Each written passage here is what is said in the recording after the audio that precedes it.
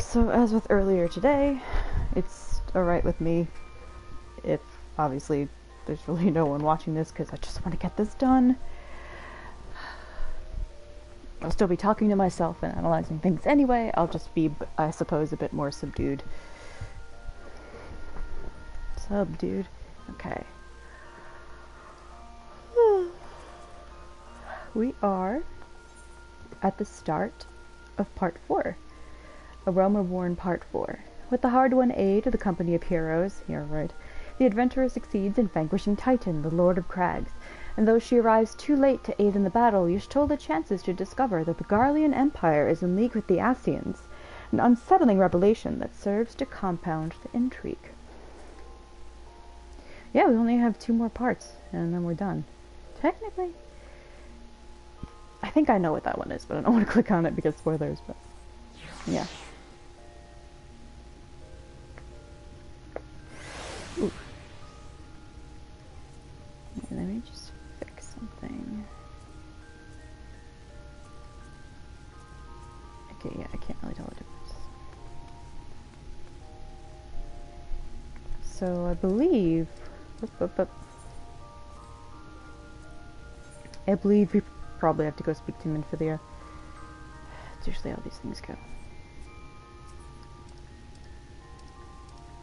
It would be nice if I could... There we go. Oh no, Camp Bronze Lake. Oh right, I think I have to relay the news that I've succeeded. Pardon me.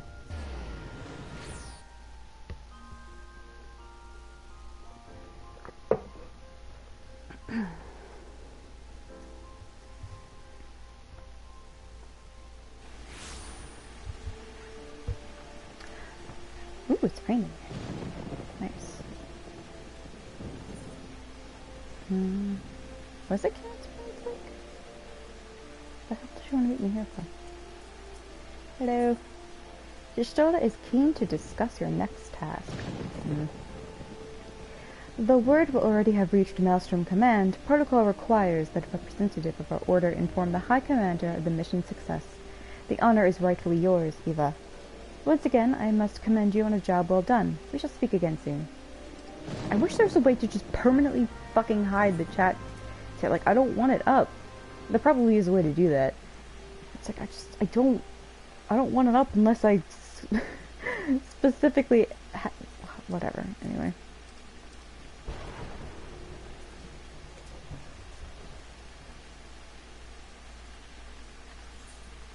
Alright, now we gotta go here.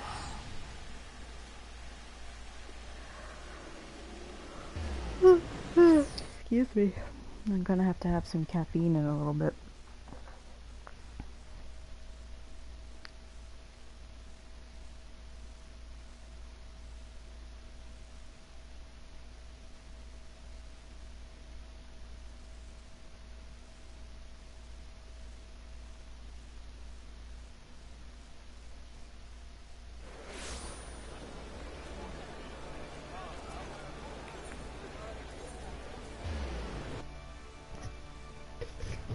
Sorry about that. Wearing this headset is a good incentive to stop chewing on my fingers, because each time I do it, I'll inevitably bump the microphone.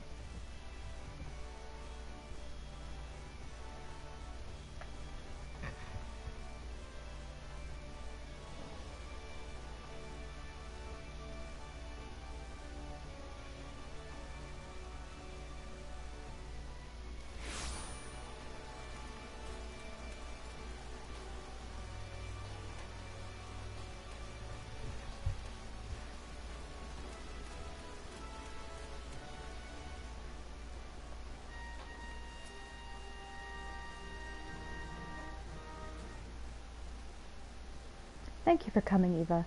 Word of your triumph reached me some while ago, but I am pleased to have it personally confirmed. And first Ifrit and now Titan, truly when I think of your accomplishments, I feel the loss of the Warriors of Light less keenly, and there could be no greater compliment than that. You and your order are heroes. The people of Limsa Limits are forever in your debt. I shall relay the details of your report to the Admiral forthwith. Please send my regards to the Scions of the Seventh Dawn. Can do. Huh? You're welcome.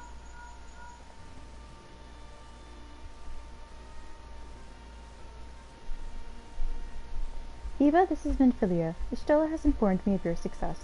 You have won a great victory for the people of Eorzea, one that shall not be forgotten. And what is more, both you and Estella emerged from Ogomoro unscathed. Why, Tataru and the others seem as glad of that as they did of Titan's Fall. I'm slurring my words a bit. You can look forward to a hero's welcome. We'll be awaiting your return at the Waking Sands. There's much to discuss. Godspeed. Pray return to the Waking Sands.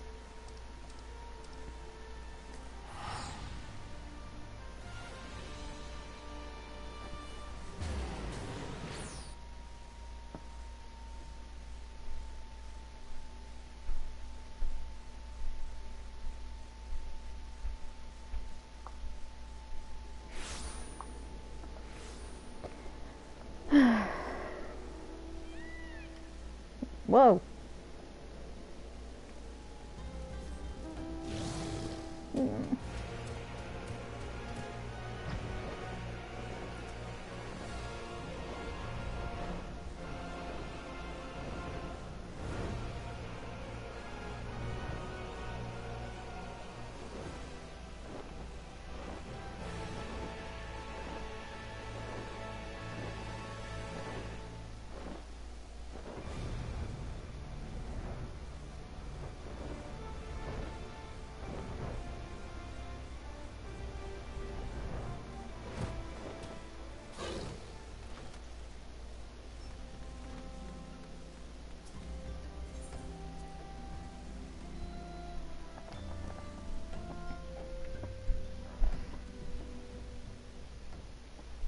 Oh, fuck.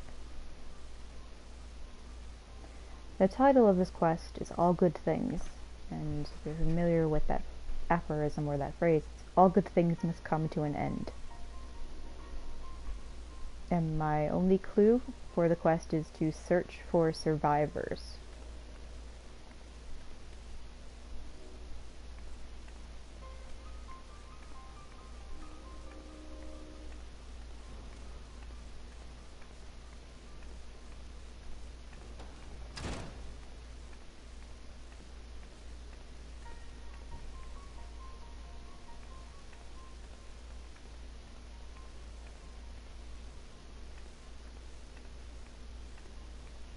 Oh, these bodies we see, by the way, they are people that you could talk to in here. I'm pretty sure, but they're also, how shall I put this delicately, fodder, let's say. Sorrow fodder.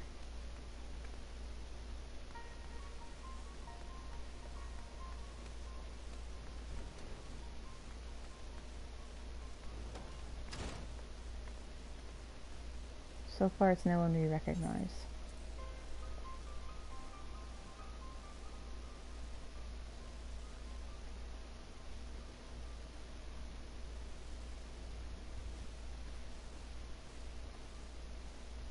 Meraxia. Here's a little buddy.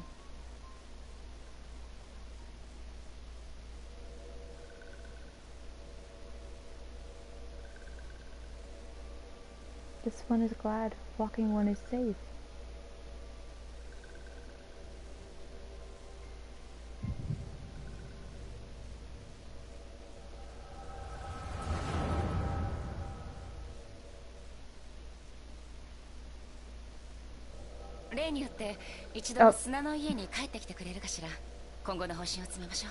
I forgot to change it back.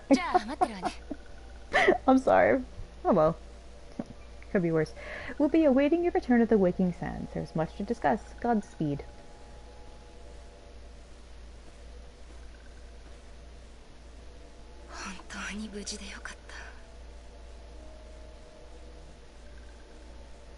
Luizawa-sama, 見てますか? あなたの尊い意志は勇敢な冒険者の手によって再びエオル勢に広がろうとしていますよ。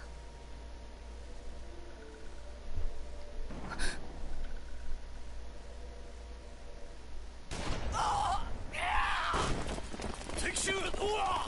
貴様ら何者だっか！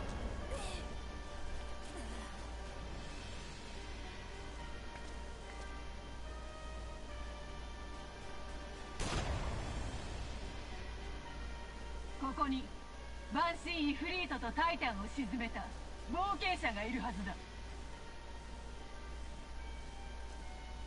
出てこい。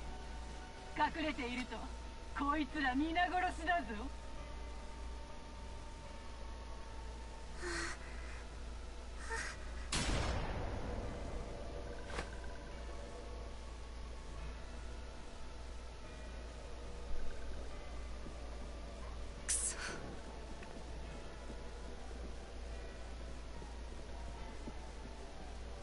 あなたは隠れていなさい。いいわね。そしてあの人が帰ってきたらこう伝えて。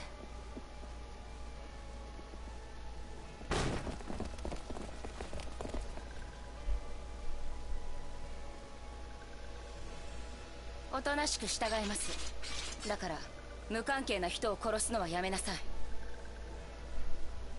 あら、暁の親玉さん見つけた。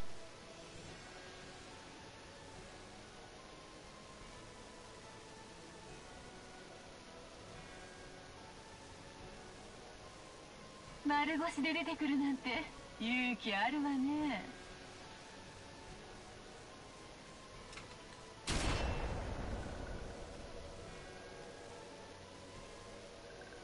あの人はいないわ。探したって無駄よ。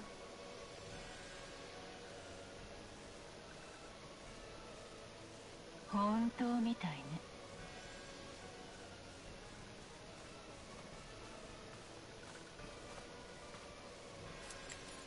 でもここがどうやって。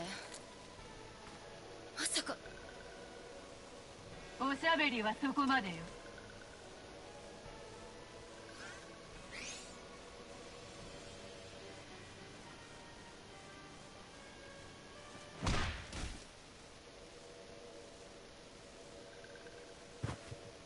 どうして。今日が覚めたわ。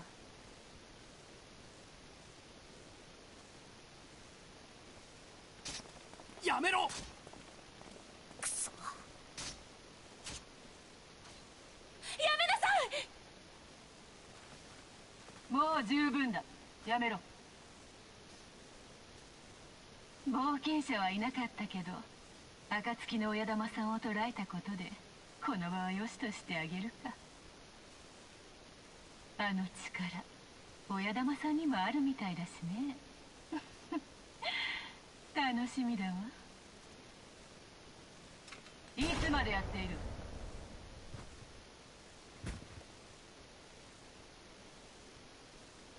引くぞ。連れて行け。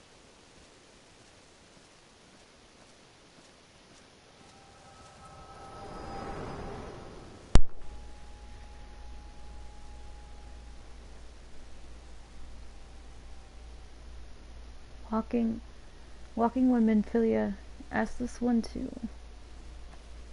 I know, honey, I saw. In case Walking One returned, this one was to say, at church in eastern Thanalin, Walking One must claim sanctuary. This one tried to protect Walking One Minfilia from Imperial ones. It's okay. Forgive this one. Save.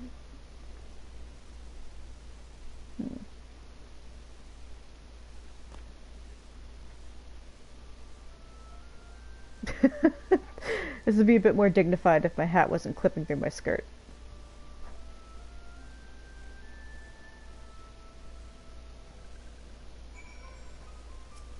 Neuraxia is silent.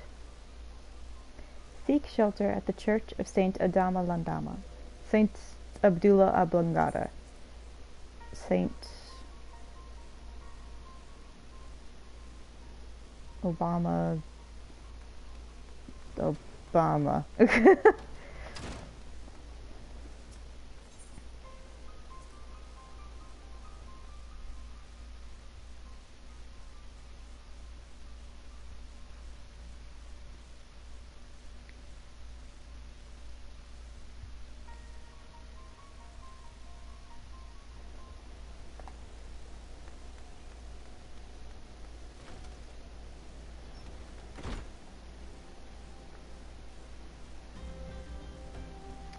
Nice, foggy, and miserable. Yay.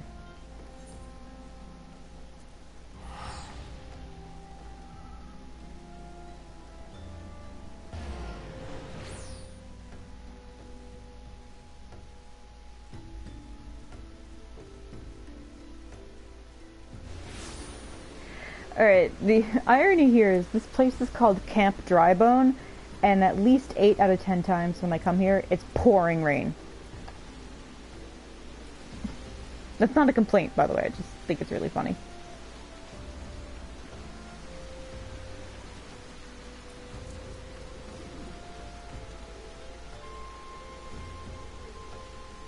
And if you're wondering what minion I have out now, it's... Oh, it stopped. The minion is Echidna, and she lives inside of a little coffin.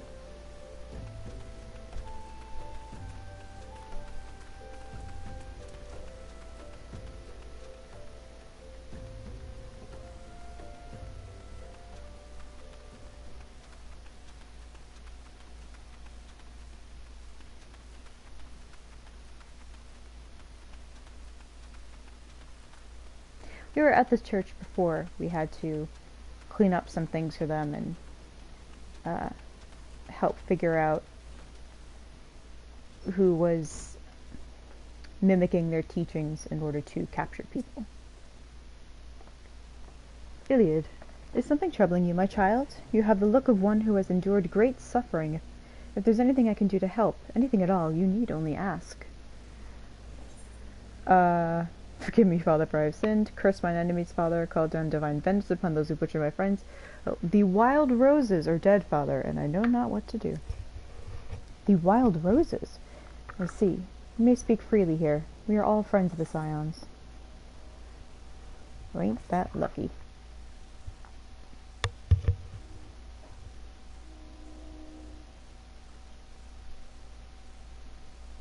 How could this have happened? And you were certain that Venphilia was among those taken by the Garleans? Yeah, the Salad told me about it.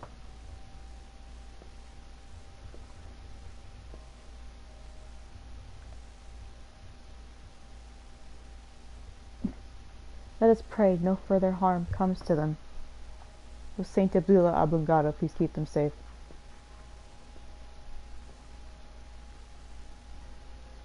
You may stay here for as long as you wish. It is the least I can do for a friend of Venphilia's. I have known her since she was but a child. Well do I recall the day of our first meeting. Here's some 1.0 lore for you. I swore then to do everything in my power to support her, and I will gladly offer the self-same service to her brother and sister Scions. So please, no matter what you require, you need not hesitate to ask. Marquis, would you come here for a moment? Yes, Father?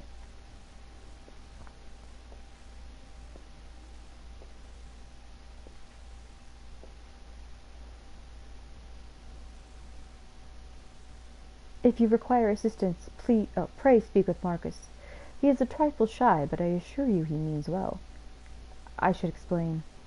Marcus is a survivor of the Battle of Cartano. Alas, his experiences took a terrible toll upon his mind. Had we not taken him into our care, he would surely have perished in the desert. Marquis, I want you to look after Eva. Do you understand? Yes, Father.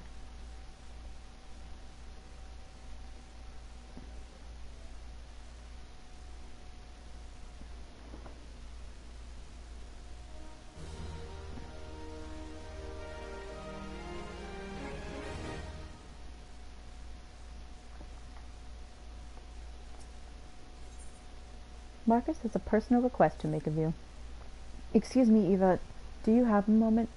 It concerns this broken horologe that was found in the pocket of a man brought here for burial. That's a watch, I'm assuming. There is something familiar about it. I guess horolog? But just what, I cannot say. Perhaps if I tinker with the device it will come to me. However, I lack the proper tools to do so. I would ask that you journey to Camp Drybone in my stead to obtain a bull-point chisel and a pair of needle-nose pincers. They are often used by goldsmiths, so perhaps they would be the best people to ask. Of course, I do not expect you to foot the bill. Here, take this coin purse. That should cover it. Okie doke.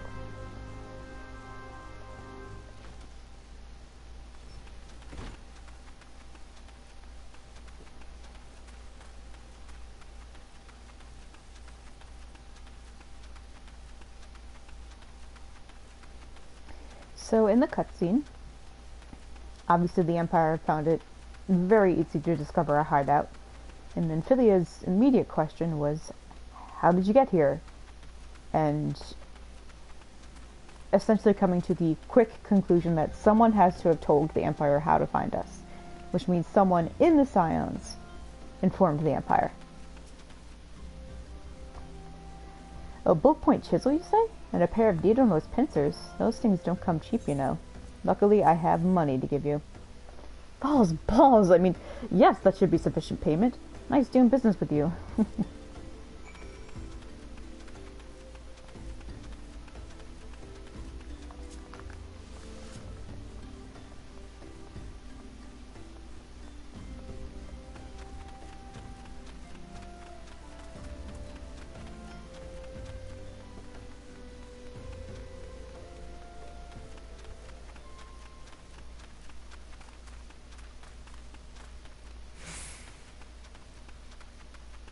Still find it really creepy. These people just leave corpses out like this.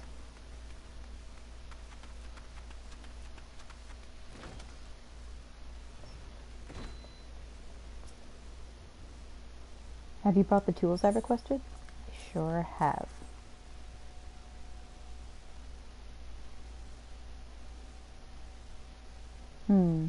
Something occurs to me. Please wait here for a moment. It was for naught. Though I repaired the device easily, the sensation that stirs within me remains a mystery. I beg your pardon? But how did I do it? These hands, my hands, they moved with a mind of their own, deftly manipulating the clockwork mechanisms. There was no doubt or uncertainty. I knew exactly what to do, as though I'd performed the same motion countless times before. Pardon me, Eva. This was a mistake. Please give the orolog to Sister Luned. The man who once owned it is currently in her care, and I think it best that it be returned to him. Okay.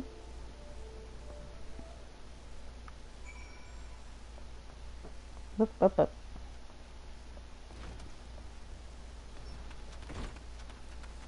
Well, I hope the man in her care isn't the one dead on the ground, because that's really not going to help much, is it?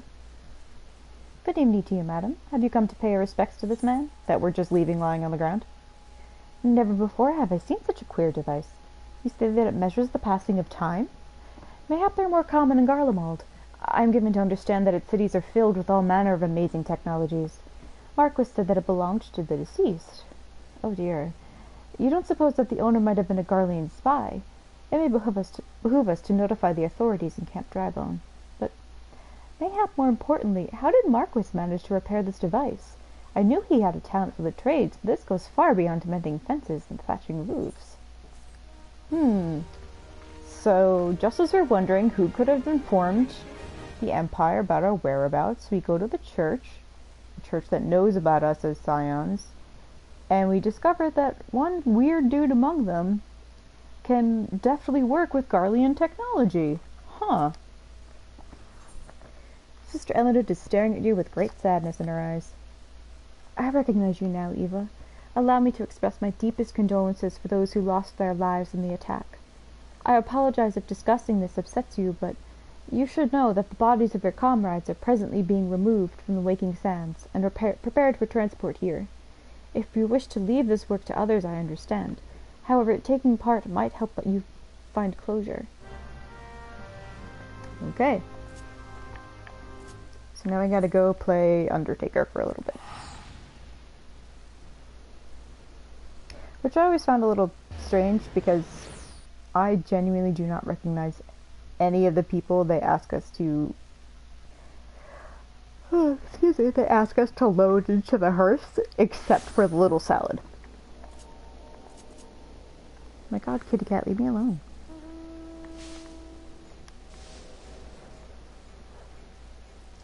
Cat, stop!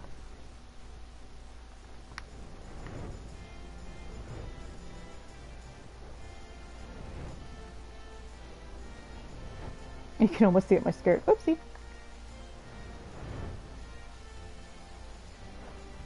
The cat keeps headbutting my hand, so... Sorry if there's any sudden movements. Cat, I don't think you should sit there because I'll have to get up soon. Kitty, don't kitty. Hey, dude. You don't look like one of them church fellows. Not that I'll turn you away, no sir. As you can see, we've got a pile of unidentified bodies over yonder. No one's come to claim them, so off to the lich yard? Yeah, off to the lich yard they go. Be thankful you didn't have to go inside and see the carnage for yourself. 'Twas the stuff of nightmares, I tell ya. God-damned Imperials. Or God's damned Imperials. I don't know what quarrel they had with these folks, but I sure as hells don't want to know. The sooner we put this behind us, the better. Say, ain't I seen you around here before? Or do you just have one of them faces? Oh, never mind. Anyway, there's a carriage come to haul the bodies to the lich yard out by the east gate. There's only 8 left to load up, but seeing as I'm exhausted from carrying all the others, I have a mind to leave the remainder to you. Might want to cover your nose while you work. Some of these folks are starting to turn. Good Lord. Oof.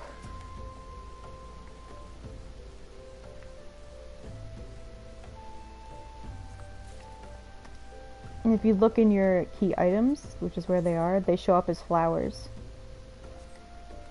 Which I think is really sad and pretty. Also, your interacting bar takes a longer time to pick up the burly Rogadin because it requires more strength.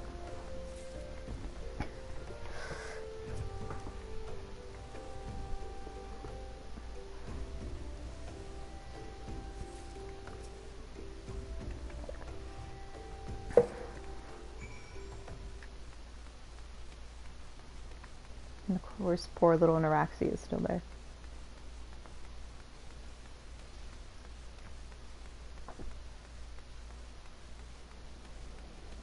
I like how the game lampshades like, don't ask how you're able to fit these bodies into your pocket. You could just do it.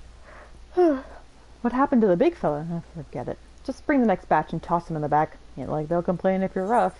Ugh. Well, ain't you a strong one? 4 in one trip. Reckon there's no need for me to lend you a hand with the rest then.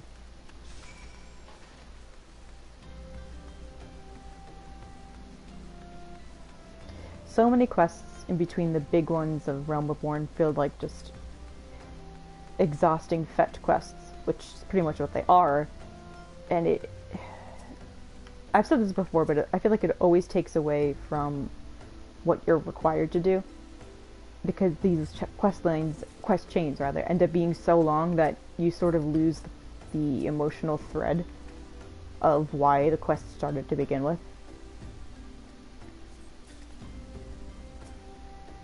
Although, I will say, we're actually winding down towards the final act. I would say we're just about a little over midway through the game. Because parts 4 and 5 are... parts 5, definitely, part 5 is most definitely post-Realm Reborn content leading into Heavensward. 4, I believe, is like the first half of that.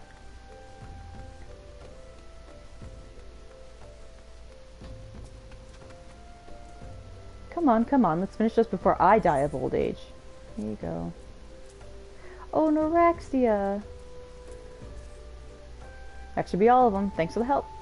Reckon it won't take too long to deliver all the corpses to the lich yard. Even so, you might want to hurry back and tell them that our work here is done. The comment about Noraxia's corpse was how their peaceful expression belied how they had died.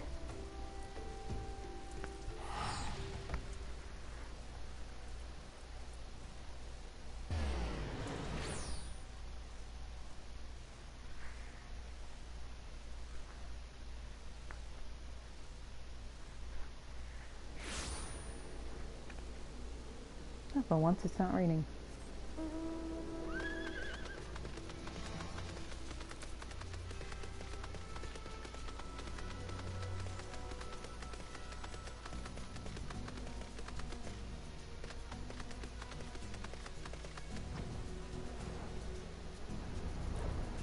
Oh, camera. Up. Oh, oh. Was not paying attention and went very far away from the church. Don't know how that happened.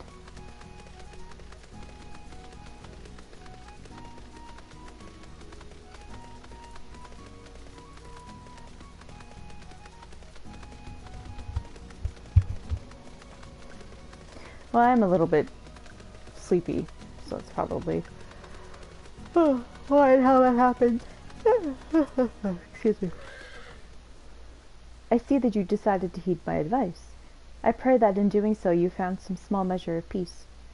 The first carriage from Vesper Bay arrived not long ago, and we have begun preparing your comrades for burial. I had a hand in the initial rites, and I would like you to know that, for many, death came quickly. Rest assured that we will treat them with the utmost respect, and do everything we can to shepherd them to Thal's realm.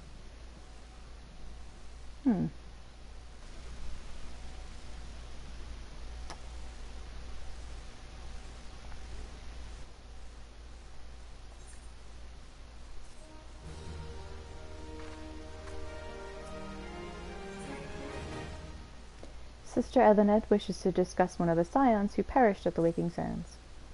Although we can perform rites for most of the scions, there is one whom we cannot accept. We would like you to return this one to her people, the Sylphs of Little Solace. It is only proper that she be given into the care of her friends and family, so that they may mourn her in accordance with Sylphic traditions. Right, before I forget, I'm going to switch back to English. Though I was thinking of doing the rest of Realm Reborn in Japanese, doing Heaven's Word in English, doing Stormblood in Japanese, and then doing Shadowbringers in English.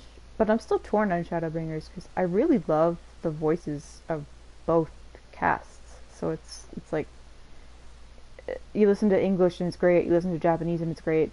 But there's one character in particular who is, in my opinion, infinitely better in Japanese, only because of a certain character trait that they emphasize. So I guess when I get there, I'll just make a decision, but wait, then I'm keeping this in Japanese. Alright, I have to go to Little Solace. So I have to give Noraxia back to her people, which is only right and fair.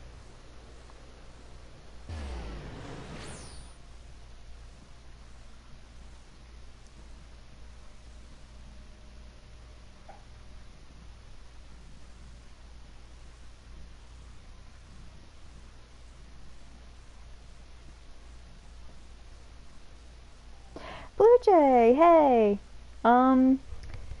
Okay, so you missed, the kidnapping, or capture rather, the capture of most of the scions of the Seventh Dawn. Ida, Papalimo, and Thancred weren't there, but most of them were captured, or some of them were captured, most of them were killed by the Empire. And I'm now bringing back Noraxia to her people, the Sylphs, because she also perished. And we're trying to figure out who the fuck could have sold us out. Now, the obvious answer is, well, someone who both knew the Empire and knew us and our secrets had to have sold us out. And as we went to the church, the Saint Abdullah Abangada church, we found that one of the workers there is strangely adept at working with Garlean technology. And Garlemald and its technology are so far advanced that it may as well be like how we function and the stuff we have. Except, of course, there's creepy, I don't want to say magic, but there's fantastical elements to what they can do. And no one in Eorzea or the other places really know how to operate advanced machinery. Basic machinery, yes, but not Garlean advanced. So, we have two questions. One, who sold us out? And two, why does that guy who knows our secrets also know about Garlean technology? We are meant to be suspicious. This one is surprised to see Walking One in Little Solace. How can these ones assist Walking One? Noraxia's corpse. Oh. The sylph's peaceful expression belies the fact she no longer lives. Oh. Noraxia, but this one does not understand.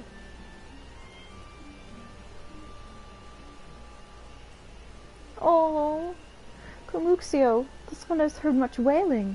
This one would know what has caused such distress. Grandma! Terrible news, Elder One. Awful news.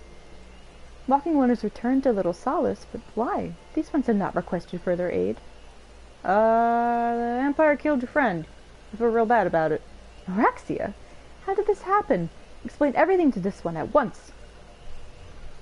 I'm explaining everything to you at once. So, not only Auraxia, but many of Walking One's friends were lost as well. Auraxia. Auraxia went to Phandalin at the behest of this one. Walking One was with Auraxia at the end. Tell this one that Auraxia was brave. Tell this one that Auraxia did not suffer. They didn't suffer, and they were very brave. This one is glad to hear Walking One's words. Thank you for bringing Auraxia home, Walking One. These ones also wish to thank Praying Ones. Tell Praying Ones these ones have remembered this kindness. Praying Ones refers to the people at the church. This one demands vengeance. Imperial Ones must pay. Imperial Ones must suffer. When the time comes for Walking Ones to face Imperial Ones, do not forget these ones. These ones would not have Auraxia's death be for naught. These ones will fight. Ooh, damn. And now I have to go all the way back across the map. Isn't this nice? Yay. Oh, hi, kitty. Hello, kitty, kitty, kitty cat. Kitty cat, kitty cat. Oh, kitty cat, kitty cat. Hello, hello, kitty cat, kitty cat. Kitty cat, kitty cat, kitty cat. Kitty, kitty cat. Oh, I saw you said last stream that you got really nice armor, Blue Jay. What type of armor did you get?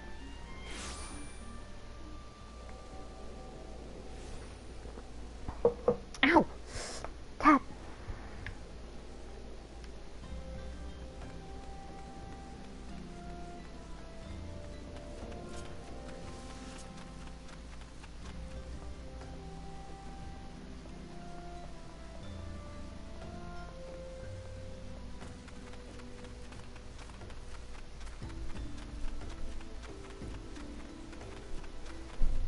Oh, admiring the armor of the back. Oh, okay, sorry about that.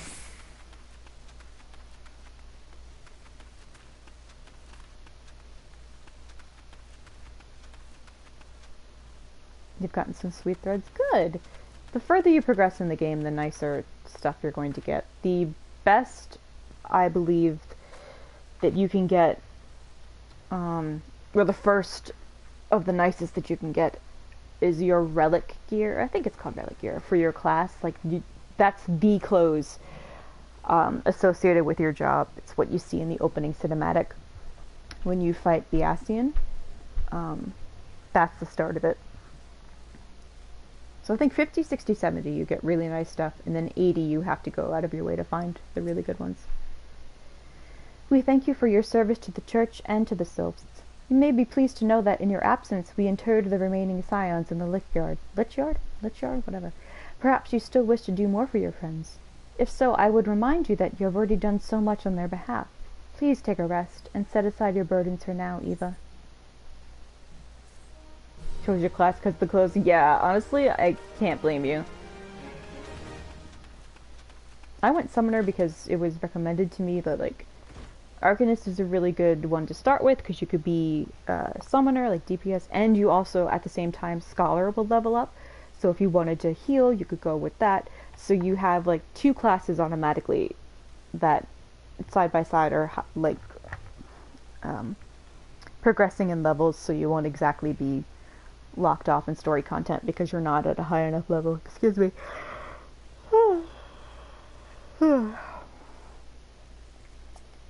I also just really like Summoners. I think they're great.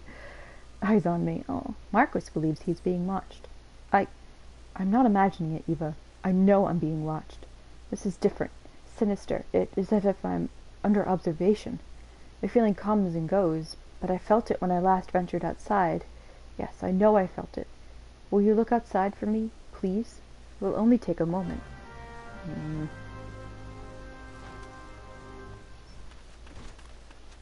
I don't know.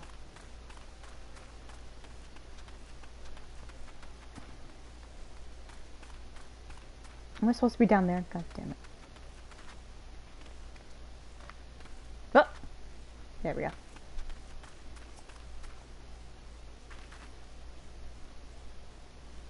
She just hopped into her coffin. Oh!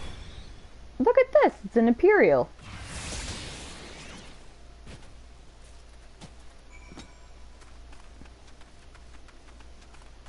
So an Imperial was hiding in the grave? Hiding I like to imagine he's hiding behind the tombstone, and my character just goes up to it like, anybody in there? Just goes around from tombstone to tombstone and asks that question. Obviously no one answers. And then she goes up to that one, she's like, anybody in there? And he's like, well, drat, foiled again. And he comes out and they fight. You were attacked, weren't you? Are you unharmed? Oh, thank the gods. I knew it. He was watching me. But why was he watching me? What did he want with me? Did he perhaps know something of my past? If only I could have asked him. Well, you probably should have told me to take him in before I killed him. I need to think. Please allow me a moment alone. Wait, Father Iliad must hear of this. He's standing right to my left. I think he heard all of it. Will you tell him for me? It's important. I think others may come for me again. Hey, Dad, you catch all that? Heavens forfend.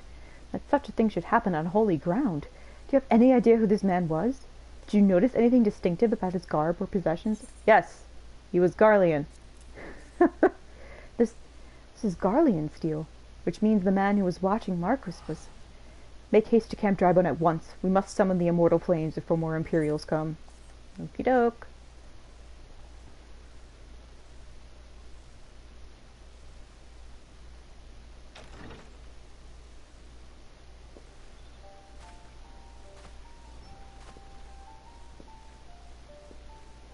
尋ね人を同時に2人も見つけることになろうとは、ゆくゆく私はついているな。Oh. Oh, I love his voice. What is it, Blue Jay? こんなところで帝国の影に怯えている場合ではないぞ。我々の手で暁を蘇らさねばならん。Oh my god, he sounds so pompous. Oh, I love him. In English, he just sounds so smug all the time that you just want to push him over. But in this, oh my god. So self-important. Oh yeah, I have Guild Despair, Blue Jay. Don't worry about it. そのためにはガーロンド・アイアンワークス代表、伝説の貴公子シド、あなたの力も必要となる。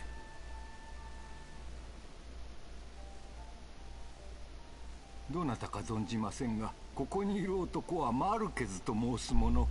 先の霊災で心に傷を負い、癒しが必要な状態です。どうかそっとしておいてください。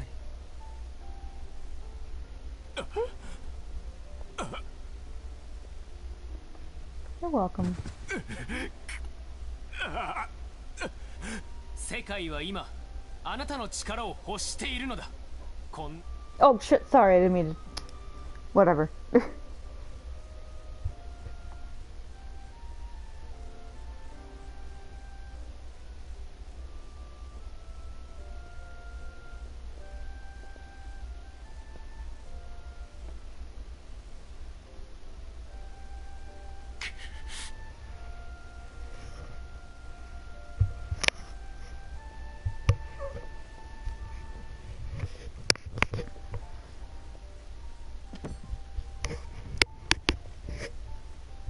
マルケズ、いやシドと言ったかな。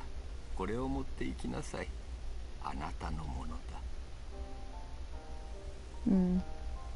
シド、一緒に暮らすうちにあなたはきっと名のある人だと予想はしていた。短い間だったが息子が戻ってきてくれたようで嬉しかったよ。私はもう十分に幸せな思いをさせてもらった。あなたを世界にお返しする時が来たのです。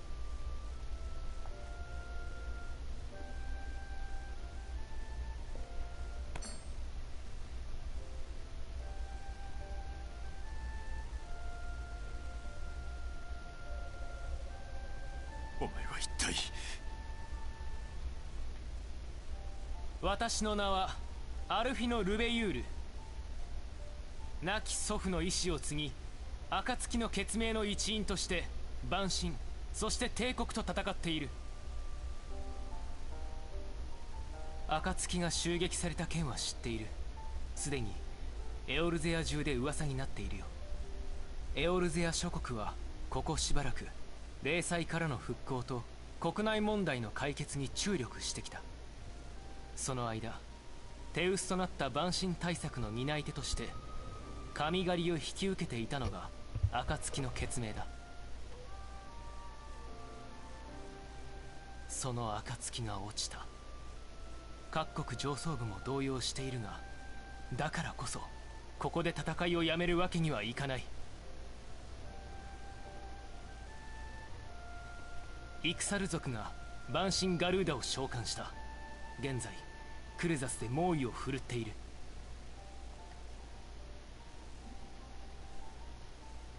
蛮神ガルーダは数いる蛮神の中でも特に好戦的で凶暴だ。委員会の調査によれば、それはイフリートやタイタンを軽く凌駕するほど。つまりその蛮神ガルーダを狩れば他の蛮族たちに与える影響も大きいということだ。蛮神が絶対的存在ではない証明になるのだからな。蛮神ガルーダが控える祭壇は暴風の壁に守られている。シド、あなたの出番だ。エンタープライズを探しに行く。エンタープライズだと？そうだ、シド、あなたの飛空艇だ。あの船は霊祭前にグリダニアから飛び立ったのが最後のはず。その足取りを追う。俺の飛空艇。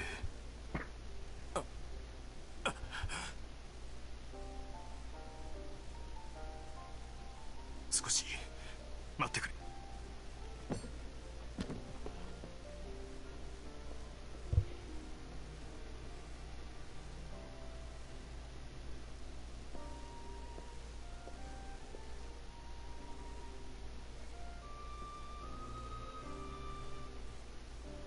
長く続いた蛮神との戦いもいよいよ最後だ。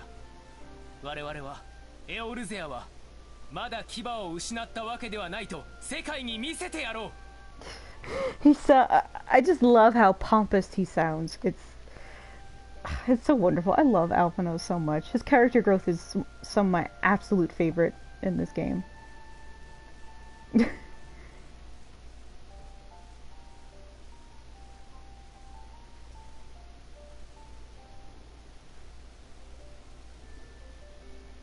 エンタープライス、そこに俺がいる。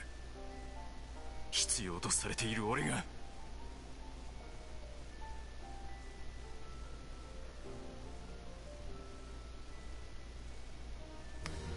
So, just taking one look at Sid here, how old would you say he is? Because, he looks like he's 45 going on 50, something like that. Yeah, he's like 29 years old. The calamity fucked him up real bad. Like, real bad. Also, he's incredibly short for a Garlean. I think if you've seen some Garleans out and about, they're very tall. He's almost like baby by their standards. Father Iliad has some parting words for you and the others. What a curious twist of fate that Master Sid Garland would at last be found within our church. It defies imagination. Beg your pardon, Eva. You wish to find his airship?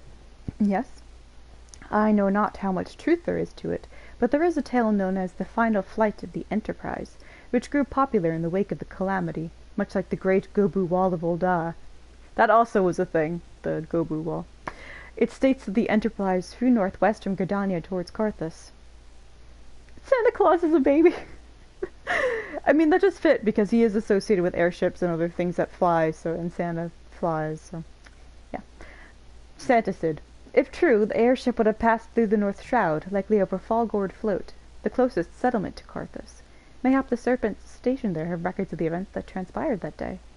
I had hoped you might rest from your journeys for a time, but I see that the world still has need of you and the Scions. Pray look after yourself, and said Eva. I guess I got no choice now, do I?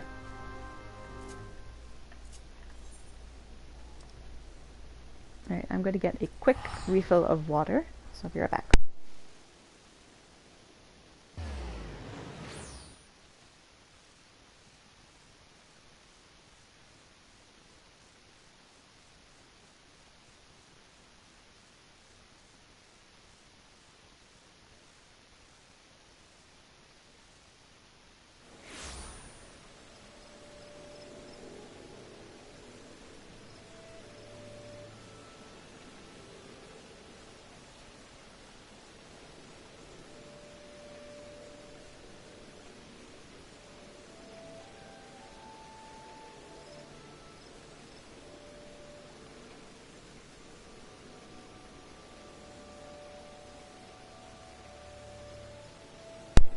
Alright, and I'll stop being stubborn and put it back to English.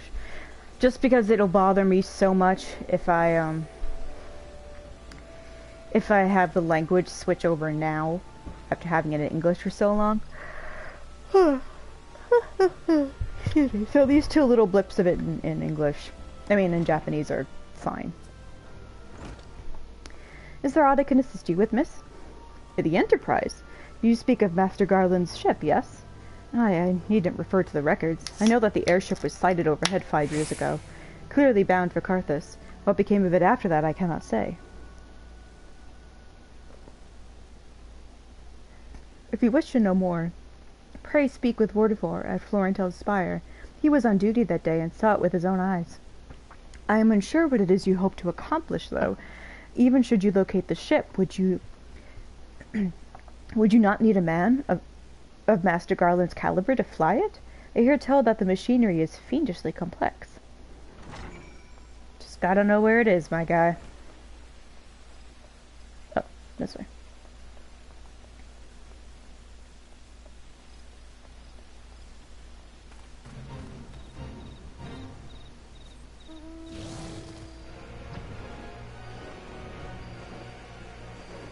I have to turn... I keep clicking my mouth like that, I'm sorry. I have to turn the music off when I get into a mount, because it's going to make me cry one of these days. You have come in search of Vortivore? Then well met, for you have found him. Indeed, I have served as a whaler for many years, since before the great snows came to Carthus. What exactly is this about? Ah, the final flight of the Enterprise. I do indeed remember that day.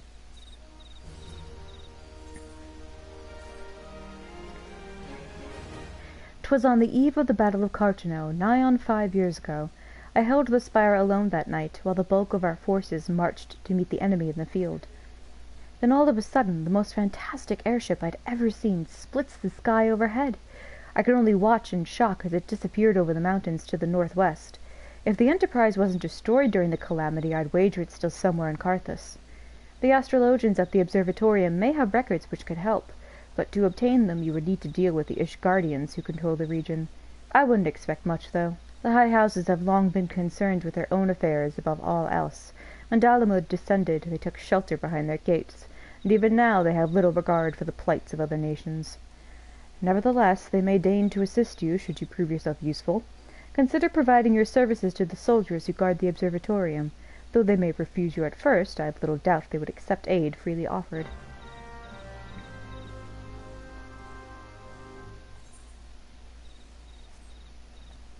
I just got weird deja vu from this. Okay, so we're gonna get our first look at the outskirts of Ishgard. It's Carthus specifically, but this is the Carthus region. This is where Ishgard is.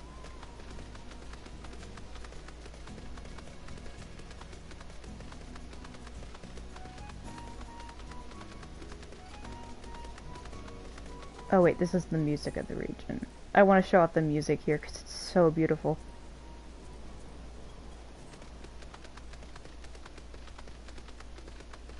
When it plays, it's beautiful.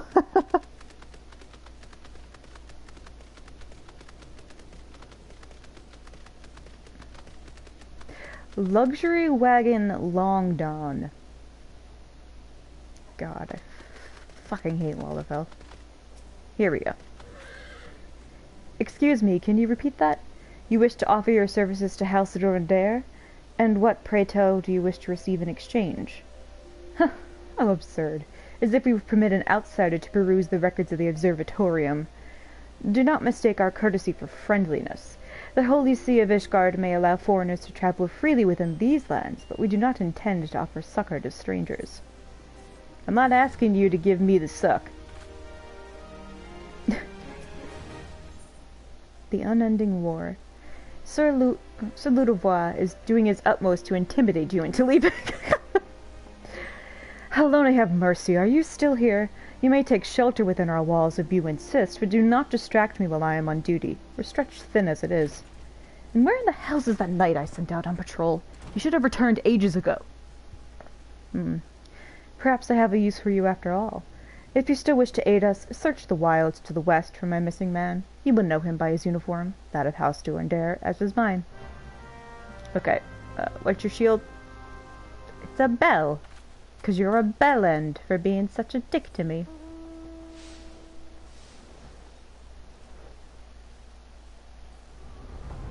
Here we go.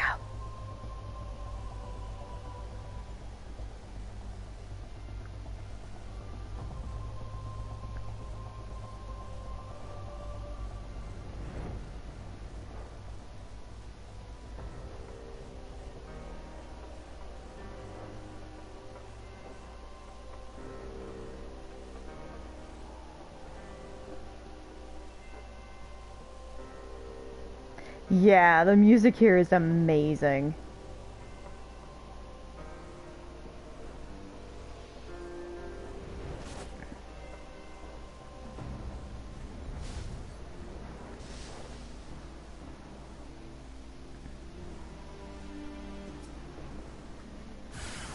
The sound of snow crunching underneath Sabatons grows louder.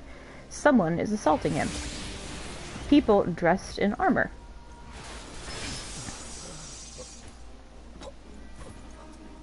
You good, my guy?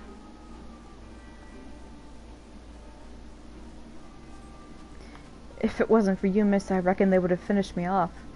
Despicable dragon-loving bastards. Death was a mercy they didn't deserve. I pray the rumors are mistaken, but this confirms the worst. I must immediately inform my superiors that the heretics are operating within this region. Fare thee well, friend. So, there are people in Ishgard that worship dragons and are considered heretics. Interesting.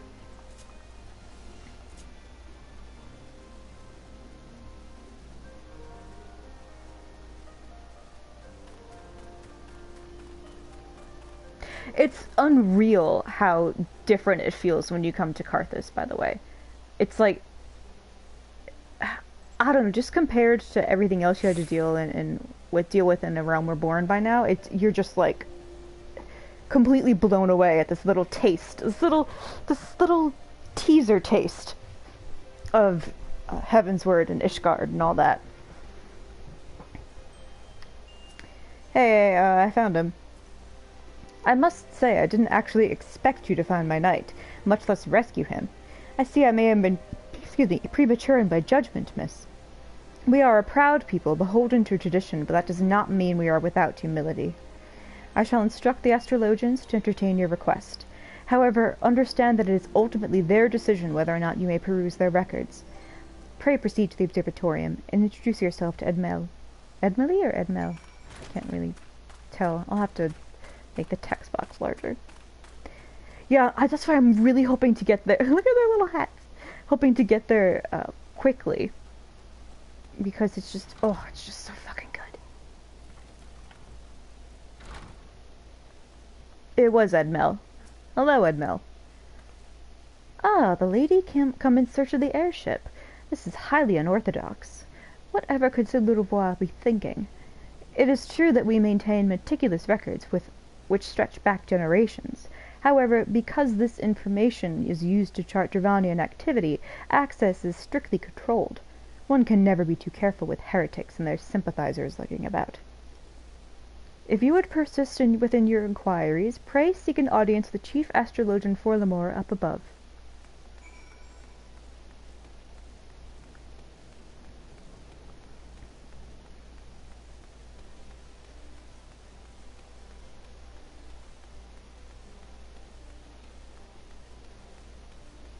Whee! Okay. Oh, wait, no. Whee! Okay. Okay. Alright. Phew.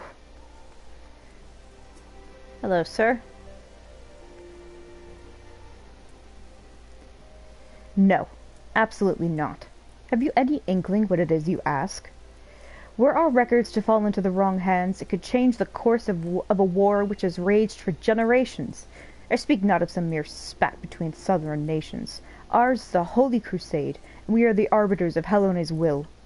I will not put our great nation at risk. Certainly not to help a foreigner locate a missing airship of all things. Pardon the intrusion, Folama. I wish to speak with you regarding the recent... Oh, I did not realize you had a guest. Inquisitor Guillaume, or Guillaume, rather. You honor us with your presence, sir. The lady was just leaving. Was I? Ah, you must be the one who rescued House Durandair's knight from those heretics. Doubtless they feel indebted to you. I am told you seek an airship last seen in Carthus 5 years ago, yes? No, I don't want to skip the cutscene. You come to us at an inconvenient time, I fear. Much has changed in the intervening years, and little for the better. While I wish you the best of luck in your search, I would also strongly advise caution. The snows can come quickly in Carthus. One moment you may feel as though you have a firm grasp on your surroundings, safe and secure in your knowledge, and the next you may find yourself in a wholly unfamiliar situation, blind to the dangers hidden by the blizzard. It would be wise for you to focus on a single landmark whilst traveling. Do not give in to temptation and deviate from your course.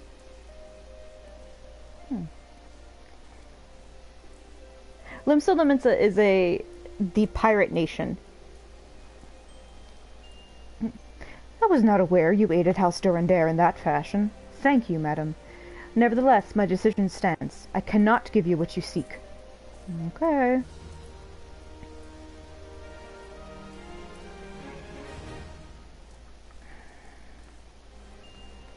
Josia. That is the place with Mommy, yes. You there, madam.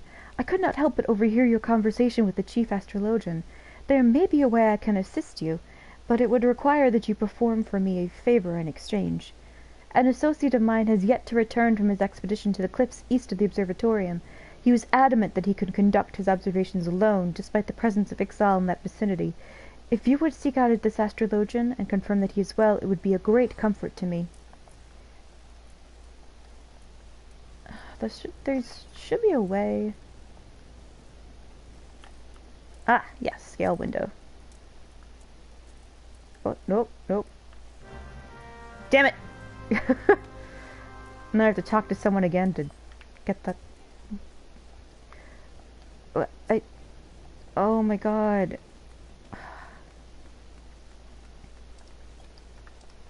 Wait, I can't talk to NPCs?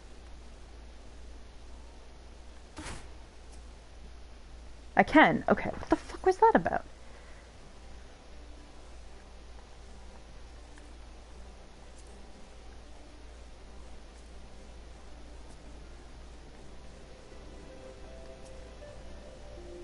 Nope, still have something I want to do. Sorry, using our dialogue as a test subject to scale the window.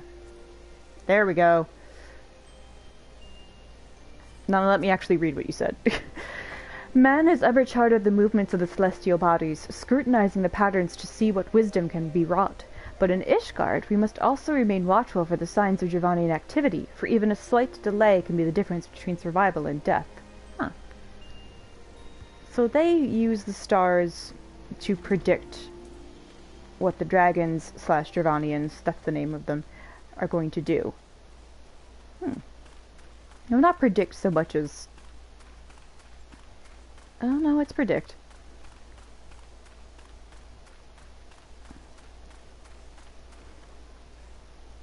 Oh right, I'm still a summoner, and I haven't actually summoned anything. Oh well.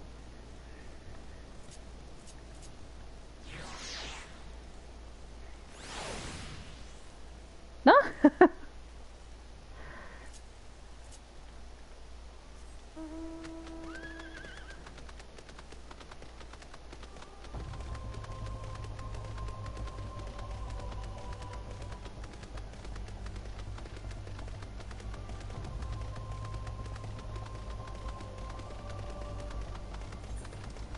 Hmm.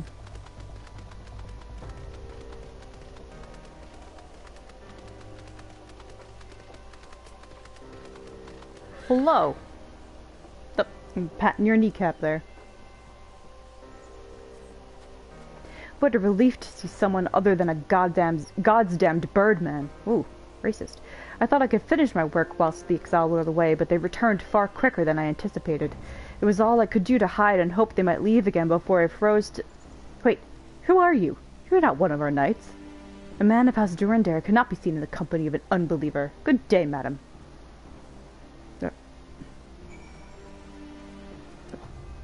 You're welcome.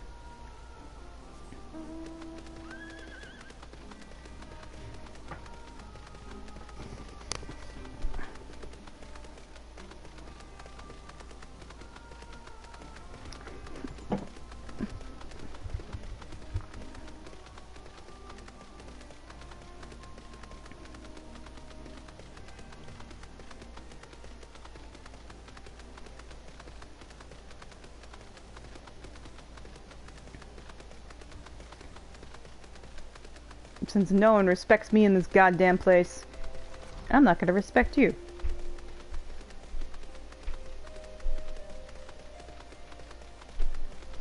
No, this is gonna make me dizzy and look horrible in the video.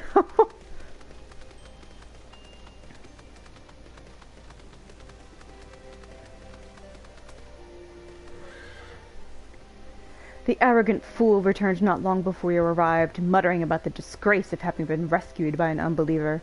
Serves him right for underestimating the dangers our knights face every day. Ah, but you are eager to locate your airship. It may surprise you that by saving him you have already aided your own cause. House Durandare is quick to regard outsiders with suspicion, as it is their duty to sound the alarm at the first sign of Dravanian aggression. Yet you have already aided them twice, for which they are honor-bound to repay you. Even so, they will not grant you access to the Observatorium's records. That is just as well, for there are other ways you might locate your missing airship. What I propose is that you petition Lord Portelaine for an official introduction to the other high houses. The word of House Durandare carries tremendous weight in Ishgard. Should the captain consent, you would have little trouble obtaining information from the other high houses. Ooh. She's helping me politic my way to success.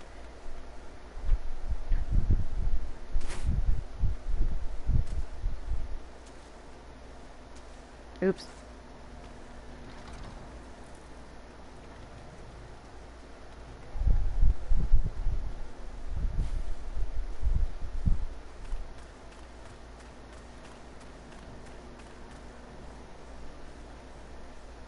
Hello, Portelaine. You've caused quite a stir in your short time here. First you slayed 2 heretics and saved a knight, and now I hear you have rescued a man of our house. I imagine you must desire something for your troubles.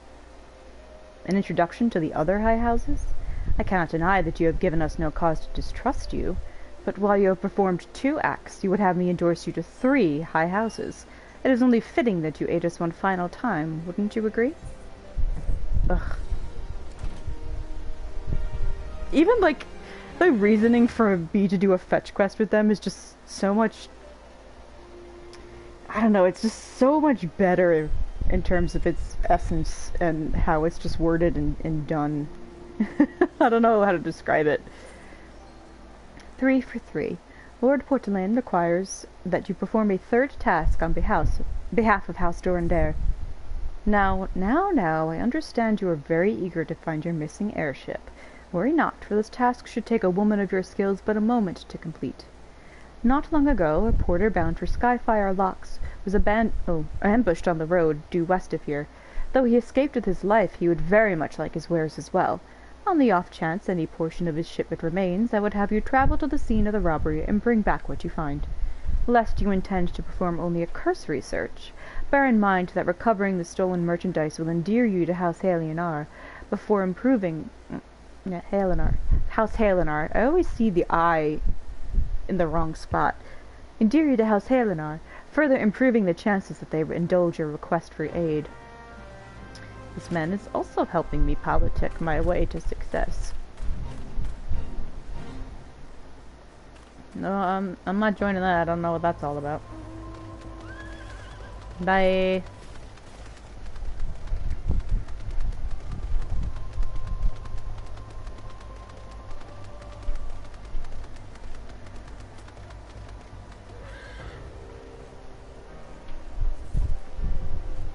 Stolen wares.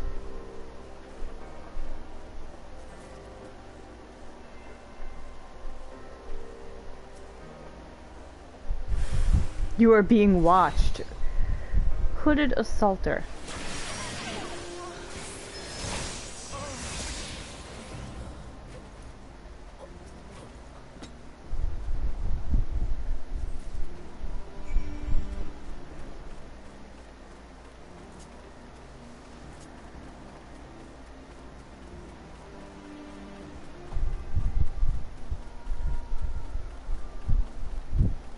Look at this little ooh, don't look at me, but look at the little brick and his wings and his little stubby feet.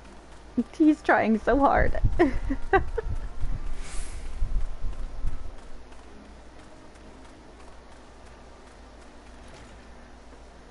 you go, sir. Have you good tidings to share? Or better yet, stolen merchandise to show? I sure do.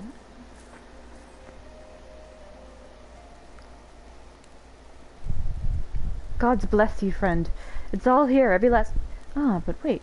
That chest over there looks like it might have been pillaged. Bloody hells, that's the personal property of Lord Francel, too. Are you certain? Clearly an attempt was made to open it, but the lock appears to have held. Nevertheless, if you wish to verify the contents against your shipping manifest, be my guest. Fury take me, a draconian rosary! Looks like a lucky rabbit's foot. In possession of Lord Francel? Yet, perhaps this is not so difficult to fathom. House Halenar is whispered to be infested with heretics. Thank you for bringing this matter to my attention, miss. I shall inform the Inquisitors immediately. Under these circumstances, I must strongly advise against associating with House Halenar. Your other introductions will need to be postponed as well. It is the duty of every Ishgardian to root out and destroy heretics. All else must wait until this matter is resolved. Oh dear.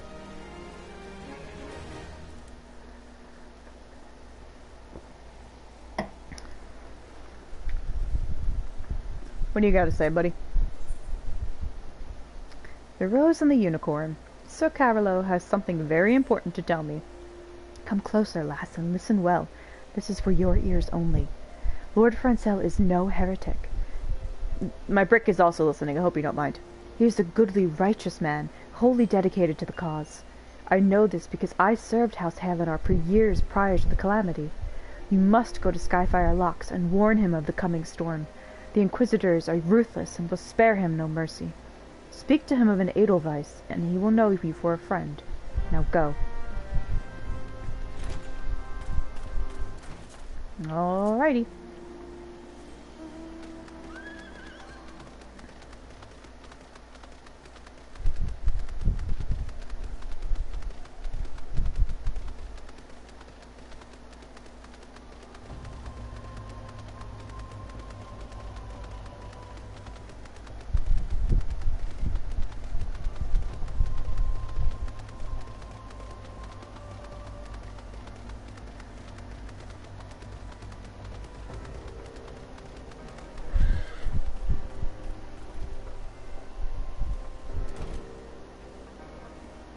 Oh, okay.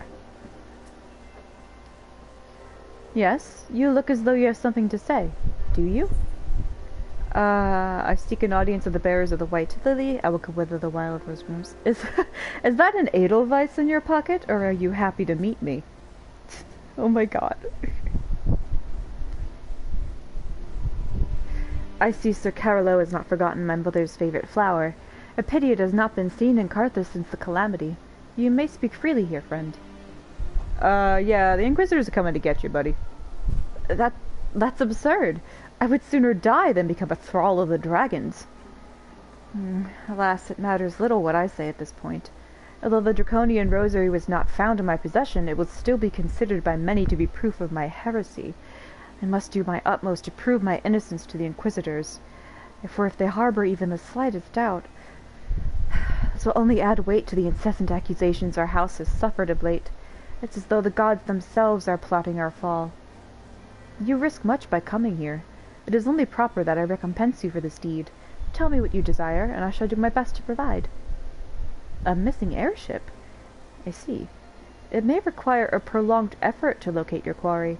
I shall direct you to one in better position to assist you. Lord Haurchefant of House Fortin commands the garrison at Camp Dragonhead. Present to him this letter of introduction, and he will surely be receptive to your needs.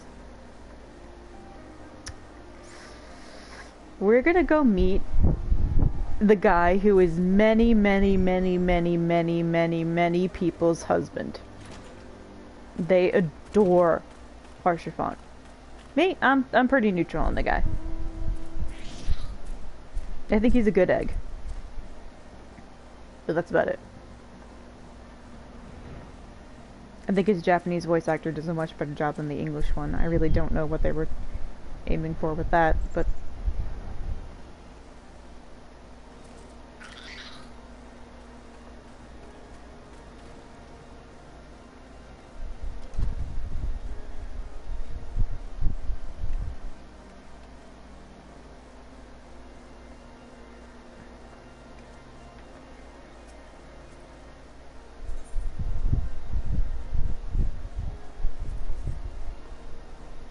yeah, a lot of people really like him. I will admit he's very sweet. And he is one of the only Ishgardians to, not only Ishgardians, excuse me. One of the first people that you meet who doesn't treat you as a adventurer or a scion or warrior of light first. He treats you as a person. And sees you as a person who is capable of these great things, but first and foremost, you're a person, and that matters. Ah, the unmistakable swagger of a well-traveled adventurer. If you are come to pay your respects, be at ease, friend. I am not one to stand on formality. The truth be told, I would gladly welcome many and more brave souls like yourself, but enough chatter. Pray tell me why you have come.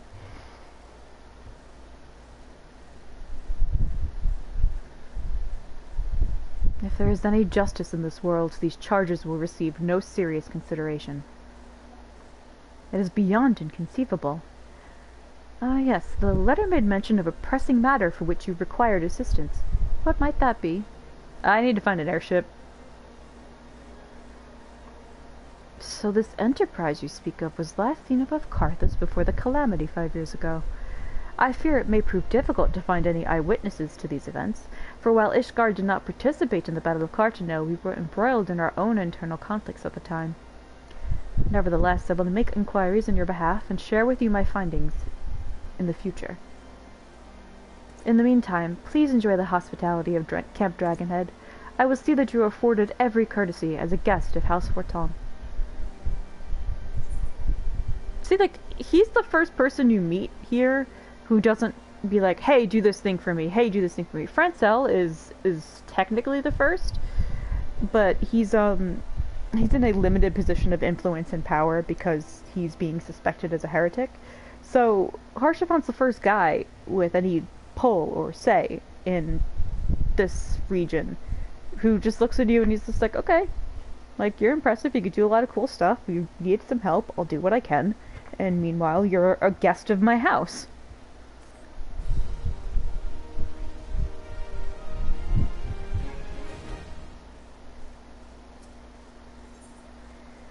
The talk of Carthus.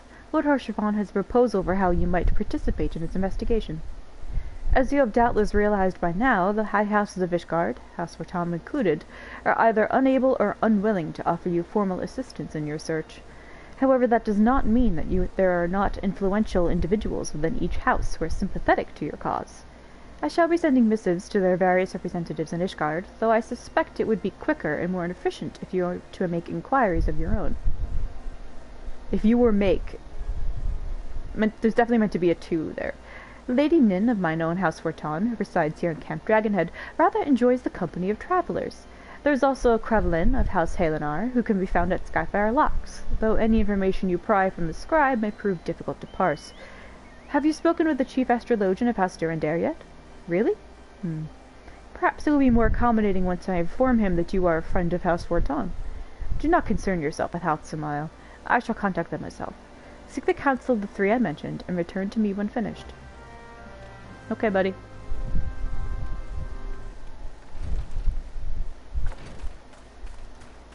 Hey, did an Alpha over here.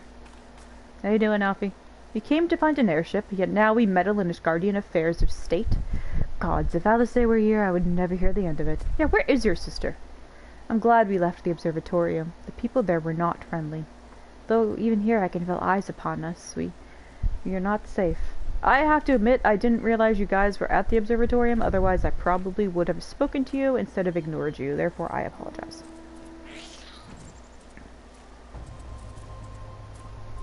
Yeah, it still looks like she's doing like the pee-pee dance when I sit on this thing and fly. She like puts her hands in her lap and leans forward. Oh wait, am I going like totally wrong direction? I sure am. I flew totally away from anyone I have to talk to because they're right there. Nobody saw this. Nobody saw it. Nobody saw it. Shh. Nobody saw it.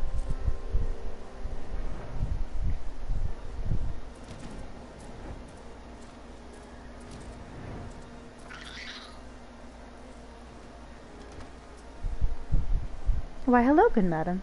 What's that? An airship, you say? I hate to disappoint you, but I know nothing of what you seek. Likely no one of House Forton does, for if they did, I would definitely know as well. The topic on everyone's lips these days is what will become of young Lord Francel. Some say the allegations are long overdue, given how many members of House Halenar have been found guilty of heresy in recent days. That sounds convenient. It's almost like that house is being set up.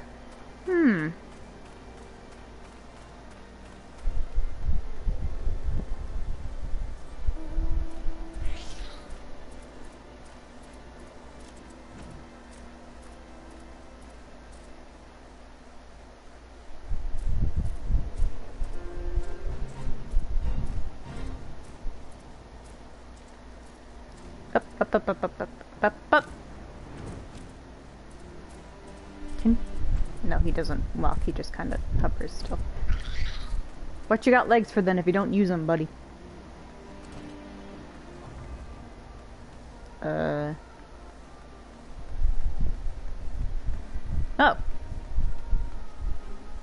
Hello. Alone grant me strength. There must be some way to... Oh, who are you? A friend of Lord Harshaval?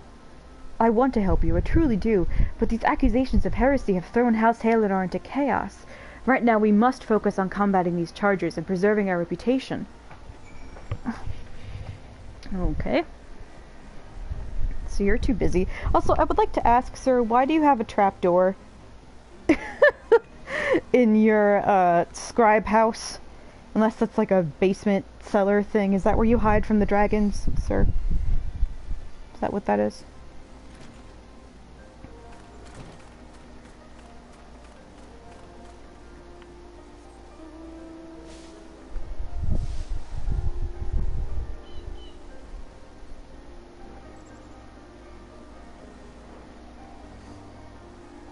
It's a sex dungeon. No, it's not. Not in... Well, you know, I was going to be like, not in Ishgard, but then I remembered Ishgard. And then I also remembered the, Neo-Ishgardian outfits. And then I'm like, you know what? It probably is. I can't believe YouTube censored your comment out when you said sex. Like, that's not a bad word. I'm actually quite alarmed at how many places are getting, like, YouTube especially, getting frighteningly puritanical in what they censor.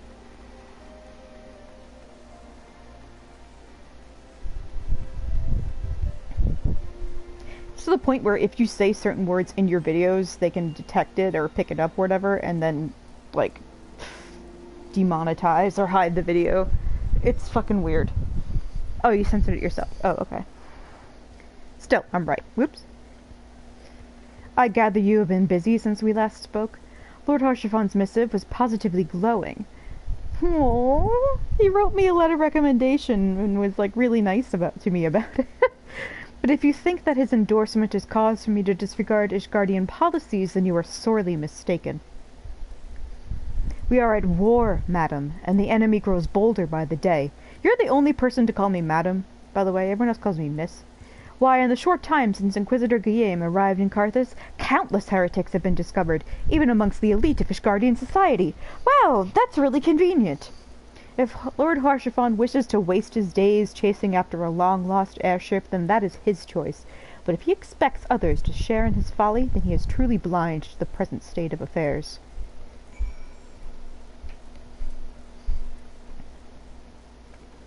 Harshafon, they won't talk to me. Harshafon, they're being mean.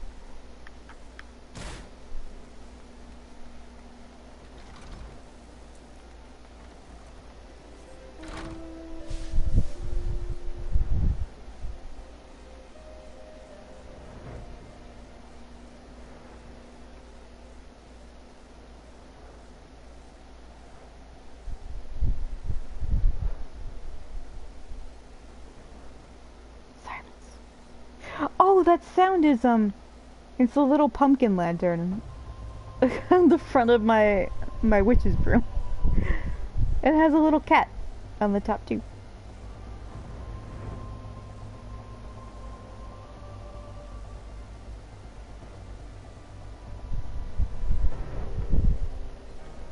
Arshafon, they're being mean to me. They're being mean to me. What do you mean I can't see target? I'm looking right at him. There we go. By your countenance, I take it you did not learn anything of use. Nor did I fear. It seems the whole of Carthus is consumed by this talk of heretics in the high houses. We can only hope that my sources in Ishgard proper provide more pertinent information. Road to Redemption. Lord Harshafon is concerned for Lord Francel's well-being. I had another personal request to make of you. It concerns Lord Francel, of whom much has been whispered in recent days. I have received a report that he and 3 knights were seen heading north towards the Steel Vigil. The outpost was long ago overrun by the Dravanian horde, so I am not certain what he intends to accomplish with such a small force. Whatever his motives, I fear for his safety. Pray journey to the Steel Vigil, and see if Lord Francel's party requires assistance. Okie doke.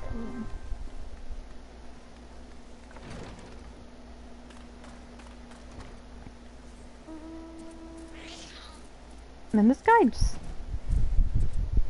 This mount has showed up so many times today. Well, oh, wait, this way. Not south. I have to go north. Both on this account and on my alt. It's like the mount just wants to be used.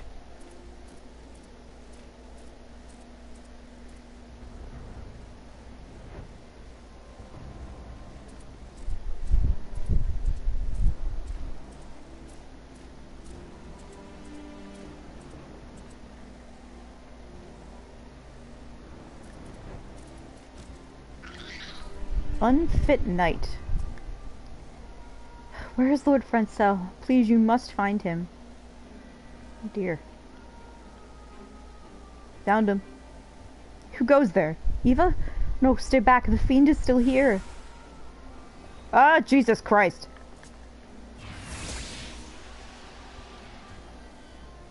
It's fine. He's dead now. He's dead now. Alone be praised. You did it. But what of the others? The 3 knights who accompany me, where are they? One's over here.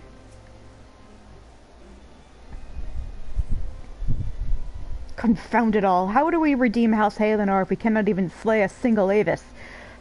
We are fortunate you came along when you did, miss. House Haelenor will remember your kindness.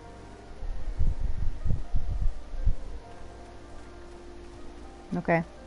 Unsettled knight. You good, buddy? I heard the beast's cries from over yonder. Then Lord Francel is safe. Bless you, miss, bless you. Alright, yeah, don't mind running into that guy, by the way. Unnerved knight. You okay? Curse those fiends! It's as though they knew we were coming. Interesting. So it's very clear that someone is setting up House Halenar. And that not only is someone setting up House Halenar, but the Inquisitor who recently came to Dragonhead has found a suspiciously large amount of heretics in the noble high houses. On top of that, heretics are becoming a problem for the soldiers here of late. It was a foolish thing to do, I know, but I had hoped we might demonstrate our devotion by slaying a number of the Scalekin. Moreover, it was House Halenar that yielded the steel vigil to the Horde many years ago. One might say that our defeat here heralded the slow decline of our house's once great name. We have been brought even lower by those despicable accusations of heresy, and despite my best efforts, I have done naught to improve the situation. The day of my trial approaches. Soon I must accept the judgment of the Inquisitors, whatever it may be. But even should my Even should my protests fall on deaf ears, I will proclaim my innocence to my dying breath.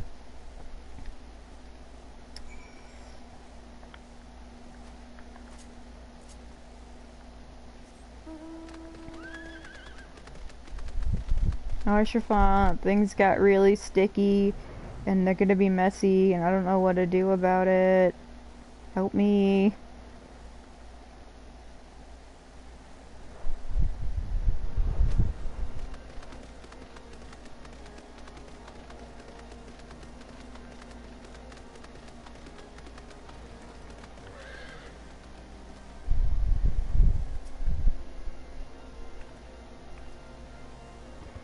What did you find at the Steel Vigil? Ah, I see. A reckless plan, but at least it did not cost him and his knights their lives. I have news for you as well. A witness to the final flight of the Enterprise has been found. Alas, there is a complication. Hold on.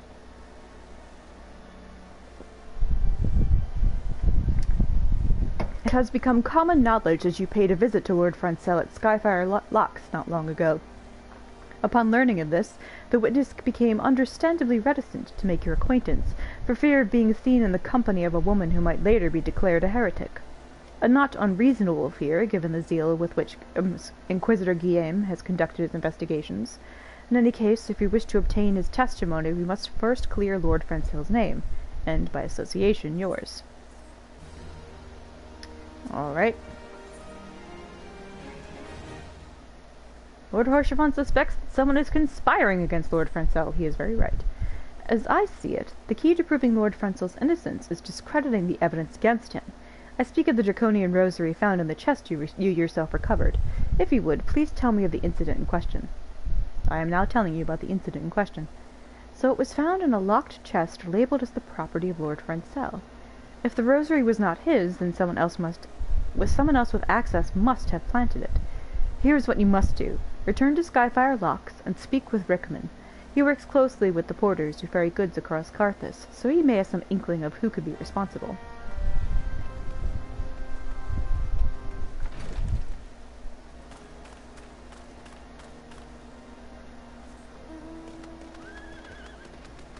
It's a whole lot of back and forth.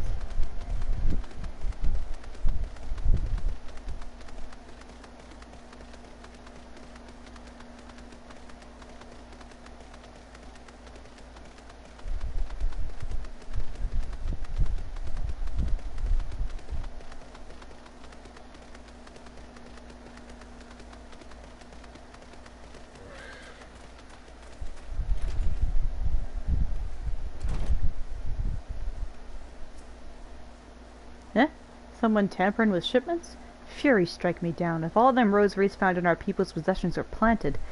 Hey now, don't you give me that look, lass. I'm a House Halenar man through and through. This heresy nonsense is bad for me and my family, too.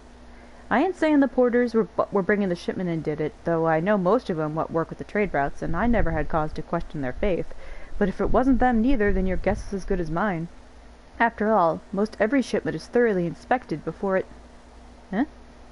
Could it have been the fellas that were could it have been the fellas what were responsible for the inspections? Ha! There's Guardian Knights and Inquisitors, a lot of 'em, as if they'd ever turn their cloaks. Reckon that means the porters are your most likely suspects. Hate to think of it, but maybe you should question them. There's a crew coming to Camp Dragonhead from Whitebrim Front this eve. You might consider having a word with them.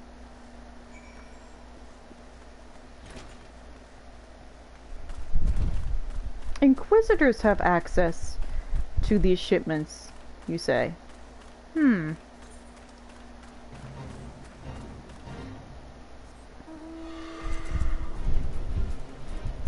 Oh, I don't need to fly.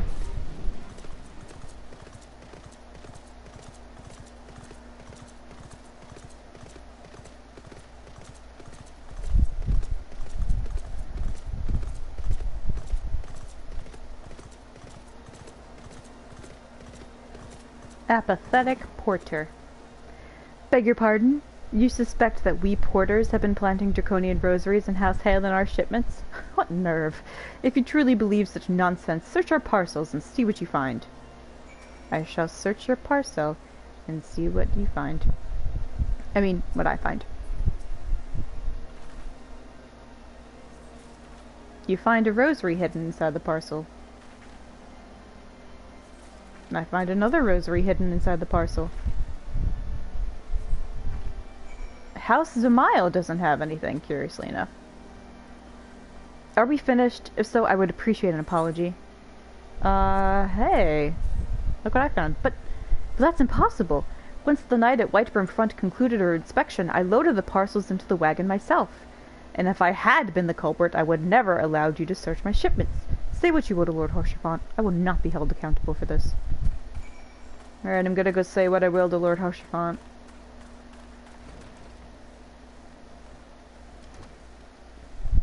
I'm saying what I will to you, Haurchefant.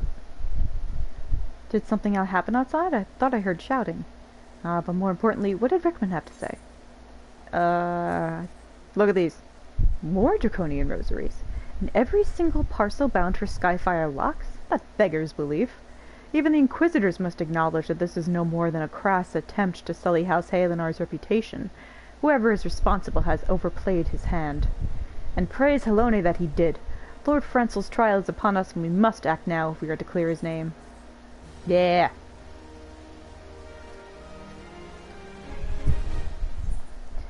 In the eyes of gods and men. Okay? From the very first, I knew it could not be that so many members of House Halenar were heretics. At last, we can give the lie to these poisonous allegations and put an end to this travesty. I will need to prepare a formal statement regarding these developments for the Holy See. In the meantime, I would have you bear my words to Inquisitor Brigia, Inquisitor Brigia, whatever. Tell her that Haurchefant asks, nay, demands that Lord Frenzel's trial be postponed until a full investigation has been conducted. Hey, Inquisitor Brigia. Wherever the fuck you are.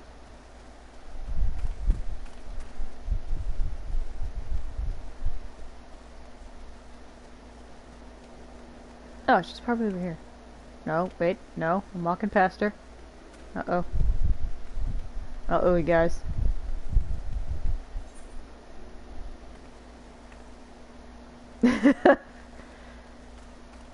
She may actually even have been in that room and I just totally blitzed by her. No.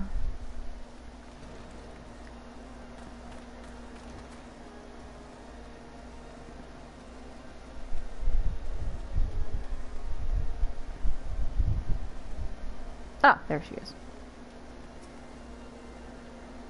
What is it, my child? Lord Haurchefant would have the Inquisitors do what? But that is not possible. Inquisitor Guillaume presides over Lord Frenzel's trials at Witchdrop, even as we speak. Fear not. If Lord Frenzel is indeed innocent, he shall walk in Halone's halls with the fallen heroes of Ishgard. So the way these Inquisitions work out is kind of like the witch trials in Salem, which is, if you die, that means you were innocent because you didn't use witchcraft to save you, so you're not going to go to hell.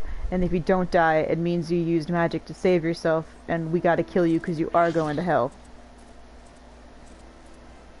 That's the kind of logic they operate on, because of how terrified they are of dragons. Oh, sorry, I was supposed to be with Harshima. I, for some reason, thought I had to go somewhere else. I'm distracted because I'm kind of hungry, but I'm debating over whether or not to, like, order a little snack or just kind of ignore it. They have taken Lord Francel to witch drop. This is madness. The Inquisitor does not have sufficient grounds to subject him to that manner of trial. I would not stand idly by and allow an innocent man to die. Eva, I would dispatch you and one of my knights to witch drop to forestall the proceedings until such time as I am able to join you and petition Inquisitor Guillaume in person. I will endeavor not to keep you waiting too long. Do whatever you must to keep Lord Francel alive. Okay.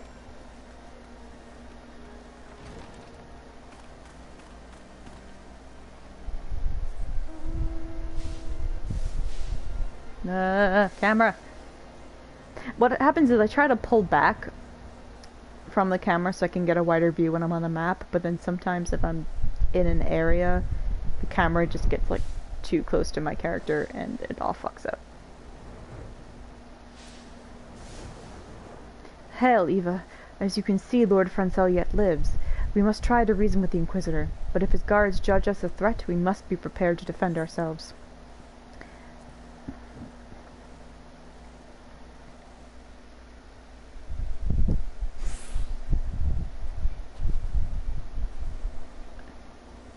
Whoa. Justin Charlemont Francel de Helinar, you stand accused of heresy against the Holy See of Ishgard. Is there aught you wish to say in your defense? Hear me, brothers, these charges are false. The men and women of my line have ever opposed the Dravanians, and I am no different. Since the very birth of our nation we have gladly shed blood in the service to the Holy See. Condemn me, and you will strike a blow for the enemies of Ishgard. It is for Helone to judge if you speak the truth. Prove your innocence in the eyes of gods and men. Leap from the cliff and entrust your fate to the Fury. The righteous shall take their place in Helone's halls, while the wicked shall reveal their Draken forms and be put to the sword. In the name of House Forton, I beseech you, stay your hand. Inquisitor, we are come on behalf of Lord Harshavan. My lord has uncovered evidence which suggests that the charges against Lord Francel are without merit. We humbly request that these proceedings be suspended until such time as a full re-examination of the facts have been conducted. Lord Harshavan has allowed his personal relationship with the accused to cloud his judgment. That he should harbor private doubts I might have allowed, but that he would dare interfere in legal proceedings sanctioned by the Holy See I cannot. To defy the will of an inquisitor is to commit heresy, a crime for which there is but one punishment. We must hold them until Lord Harshavan arrives, Eva. And remember, no harm can come to the Inquisitor. You sure about that? Because I'd really like to harm him. Alright, alright.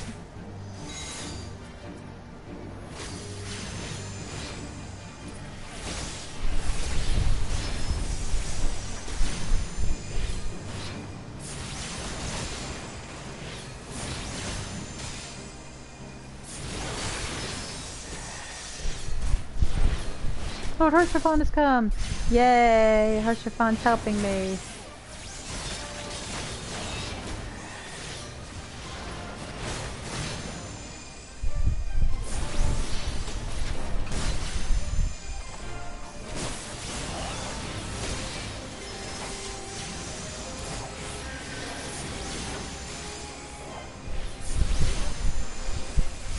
Oh, shit, they brought a wyvern.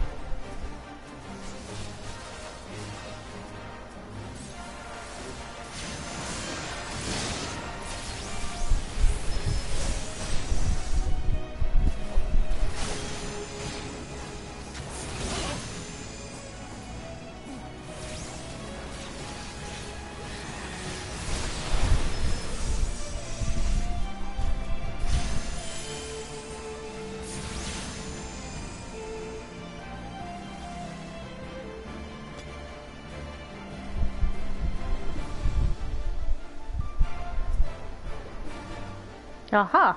One of the men fighting for you had a draconian rosary. What did it say to that, motherfucker?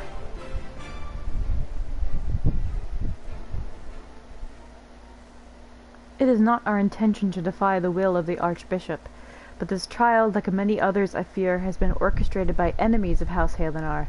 They have used you and your fellows to sow discord, Inquisitor, to set brother against brother, that we may tear ourselves apart.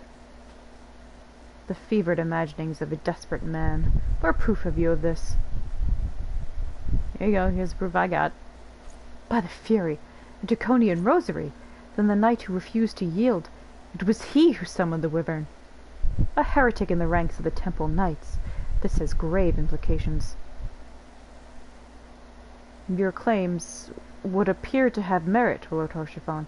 I shall withdraw my charges against Lord Francel pending further investigation. I trust you have not lost sight of that which first brought you to Carthus, Eva. Pray locate your errant airship, and use it.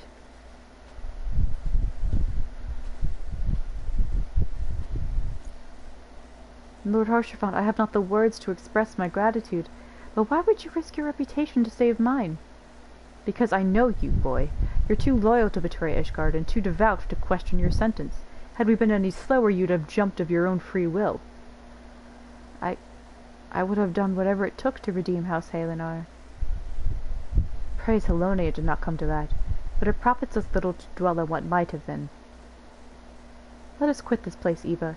Pray visit me at Camp Dragonhead once you have recuperated. Okay.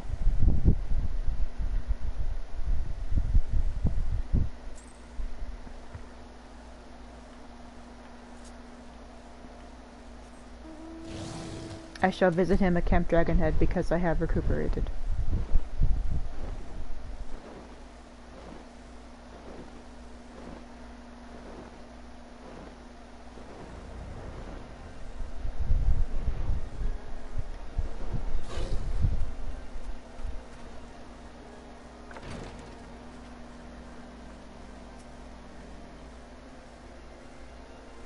You look well, Eva. May I say what a pleasure it was to fight alongside such a fearless and skilful warrior. Were it not for you, Lord Francel would surely have died defending the honor of his house, and I might well have perished at the hands of a heretic and his wyvern. House Forton and House Halenar shall never forget your service. Now let us return to the matter of your missing enterprise. He would like to introduce me to his witness. The man with knowledge of the enterprise awaits you outside. I pray his information proves useful to you. I can't remember who it is. A discomposed cataloger. How quickly the commoners' opinions change. They say Lord Francel is innocent now, but just a few days prior... Anyway, you were inquiring as to the whereabouts of an airship last seen in Carthus, several days before the calamity, yes?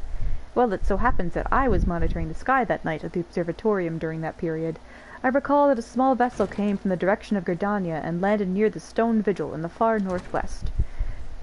The garrison almost certainly seized the vessel and brought it within their walls. If so, then you would need an army of knights to have any hope of securing it. Though Lord Haurchefant is, from all indications, quite fond of you, so mayhap he can lend you a few. In any case, I have done my part. I shall pray for your success, friend. Lord Haurchefant is quite fond of me. He's got a crush already, though. He gives off the vibe of, like, he's the sort of guy who's DTF and will let you know he's DTF without being, like, too pushy about it, or pushy about it at all. But he's very clearly interested in you and, like, will keep a respectful distance, but very clearly likes you. Oh, so you've at last located the Enterprise. I believe congratulations are in order. The Stone Vigil. Perhaps I spoke too soon. The outpost has been held by the dragons for years, and all access is restricted by decree of House Durandare. I will write a letter to Lord Drillamont of Whiteburn Front and request that he grant you permission to enter. That said, I fear my influence alone would not suffice, so I suggest that you request Lord Francel to do the same. Now that your business in Camp Dragonhead is concluded, I suspect we may not meet again for some time. I wish you well in your journeys, Eva. May Helone guide you.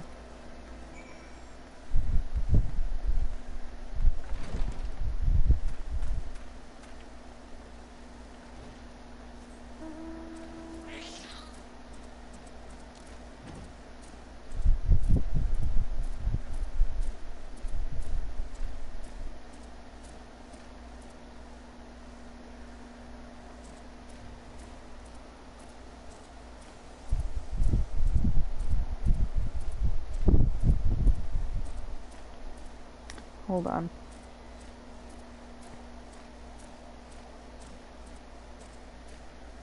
Well, let me land first, and then I'll hold on, because that sound will get very irritating very quickly.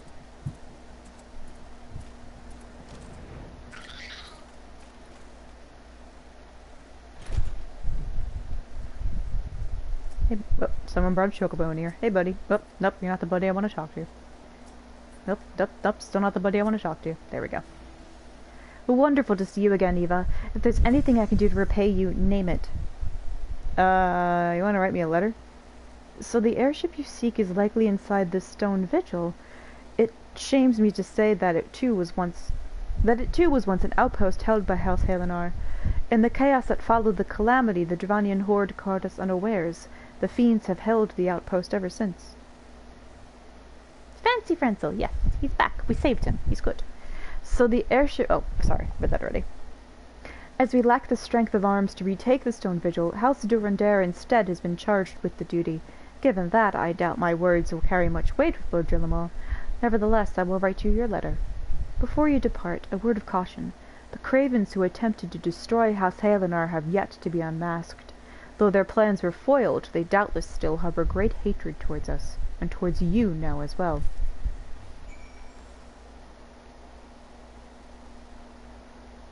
Dun dun dun. He's telling me to be careful.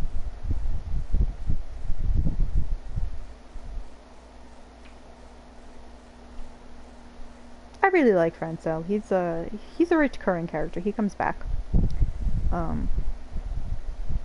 Later-ish in the Heavensward story.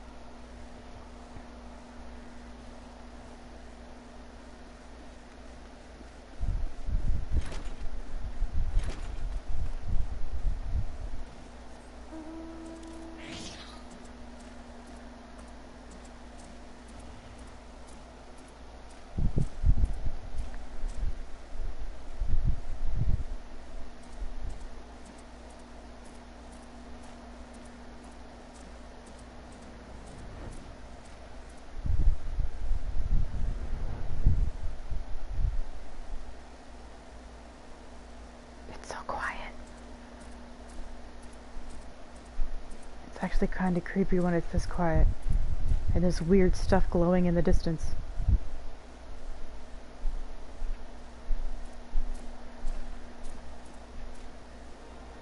There we go.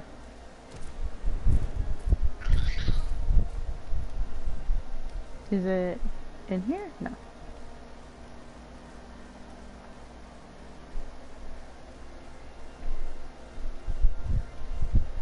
Hey, bud.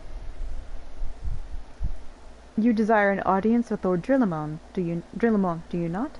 Or do you? I can't read, sorry. Ha! I desire a night in a warm bed with my wife, but wishing won't make it so. I'm sorry to hear that. I have 2 letters of recommendation, so you should not laugh at me. What do we have here? Letters from Lords Horschiffon and Francel, is it? Well, likely... Oh, you're serious. What to do? What to do? Are you gonna let me in, motherfucker? Sir Brunadier seems ill-inclined to help you. Your timing could not have been worse, traveler. Lord Drillamon's attentions are focused solely on the stone vigil at present. In any case, it is not my responsibility to escort visitors. Take your letters and show them to Sir Albois. Yes, Sir Albois can surely accommodate you. Seek her in the storeroom on the opposite side of the yard.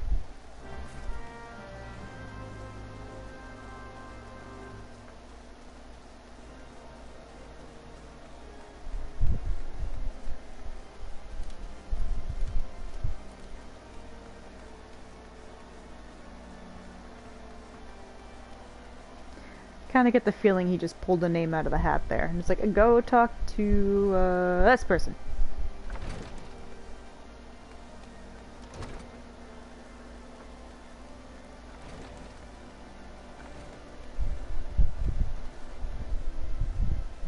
Hey, Sid.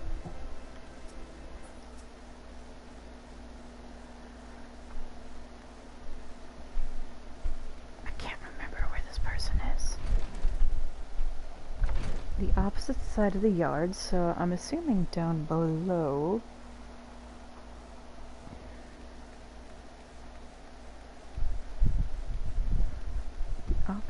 side of the yard.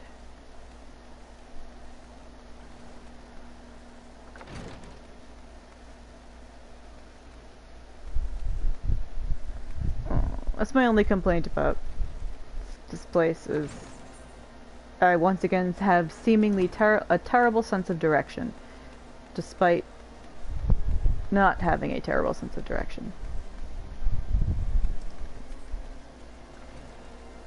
There we go. Sir Bernadier bade you speak with me, did he?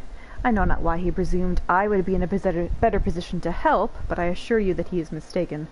Lord Drillamon hasn't the time to spend speaking with low-ranking knights such as I. However, he always has a moment to spare for head courage and Estidian. Why not visit the infirmary upstairs and show your letters to him? Chirurgeon is an actual word. It's an Old English word, essentially meaning the equivalent of a surgeon. Or a doctor.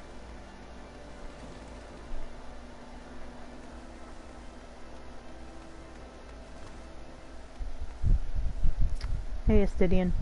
Are you here to visit a patient, madam? What's this? Letters of introduction from House Forton and Halenar.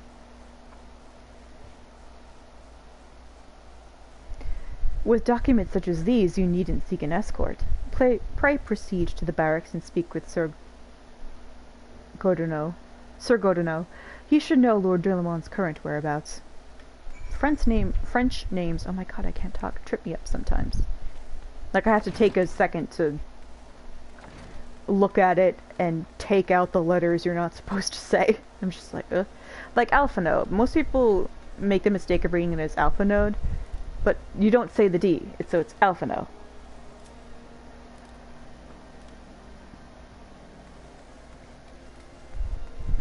And his sister's name, Alize, it's written in a way that looks like it's Alisaie, or Alisaie, but it's Alize. Same with Oriange's name, it ends in ER. Orianger, like, no, it's Oriange. So, Godernau.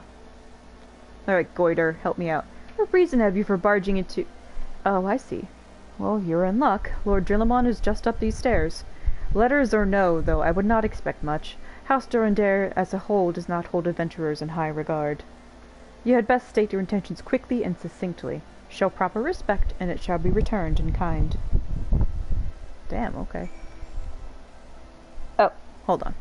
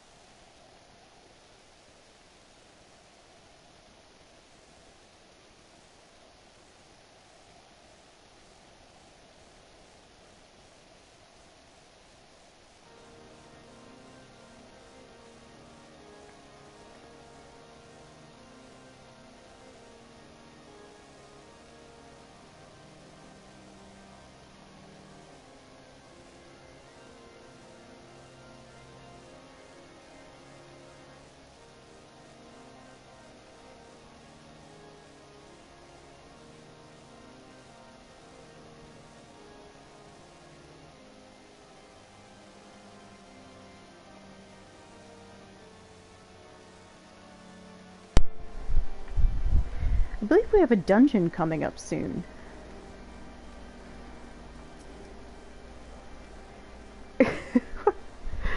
Sir Godinot permitted your passage? Very well. Speak. These letters will speak for me. You wish to brave a ruined outpost filled with Skelkin to secure an airship that may or may not be there. Are you the avatar of the Fury herself?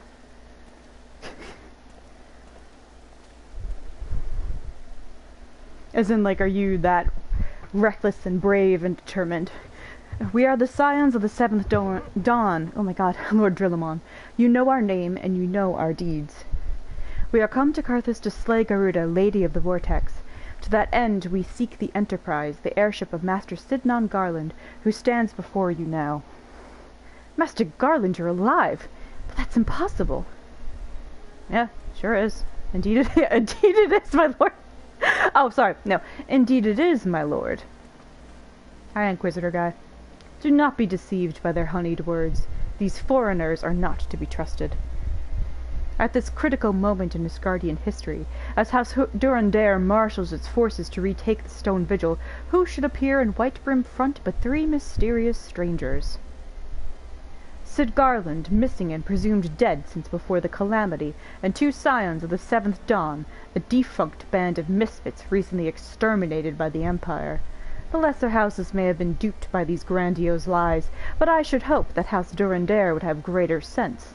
I know not why these 3 seek the Stone Vigil, but I know that we cannot permit them to pass. Thank you for your counsel, Inquisitor. For a moment I nearly believed this mummer's farce. God damn it! You 3 will not enter the outpost until we have reclaimed it, and until you declare your true intentions as well. We're all a bunch of idiots. It could be moons before House Durandare purges the dragons from the Stone Vigil. We cannot afford to wait that long. Sid, Eva, you must do whatever it takes to earn Lord Delamon's trust. Understood? Well, maybe don't say it when he's standing right there. Because that'll just make it sound like we're scheming. I mean, we kind of are, but, you know, still.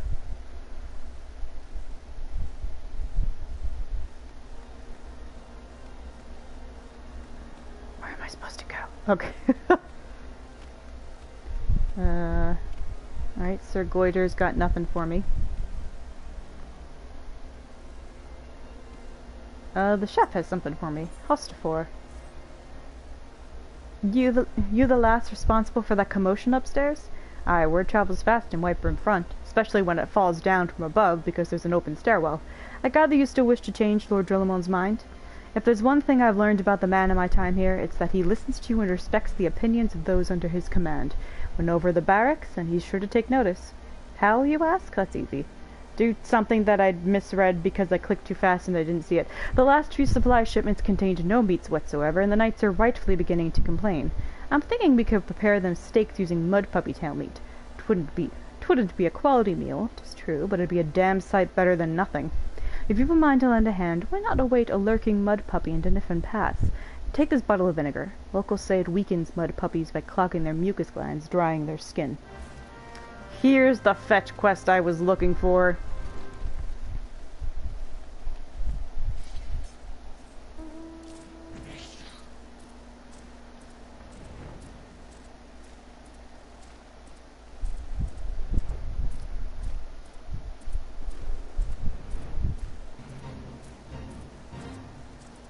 Wait.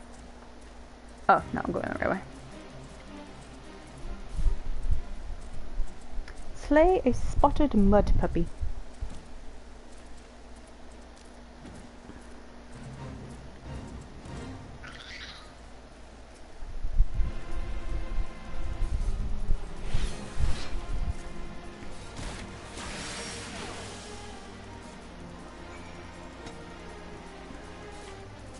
Easy peasy chicken dinner.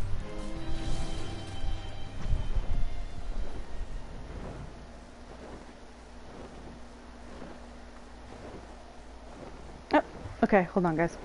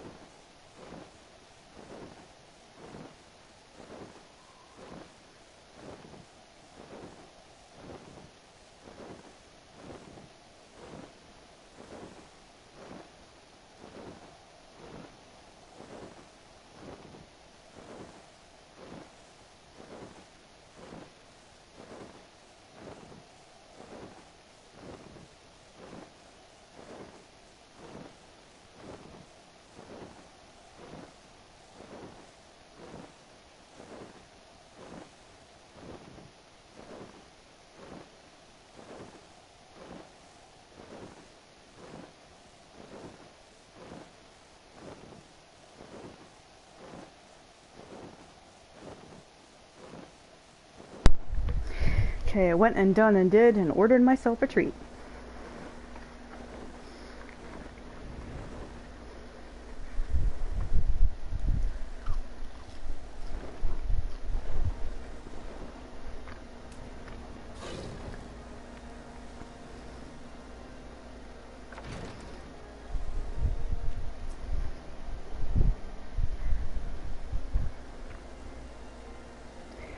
Alright, these little quests, I'm not going to read them out.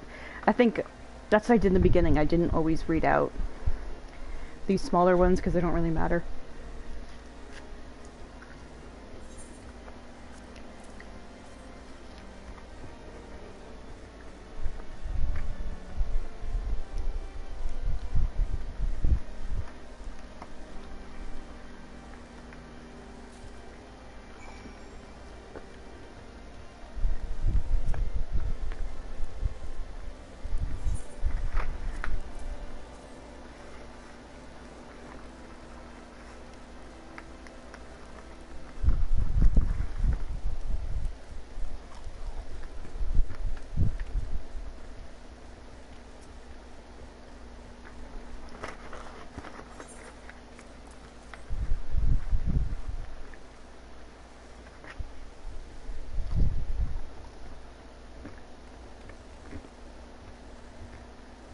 Am I going to give one to Lord Drillamon? No. I'm giving it to this guy.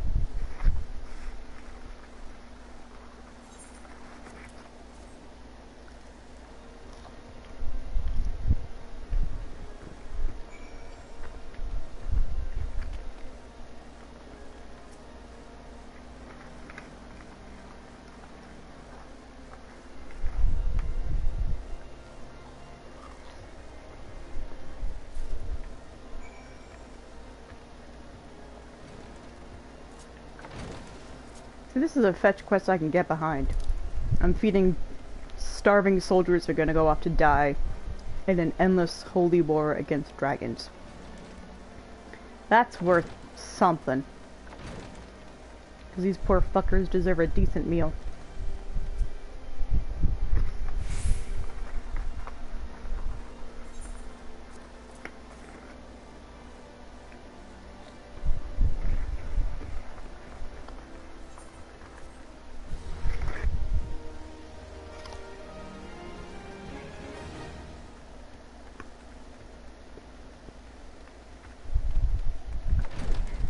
You'll learn more about that war in Heavensward.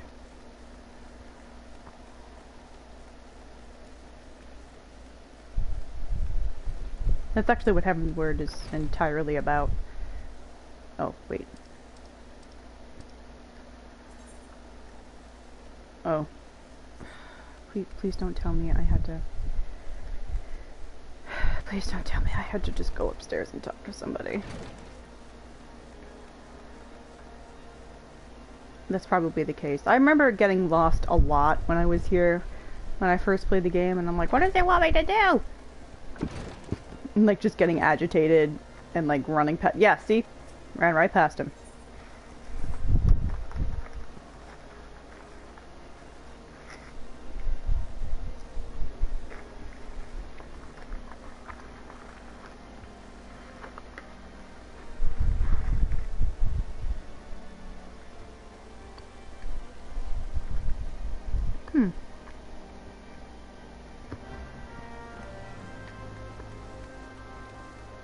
House that describes the way you can harness like strange magical things around you to make technology work is really interesting, because there he was saying that oh, I just need the cores of ice sprites and I can use that to fix these Olympics that they have.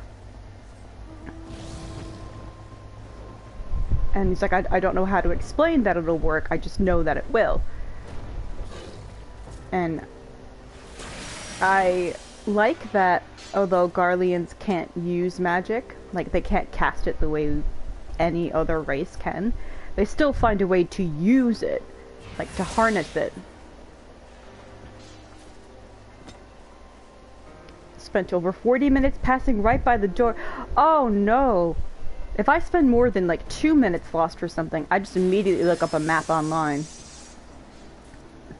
Or at the very least its coordinates.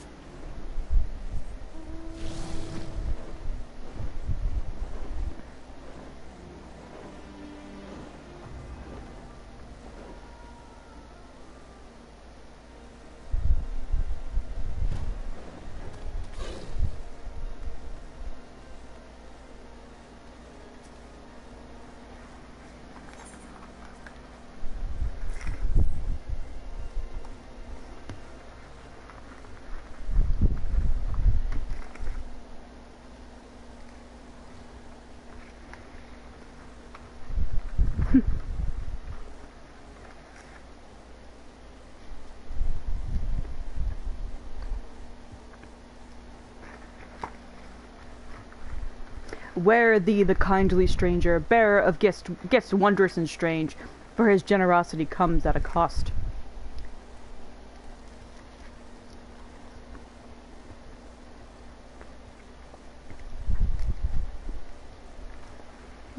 Man, this guy's really going out of his way to fuck us over.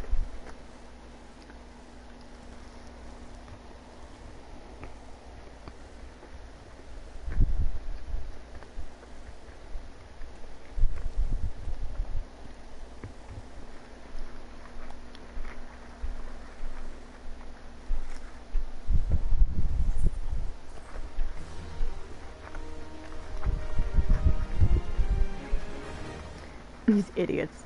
Like, oh wow, he gave us an invention that's perfect to help us make so much medicine. No, don't trust them. They were trying to interfere in a heretic's inquisition. Oh, really? Okay, well we don't want anything from them. Like, cut off their nose to spite their face.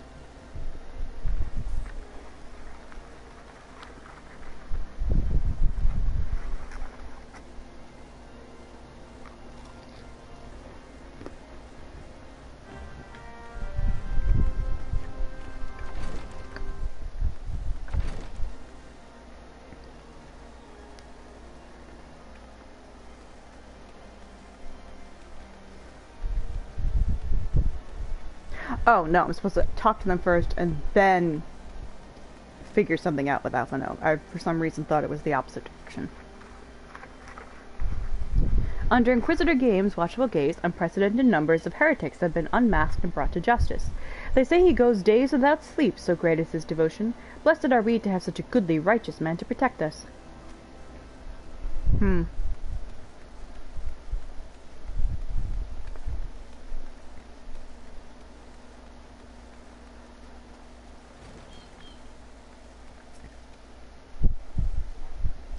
Inquisitor Guillaume, I haven't the foggiest of whom you speak, unbeliever.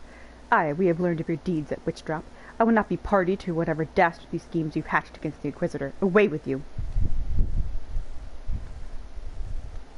Cunt.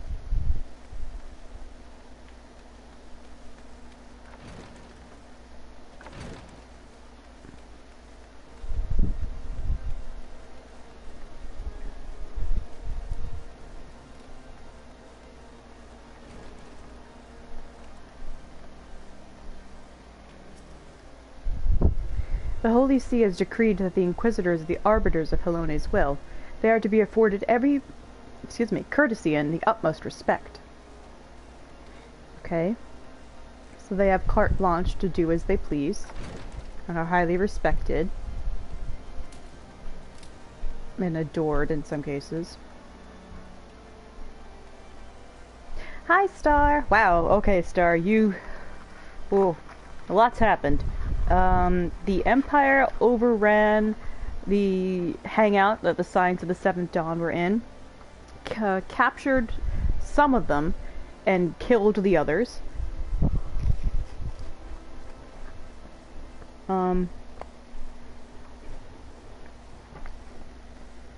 We went to a church to find shelter there and help bury our friends. And there we discovered that the strange guy who's been taking shelter there, Marquis, is not only amazingly good at Garlean technology, he suspiciously has no memory of his life after the calamity. And what we're trying to figure out is, one, who could have told the Empire where to find the Scions, and two, here we have someone living in Eorzea who knows the secrets of the Scion's location, who is amazingly skilled at Garlean technology, which people in Eorzea really don't know, because Garlean tech is so advanced, it's borderline futuristic, if not completely futuristic. So Eorzea has very limited technology at best. So to them, it's like a completely, it's like looking at alien technology and like, what the fuck do I do? Although there are actual crazy, more high-tech things than Garlean has, but whatever, blah blah blah. So, while trying to figure out what to do, Alphino, the guy with the Goro Akechi vibes, shows up and is like, this is Sid Garland. This is the guy who builds airships and defected from the Empire. The crazy guy Marquis that we were talking to in the church, that's Sid. And Alphino says, in order to help the Scions and to figure out how to piece ourselves back together, we not only need Sid's airship, we need to go get rid of the primal that's being summoned by another beast tribe. Like, continue the work that the Scions have to do. So that brought us here to Karthus, which is the outskirts of Ishgard, which is where Heavensward is located. So that expansion is fantastic. And we have now been caught up in the political and religious theocracy, the theocratic scheming and threads that are slowly strangling all of the noble houses of Ishgard, because they are in a 1,000-year war against the dragons, have recently been dealing with surge of heretics who are on the side of the dragons, who have infiltrated their ranks and are doing every little thing they can to fuck up Ishgardian society. And at the moment, we have run afoul of an Inquisitor, who does not like that we found evidence clearing the name of someone he accused of heresy. So he's going around stopping us from trying to find the airship.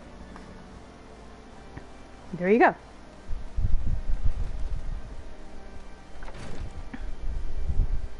Inquisitor Guillaume? Yes, of course I know him.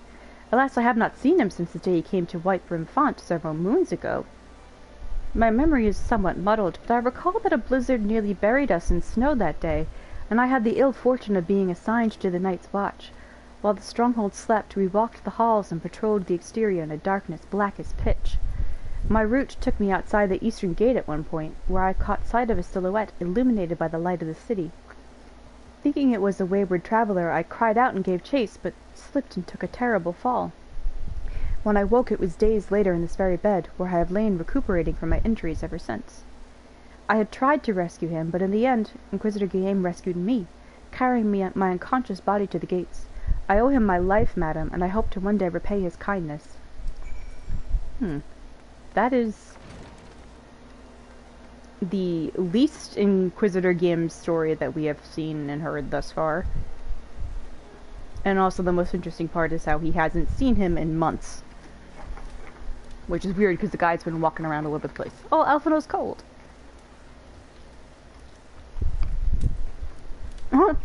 In case you haven't yet to notice, my attire is ill-suited to this climate.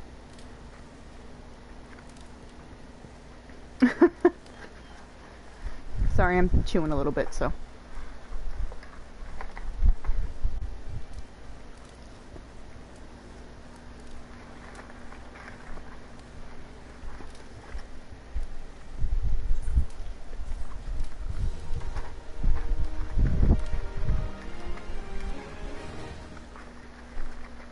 Okay, Alphino, let's go. By the lights of Ishgard.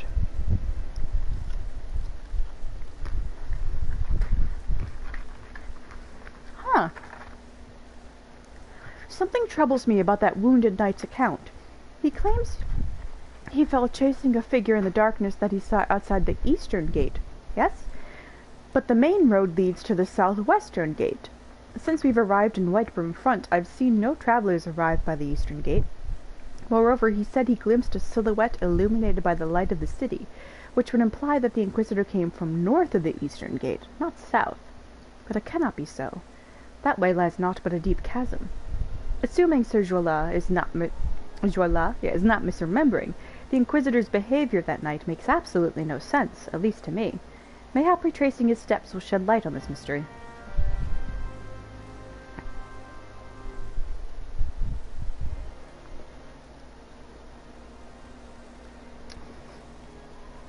I had the Japanese language or Japanese dialogue on earlier, so we got to hear Alphino's Japanese voice, and it's so good.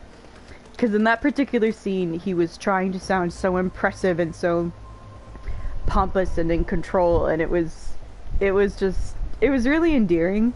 Because it just made me want to be like, "Aw," and like give him a little like noogie or like push him over and to tell him to relax. The air begins to crackle with ethereal energies. A plasmoid!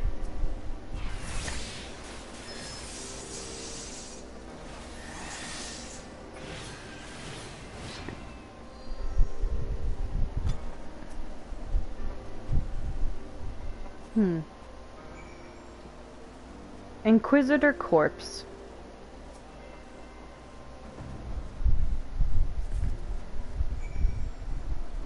So, here's the real Inquisitor Guillaume's body.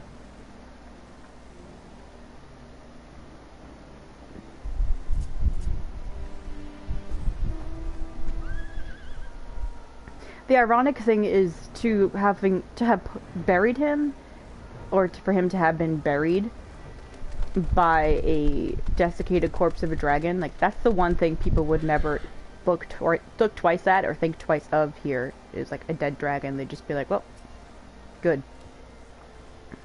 You found something, didn't you? Well, don't keep me waiting in suspense. Let's see it. The scroll contains what appears to be an official papal appointment to the position of Inquisitor. Papal, excuse me, not papal. Given the contents of this encyclical, I believe you just made the acquaintance of the real Inquisitor Guy. Just made the like he was dead, Alphino. I don't know, he's being sarcastic. Newly come to Carthus and murdered on the day of his arrival. Yes, it would have been a simple thing to assume his identity, for even if he were to behave oddly, who would dare question the wisdom of a papal appointment? Still, while this is incontrovertible proof that the Inquisitor is an impostor, but we have yet to discern his true identity, or why he has decided to oppose us. We must proceed quickly, Eva, before he learns that his deception has been discovered.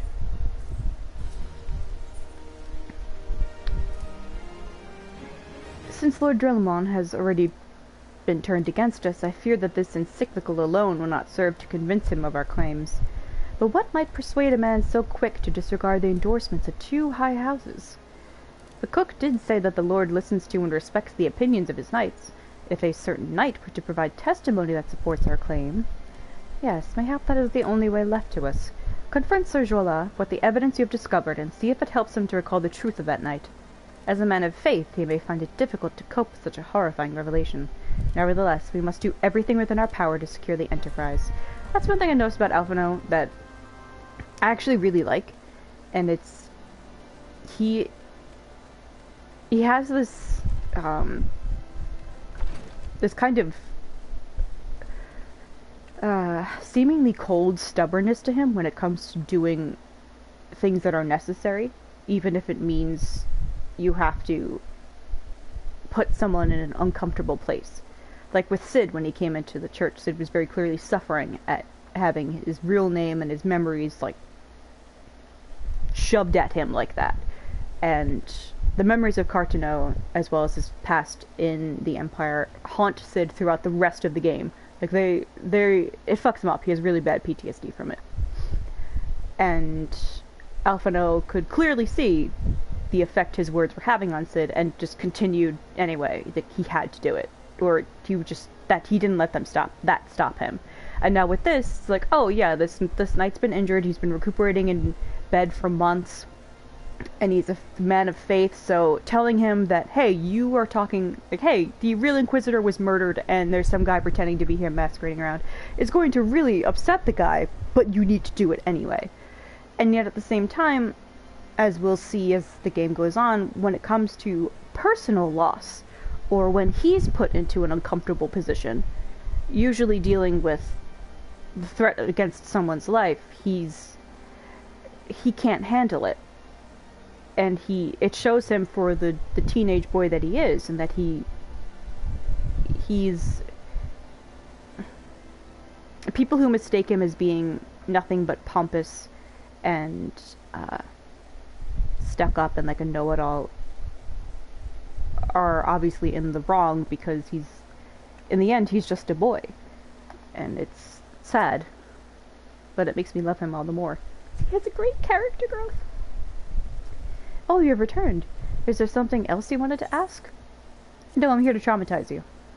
The Inquisitor is an imposter. Don't be preposterous. That cannot possibly be true. He's not sus at all. He is a paragon of virtue, a dedicated servant of the Fury. The Fury, by the way, is the name or the title of the goddess they worship in Ishgard. She's one of the 12. Her name is Helone, the Fury. We'll see more of her in Heaven's Word. But you would have me believe that is all a lie? If you are so certain that your ludicrous story is true, then go and speak with Sir Prunilla. Sir Prunilla, sorry, my minion is flying in your face because he seems to like upsetting you. She was at the Eastern Gate that night, and she helped the Inquisitor carry me here, but I would never speak against the man who saved my life. Okay. Happy to upset you. Sir Prunella.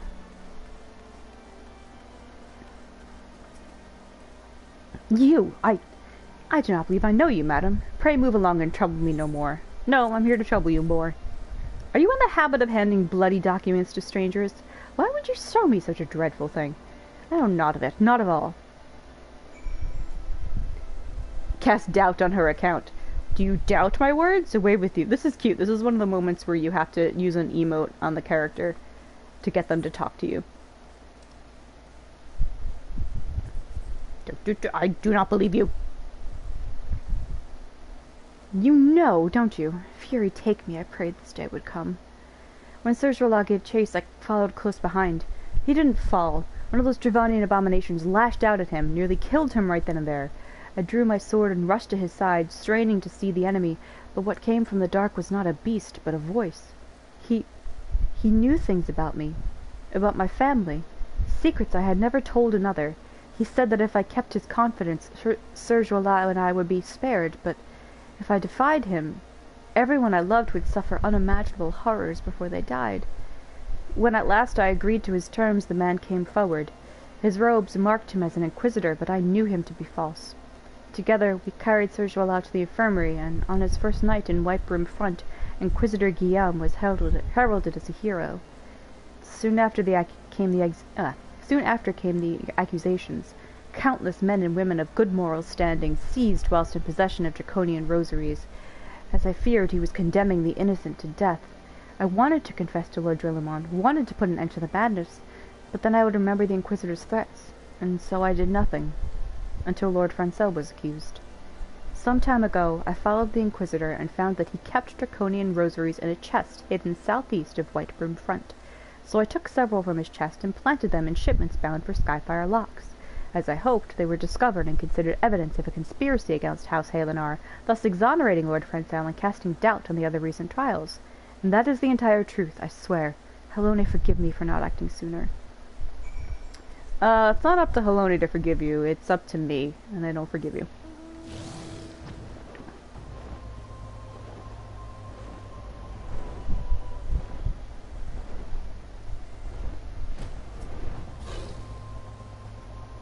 Just standing in the snow. Alright, I found the suspicious box. Present my findings to Drillamon. Do you believe me now, motherfucker?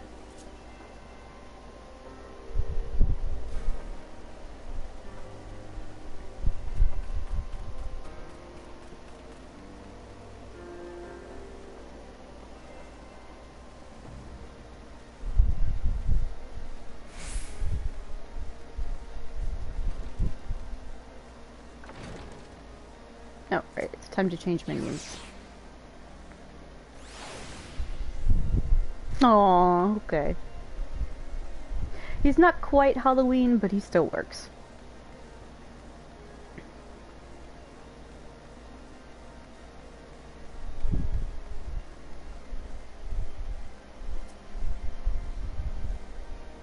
Why do you persist in this folly? I will not grant you, you three access to the stone vigil. Do not make me repeat myself. Well, don't make me repeat myself. There had better be a very good explanation for why you were carrying these rosaries. And where did you find this papal encyclical?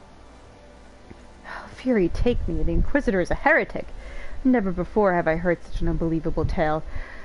But this evidence in your testimony could have no other explanation. I have misjudged you and your friends, Eva, and for that I deeply apologize. I will permit you to enter the outpost. But first, I must needs beg your assistance. The dragon's just staring at us. Everything is just... Stop it. Oh, he's looking at me. Oh. Help me and my knights bring this infernal impostor to justice. Okay. I mean, there is a primal being summoned, but okay. The heretic among us. Shouldn't among be capitalized? I'm pretty sure it should be.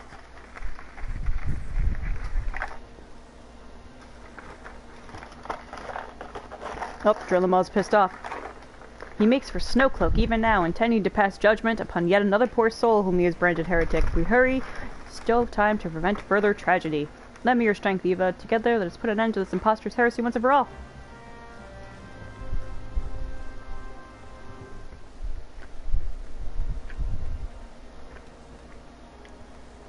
Now, how the fuck do I get out of here? Okay.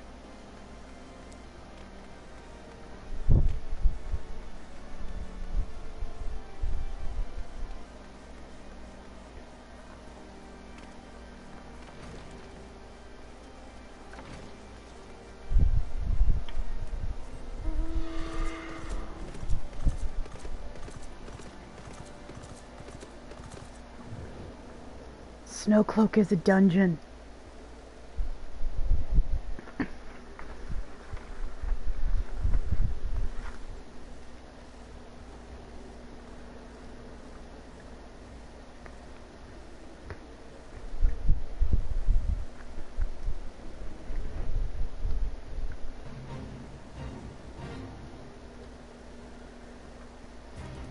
Uh-oh.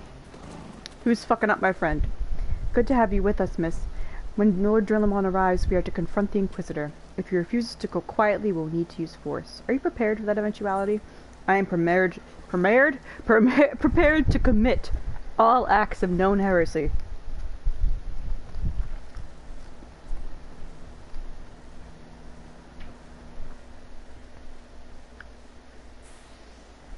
And some unknown acts.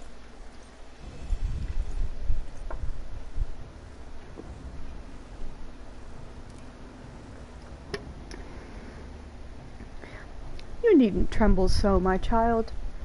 The righteous shall enjoy everlasting peace in Halone's halls. Only the wicked... But why? Why must I die? By all that is holy, I swear to you that I have never questioned the teachings of Halone. Inquisitor, release the maid and come with us. My Lord Drillamon, what is the meaning of this interruption? You are aware that I am at present conducting an interrogation, are you not? Silence, villain. I name thee heretic, murderer of Inquisitor Guillaume and countless innocents. You are a traitor to Ishgard, to your own kith and kin. Your sins are beyond measure, beyond redemption. Hmm? You can hear the ice melting in the background, that's cool. Ah, grave allegations indeed. But you will find your logic is flawed. How can I betray that which I owe no allegiance? No, Lord Drillamon, my conscience is quite clear, I assure you. I wonder, can you say the same? You whose hands are black with the blood of those whose only sin was to question your nation's crazed crusade. Okay, so this is... He's obviously one of the heretics who are on the side of the dragons. And he's saying here that the only sin these so-called heretics have is they dare to ask why Ishgard is taking part in this 1,000-year war. Like, why are you doing this? What started it? And the very act of questioning this is seen as heresy.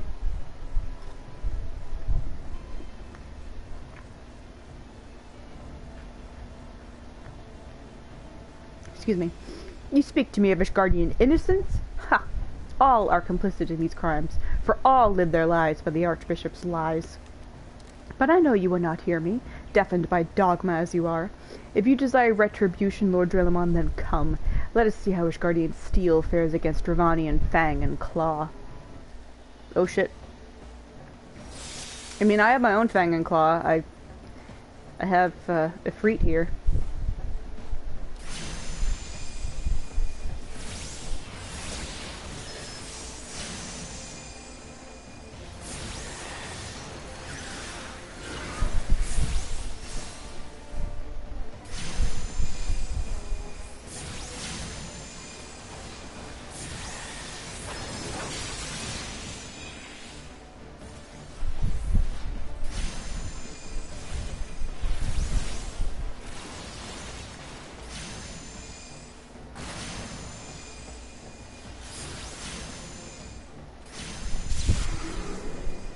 Oh Jesus, he turned into a fucking dragon. I am reborn. Well, how about we abort you? 'Tis but an illusion. Oh, so he just glammed himself to look like a dragon. I see, I see. I mean, to be fair, it'd be a very, very late term abortion, but yeah, time to kill you. Bye, buddy.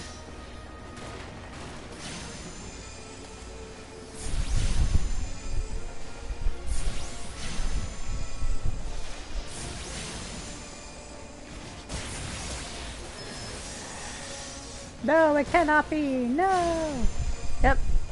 You're here to suck you up, buddy.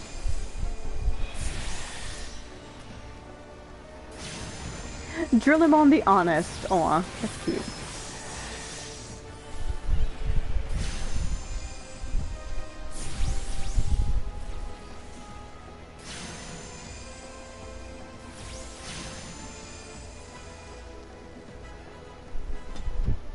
Huzzah! Duty complete.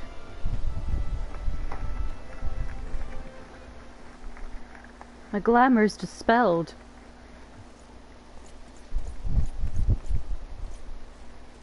Your plans lie in ruin, heretic. Choose your words wisely, for they will be your last.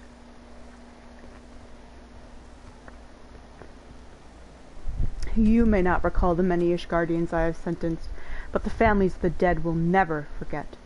Blood has been repaid with blood. For that I am content. My only regret is that you yet live. Well, you can't do much about that now, can you? But your end is nigh, foreigner. The dragons within the stone vigil will rend you asunder, and when you are dead, Whitebrim Front shall fall. Oh, okay, he suddenly decided he's dead. Alright, bye. Defiant to the last. Leave the body for the crows. His oak deserved naught better. Okay. His body's just right there. Ava, I must apologize for involving you in this sordid business. You should never have been asked to intervene in Ishgardian affairs of state. Well, I was. Rest assured, I have not forgotten the matter which first brought you into our midst. It is past time that you are reunited with your heirship. But this is not the place to discuss such matters. Pray visit me at Whitebrim Front, and bring your associates. Okay.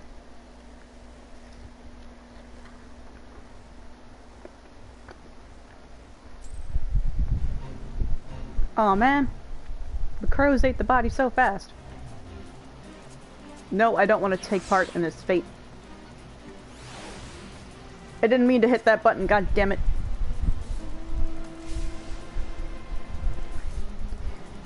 They have fates all over the place for people to do like mini boss fights out in the field to get benefits and rewards and stuff. It just so happens that I end up being near them when I'm doing quest stuff, and I'm like, no, just shut up, just stop, go away. I don't run into them nearly as much in the expansions, I don't think. Or like they're much easier to avoid. Like they're not located around I don't know. They're not located around significant areas, I don't think. Where have you been, Eva? The false Inquisitor has been slain, has he? Yes, well, his was a tale always like to end in bloodshed. Though you have overcome the latest in a long line of unfortunate impediments, I would ask you not to revel in your victory just yet. We can celebrate once we have secured the Enterprise.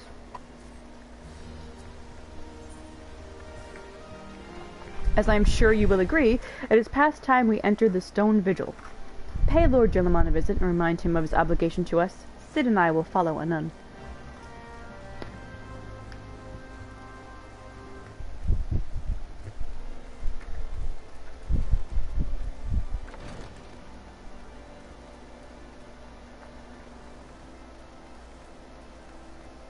Hey, Lord Gilliman, you're supposed to help us.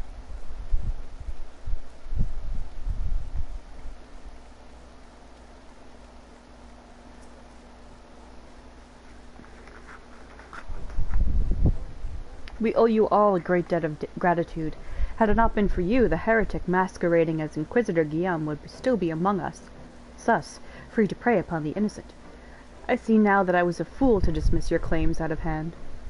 But you must understand, it seemed too much to hope that the scions of the Seventh Dawn still lived, to say nothing of Master Garland.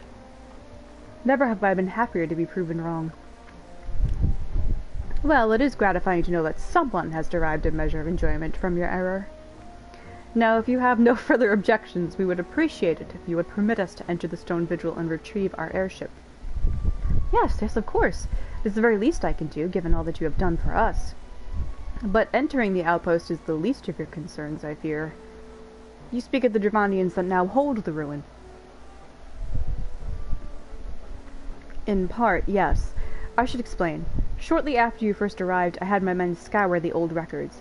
They confirmed that an abandoned airship had been seized by the soldiers garrisoned at the stone vigil in the days following the calamity. As far as we have been able to ascertain, it was still in their custody when the outpost was overrun by the dragons. Whether it was damaged or destroyed during the battle I cannot say, nor can I give you any assurances that it has not been removed in the intervening years. For far too long the ruin has served as a Dravanian foothold in Carthus, from which they have struck out at us with depressing regularity. Though we have pushed them back behind the walls, we have as yet been unable to drive them out, and I cannot say when the situation will change. Or how it will change. Forgive me, Lord Gilliman, but there is no guarantee that you will prevail. In any event, we have not the time to wait. We will secure our property without Ishgardian aid. Yeah, sounds like the right way to do it. I see. Well, that may be for the best. I will inform Sir Nathalane of your impending visit. May Helona guide you, scions.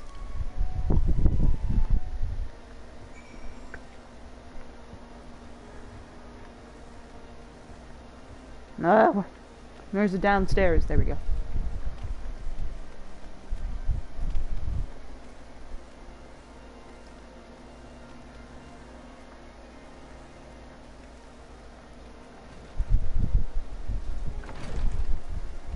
Alright, Nathalane. Oh, yep. It's time for a dungeon.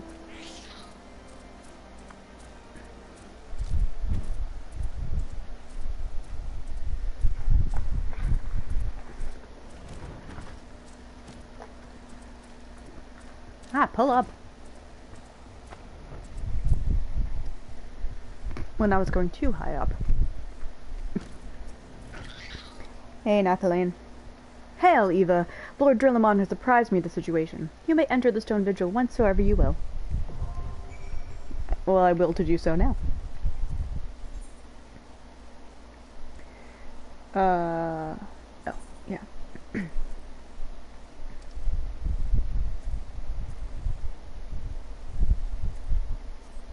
Stone vigil. Do I want to be a summoner?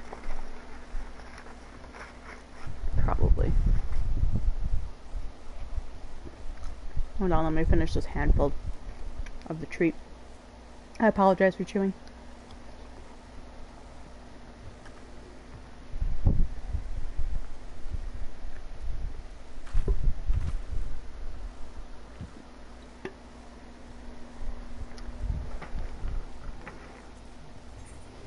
Alright, in we go. It'll take like maybe 5 minutes.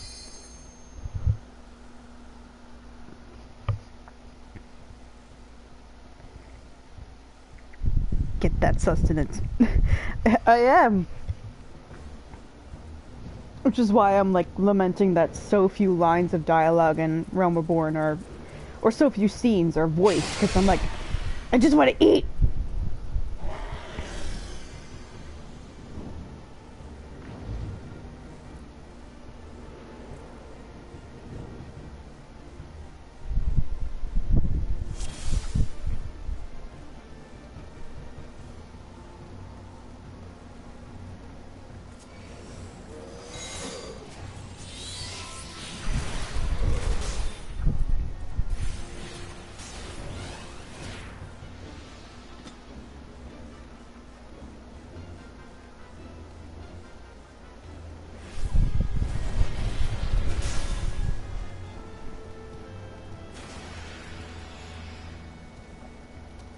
Oh man, they screaming.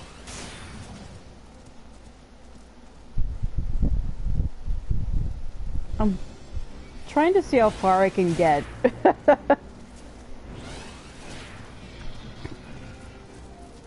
Because this is probably the biggest hole in terms of enemies. Yeah, look at them all. Okay.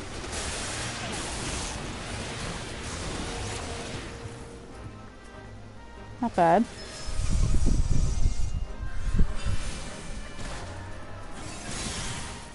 Okay. That was almost... Yeah, that was almost a pull of every enemy right up to the first boss.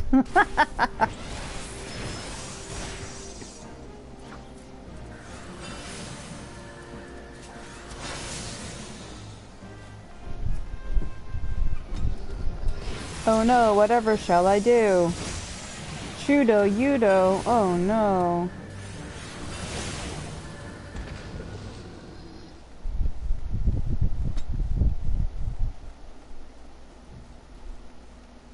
Let me see if I could do another boss to boss pull.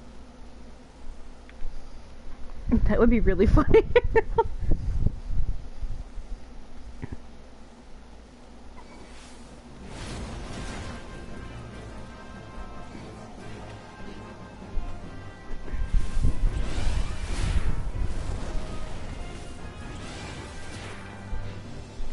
This is a nightmare synced, by the way, because you don't really have enough abilities to make this as easy, not easy, but as bearable as it could be. And it's at such a time in your abilities list where you're just about to get some really good stuff that would help make this dungeon, you know, easier to deal with. But you don't have those abilities yet, so it's hard to figure out just what you're capable of and what you can push. You know, I always stop... They didn't even see me. Wow. I always stop just before the boss. Should probably stop that.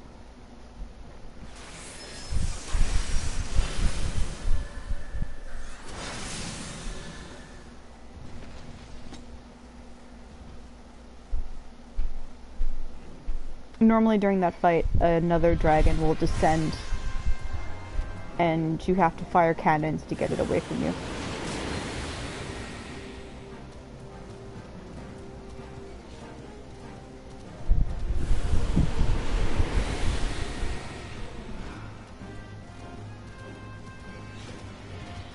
Aha! I can do a boss-to-boss pull. That's really cool.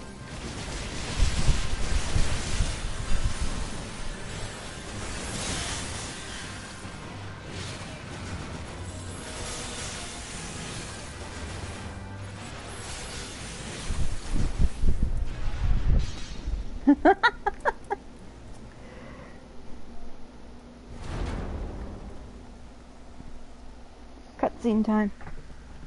I don't think it's voiced, though. I should be so lucky. Nope. Look, it's the Enterprise. Yes, just beyond that enormous sleeping dragon.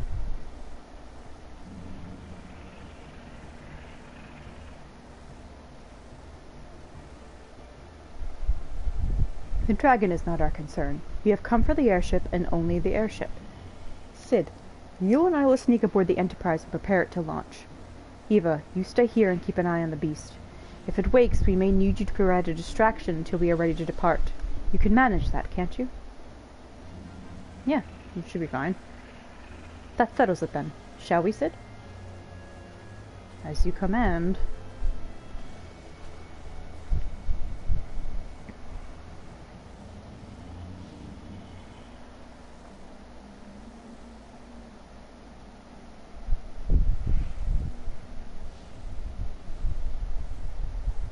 Oh, shit. So you mean to slay Garuda next? Interesting. Most interesting. Garuda is the name of the primal we're going after. Can I help you?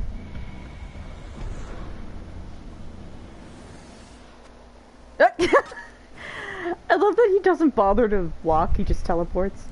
And you are aware that her strength greatly exceeds that of your previous primal conquests, a testament to the fanatical devotion of her followers. The Ixal are nothing if not zealous. In spite of your past achievements, I labor to believe that you will best this foe. Yet only a fool would underestimate the great bringer of light, slayer of Ifrit, bane of Titan. If any mortal is capable of defeating the Lady of the Vortex, it is you.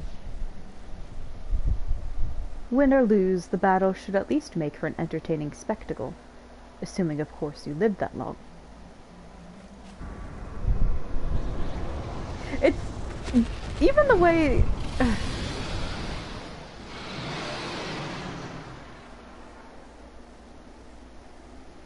the way the Asians speak of you is with this type of, like, vicious fascination. Where it's just like... just everything La Habrea said right there. Where they're essentially, like, praising you, like, oh, well, I would be a fool to underestimate your abilities. Well, but, you know, whatever happens, it will at least be interesting to watch. And I'm just like, whoa, okay. Hey, buddy. How's it going? Alphino, the dragon. God damn it, La Habrea. Confound it all. Oh, I love that mask. Oh, I love it. I love that terrifying sound it makes, too.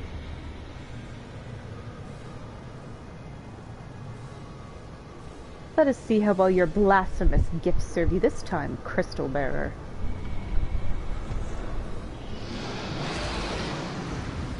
Huh. So according to the Asians, the gift I have is, to them, unholy. Interesting.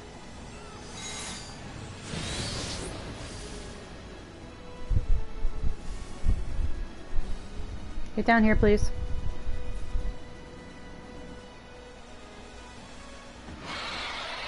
I don't know what happened there, but he's dead now.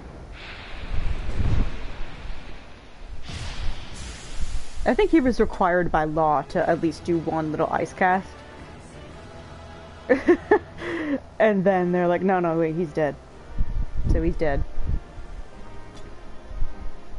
Okay. Bye. Can this be voiced, for fuck's sake? I know it won't be, but still, a bitch can dream.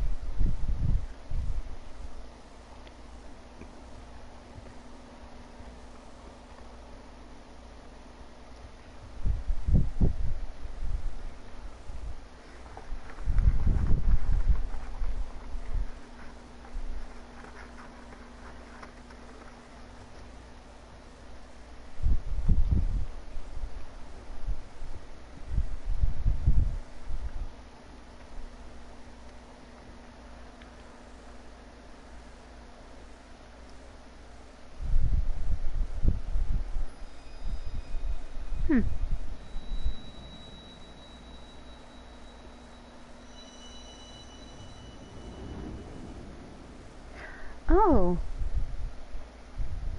We normally find crystals in things that we either find them in primals or in creatures that are tempered or associated with a primal. So that means that that dragon had something, or was bound to something with an ice affiliation. Eva, are you alright? Speak to me. What? Sorry. Hello, I'm fine. Aw, baby boy.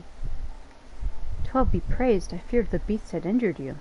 You were kinda just standing there, it was really weird. I see now why the others rated you so highly. When you were caught in the midst of that etheric bubble with the dragon, I was all but certain my next mission would be to find a new champion. Thank the gods for sparing me that inconvenience. I have quite enough to do already, which reminds me, Sid is working on the Enterprise as we speak. Let us go and see what he has to say. Oh, Alphino.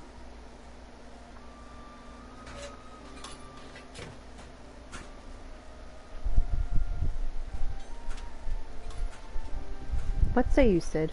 Will she fly? Yes, though it will not be a pleasant ride.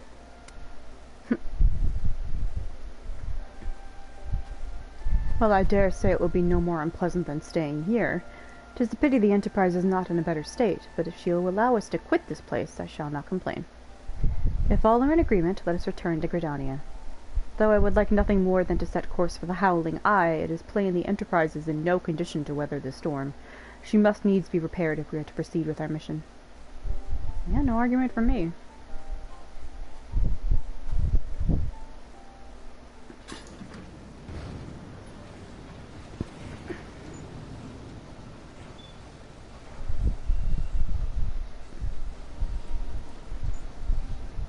This is all so familiar. I know this airship, excuse me. If I could just... It's no use. Sid's major problem is that he can't really, like I said, he can't really remember much of himself or his life. And yet these mechanical things come so naturally to him. Like, his body moves without him needing to think about it, but anything he tries to think about, he can't grasp. So that's the irony there.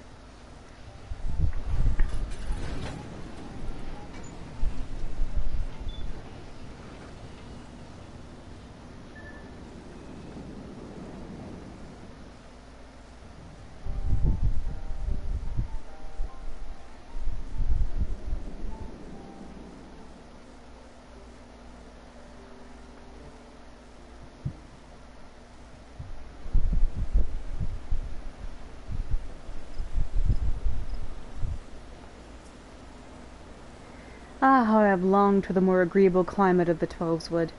Yet I will not deny the Holy See has its charms. Endless detours aside, our Ashgardian jaunt proved quite an adventure. Alas, our work is far from done. We still have an airship to repair, and a primal to slay. No rest for the too heroic, eh? Aw, Alf, I know, I love you, little boy. You're my little babby. You're my little babby beau.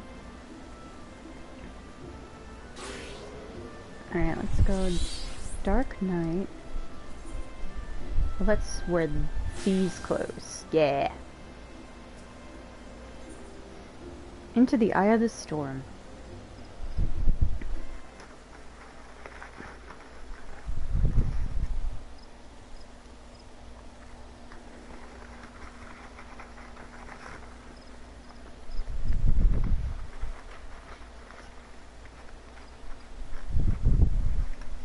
What's up?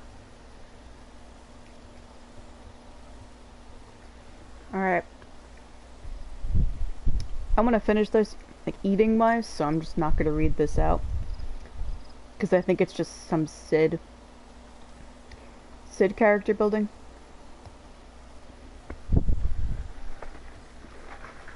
Because he was an important character in 1.0, so that's why they're focusing on him.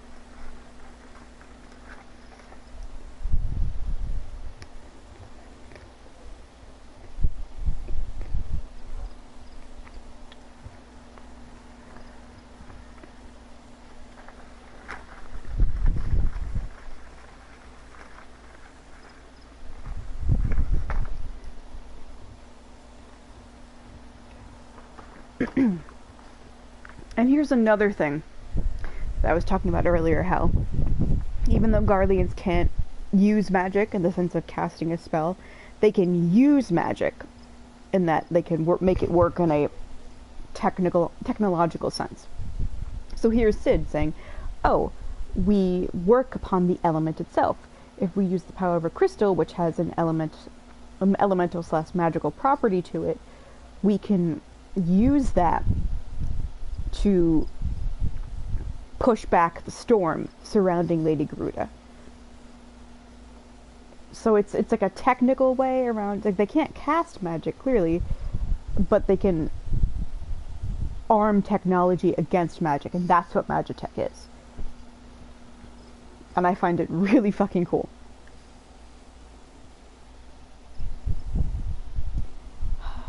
Alright, I'm done eating some. You propose to utilize the properties of a crystal to alter the elemental aspect of the barrier.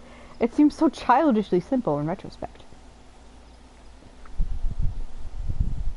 Though mayhap not to you, Eva, we speak of the manifestations of over-aspected ether that can be found throughout Eorzea. Since the calamity disrupted the land's etheric currents, such crystals have become comparatively commonplace, which has been a cause of great woe, as they are known to warp etheric energies, including those of living organisms. Okay, I don't know what to compare this to in a way that you guys would know in other media, but it's saying here is like, think of it as like a magical cancer, a magical tumor that's just grown out of control.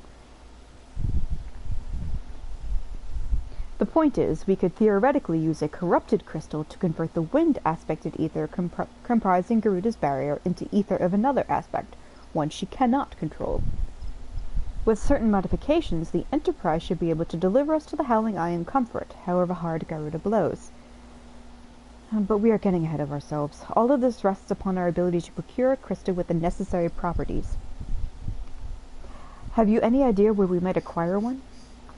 Yeah, and you think about that, like, the threats people in Eorzea face every day from, like, corrupted etherical crystals that can, like, fuck up living beings, to kids can't go outside to play in case, I don't know, some giant fucking moss-grown gabu shows up and eats them. Like, people have it rough here. People have it really rough. No, but I know a man who might. A scholar by the name of Lambertane, who resides in Camp Drybone. Camp Drybone, where it rains 8 out of 10 times. Ugh. Strange as it may sound, I met him during my time at the church. Well, Marquis met him, I suppose. Whether out of pity or for want of a more willing listener, he would talk to me for hours at a time about his etheric studies, corrupted crystals being his pet subject. It was as a result of these conversations the poor Marquis was observed to possess an uncommon knack for theoretical science. So you have a theoretical degree in science.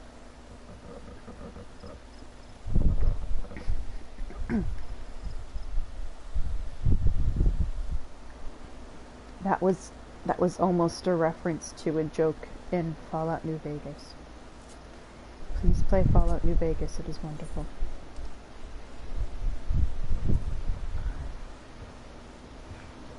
The little witch person.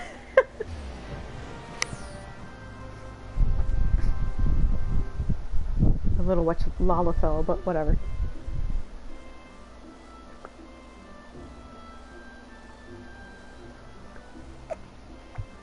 I'm willing to forgive them for being a Lalafell.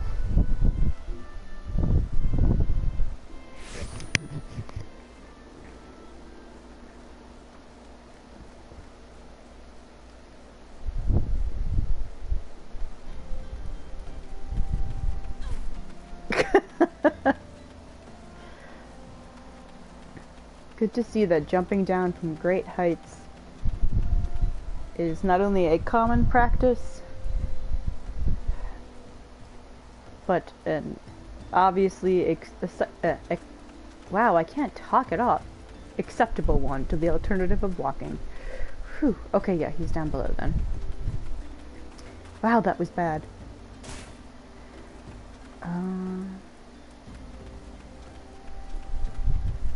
It's not even late. It's like 10:15 and I still can't fucking talk. Alright, yeah, he's...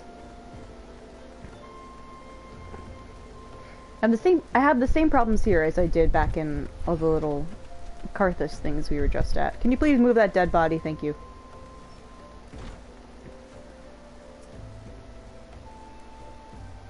Why, yes, I am Professor Lambertane.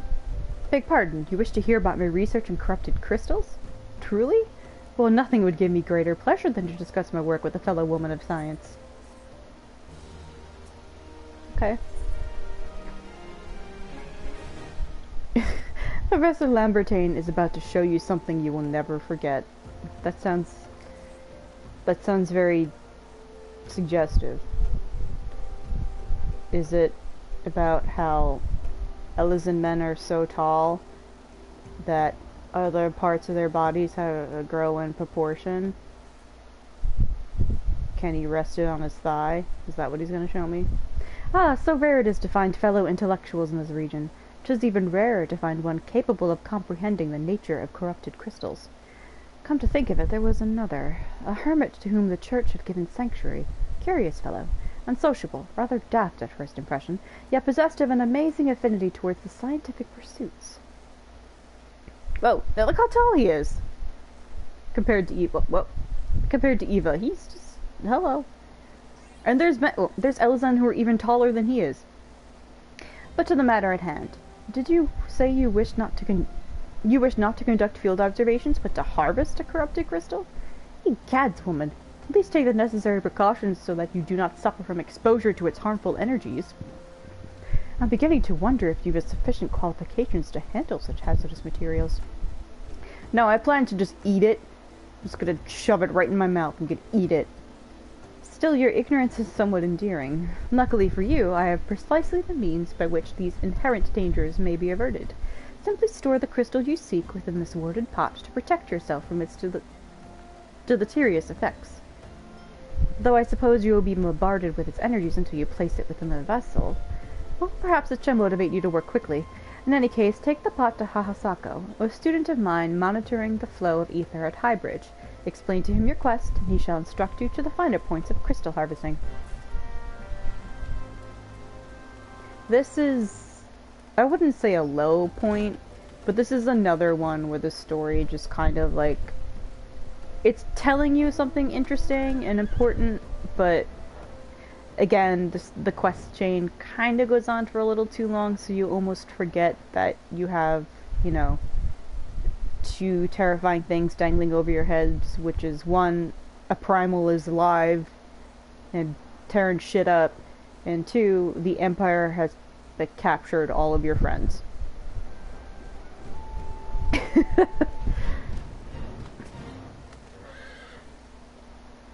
How many times must I be made to explain myself? I am not contemplating suicide, you imbecile. I have chosen this precise position to perform scientific measurements. Well, I can kick you off of it. Would you rather I do that? The fate failed, because I did not take part in it. What have we here? A containment vessel? Why, this is the handiwork of Professor Lambertain. You thieving knave, I shall call for the... Oh, you say the man himself lent it to you. Then you must have sought me out per his instruction. Which means he believes me experienced enough to expound upon his explanations. At last, the recognition I so rightfully deserve. Do you? Oh, Frabjeste, Kalu, Calais! Oh my god. That's from a Lewis Carroll poem. That I should be chosen to guide this woman, yes I, Hahasako, greatest of Professor Lambertain's pupils, shall see that you successfully quarry your quarry. Your timing is impeccable, in fact, for I was just preparing to procure corrupted crystals from the burning wall for my personal research. There, the devastating destruction caused by the calamity has blessed us with a bounty of sublime specimens. But something tells me that naught but a perfect peace will satisfy your high standards, in which case you must needs descend to the deepest depths. Amidst the flowing waters and the murderous Maronite lies the most fantastic formation I have found thus far. Take this highly advanced researcher's tool and use it to separate a small fragment from the large cluster. Place it within the warded pot and bear it back to me for inspection. The path which leads from Burgundy Falls to the base of the burning wall is treacherous and terrifying, but advance with appropriate caution, and you shall surely survive. Shall surely survive. God. I don't know what's wrong with me. Like, I know how to talk. It's just... and I'm not tired, so just... what the fuck? I think it's all the reading and having to read out loud. I think that's what's fucking with me.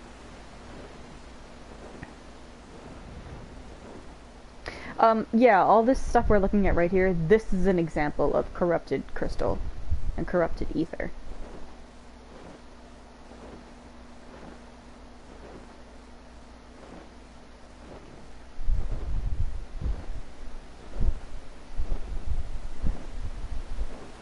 I can even do a dungeon that shows you what corrupted crystals can do to the body and the effects it has on others, but I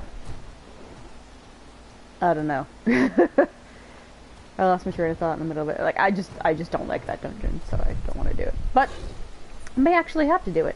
Sorry, I clicked my lips again.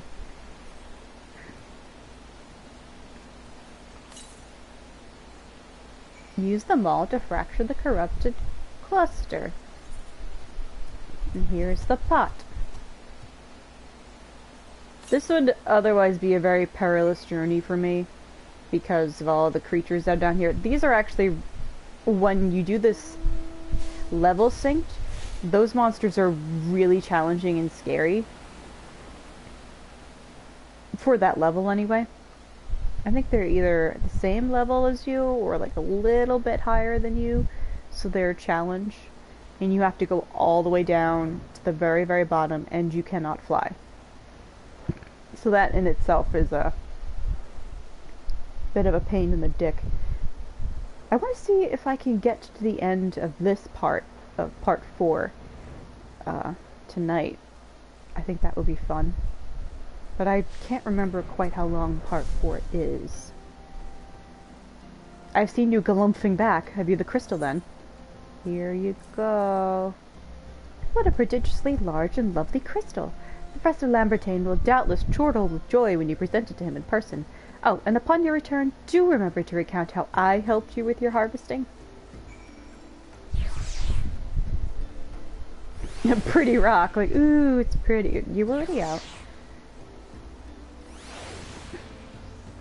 Oh, a little unicorn. Okay. Like, oh, it's nice to look at. It's the magical equivalent of a cancerous cell growing bulbously outside of itself. Yay! How pretty. I mean, it is still pretty, but also, yay!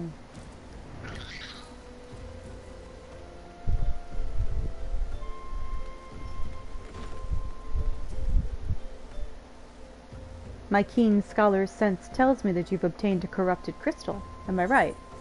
There you go. If you would grant me a moment to examine the crystal... Ah, it is as you desired. A corrupted crystal overflowing with wind-aspected ether. Remind me, for what purpose did you intend to use this crystal again? What? To breach a barrier comprised of wind-aspected ether? Oh dear. That may prove problematic, as this crystal would only serve to strengthen the barrier. I suppose I am at fault for not inquiring as to your objectives from the start. Had I known your intent, I would never have sent you to Hahasako. But what if science is not if not trial and error? Can you truly say that this failure has taught you nothing? Think, woman. You now understand the methods necessary to safely collect a corrupted crystal. You will doubtless have no difficulty doing so once more. What's more, the crystal you collected can serve as an invaluable resource for the ethereal studies conducted by the students of Valdician.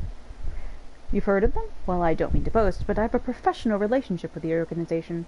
Not as equals, of course. I would never be so bold as to claim that level of expertise.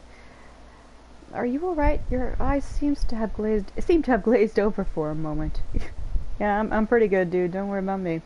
Anyway, I shan't keep you from your task. You've still a corrupted crystal to find. The students of Valdician, Oriange is affiliated with them, associated with them.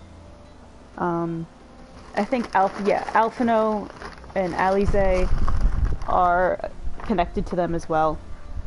They're basically the smartest of the smarties about magical science and whatnot. Corrupted crystals of sufficient size and strength are not all that common, I fear. Fortunately, one of my students, Siana, claims to have discovered another promising site in eastern Lenosha. Wait, that's not correct. Eastern Lenosha was where she was nearly killed when wandering too close to an imperial castrum. Now that made for an amusing anecdote. It was western Lenosha, Pharos Sirius, and the Isles of Umber to be precise. That is the dungeon I was thinking of, that shows you the results of corrupted crystals. So yeah, we do have to go there. I can't recall her exact reasoning, something to do with one of Dalamud's talons or some such nonsense. What I can say for certain is that she is still in Elport, attempting to gain access to the Isles. Why not travel there and see if Siana's inquiries bear fruit? If you can look past the crass and violent ways of the local pirates, you might find your time there to be quite pleasurable.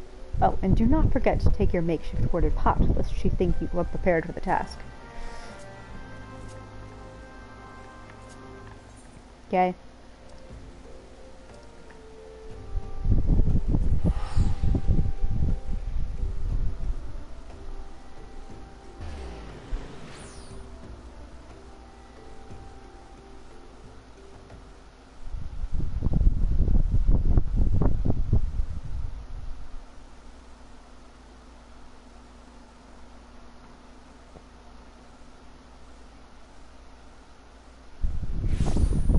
Oh, I don't think this question goes on too long, because there's a little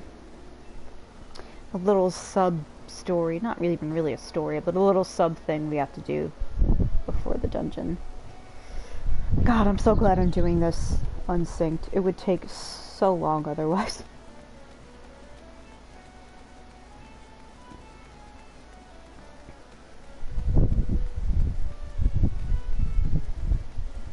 Hello, Siana.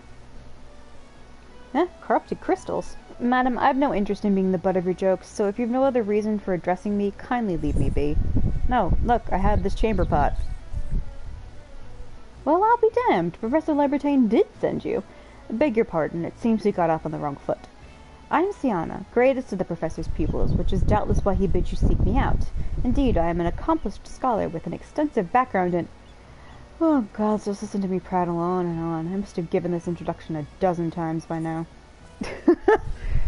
And she's like, ah, fuck that. I don't even want to hear myself. It's probably not pirates.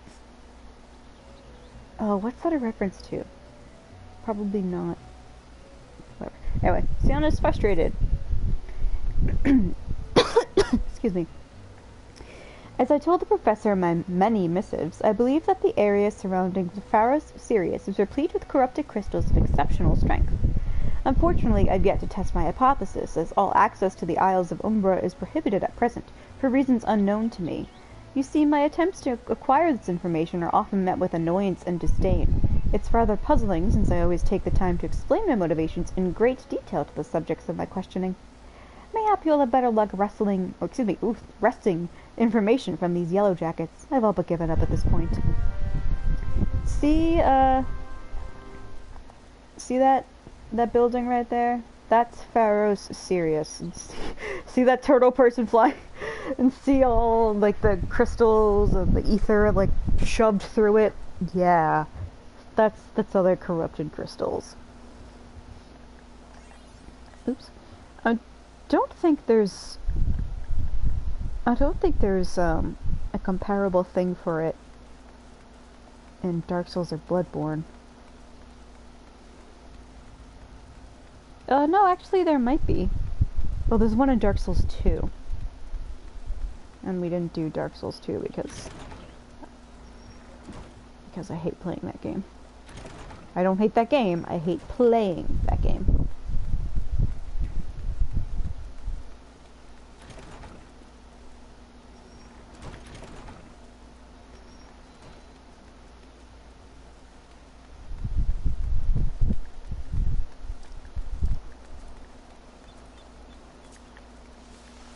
So how are y'all doing? Thank you for hanging out with me again. I hope you guys are just kind of chilling and relaxing. I know nothing very exciting is happening. Actually, no, there's several exciting things happening in the game. It's just the vibe is very laid back. Despite it being like, hey, your friends were kidnapped by the Empire, and there's a lot of thumb twiddling as you try to find a way to kill this other primal.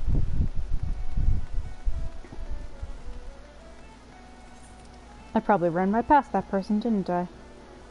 Son of a fuck me bitch. Totally did. Just vibing and progressing through. Good. Ferkerman, you're keen on traveling to the Isles of Umbra? Bloody hell, Slash. Are you drunk or just crazy? Ain't nothing there but death, death, and more death. Yes, I assumed so, but I still have a place to be.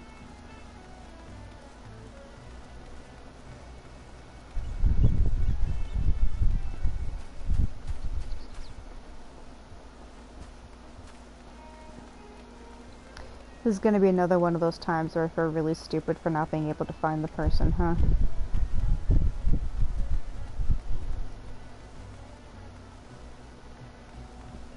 So you know what I'm gonna do? I'm gonna fly. I can fly twice as high. Take a look. It's in a book. There we go. Kinda. Ah, you startled me. Don't you know better than to sneak up on a person at a time like this? What with all this fatuous gossip of spirits and specters haunting the Isles of Umbra? Just because I know it's nonsense doesn't make it any less frightening.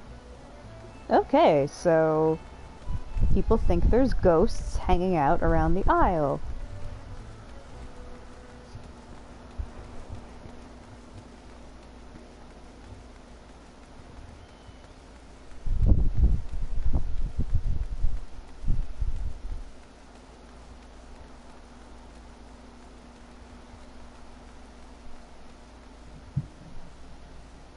This little unicorn is so cute. Reading Rainbow, yeah!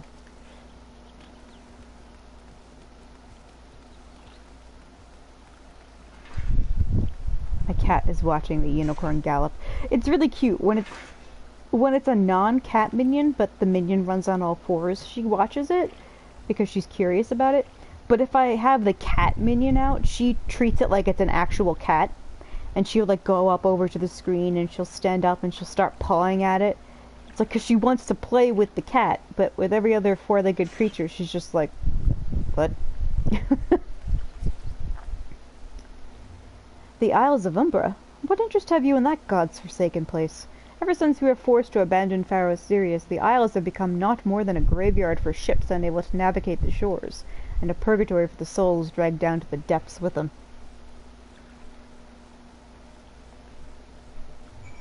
Okay.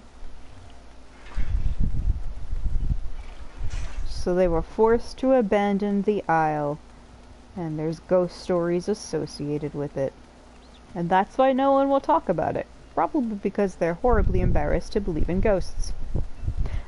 That's one thing I think is always interesting about fantasy stories, is that the one thing they never seem to include with any sort of like genuine belief in them are ghosts. Which you would think if you can cast magic, and if gods and these other terrifying creatures and fairies and all these things are real, why wouldn't ghosts be real? And why would people think it ridiculous if you believed in them?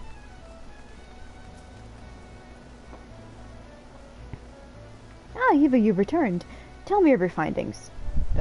Really? Infested with the undead, you say? That is a very interesting development. Excuse me for a moment while I gather my thoughts. And that's another thing, like, the undead exist here. Like, zombies exist in this game. Most of them are in the old desert, which is kind of cool. But, like, ghosts? Like, nobody fucking believes in ghosts. Where it's treated, they're scared of the idea of it, and it's treated as nonsense. Oh, God, I'm so sorry. Which, as we know from playing the game, it's nonsense to think ghosts are nonsense, considering what we've experienced. Worry not, my friend. I have given your findings some thought, and I have concluded that this talk of spirits is not more than local folklore. As for why all travel to the Isles of Umbra is restricted, well, mayhap it's considered too dangerous, owing to the abandonment of Pharaoh Sirius? Yes, well, anyway. While you were questioning the Yellowjackets, I paid a visit to a local pub, since even an esteemed scholar like myself enjoys telling her wits on occasion. It was there that I heard tell of a man named Skyfrin, who was recently detained after returning from, wait for it, the Isles of Umbra. This is the first I've heard of someone actually traveling to and from there, so I'm curious as to how he obtained permission. Mind having a chat with him in my stead? He was arrested after all, so I'm somewhat reticent to approach him myself. Oh, right, this is another one of those quests I can just sum up for you guys and I don't have to read out loud. I keep forgetting what I do and don't have to read. Or that I even made that conclusion for myself, where I'm like, no, I could just read and sum up for you guys.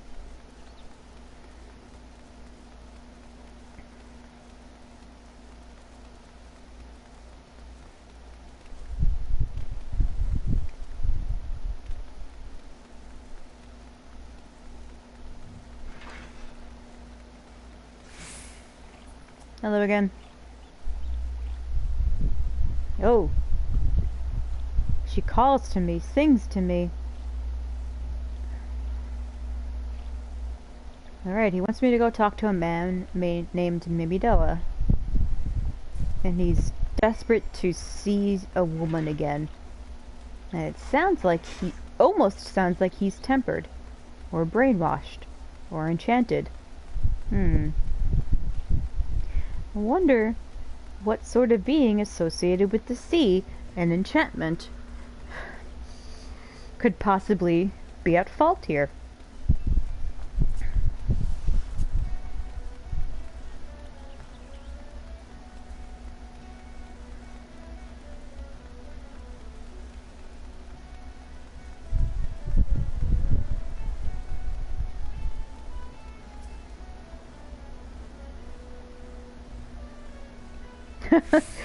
I don't give a shit if he misses some lady. What's this dude named Mimidoa? I know Mimidoa. He grabbed my ass, that dumb fucker. You go talk to him. I don't want to be anywhere near him.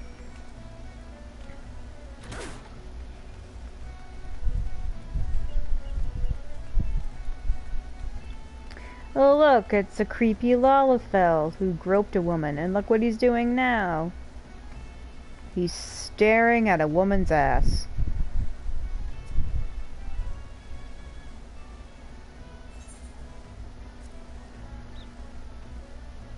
This brilliant feather reflects light as wax gold. I'm meant to show you this golden feather, and I hope you stab yourself in the eye with it.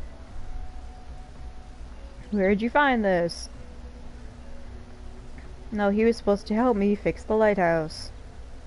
And then he ran off like an idiot. Now, I can take you to the isle if you want.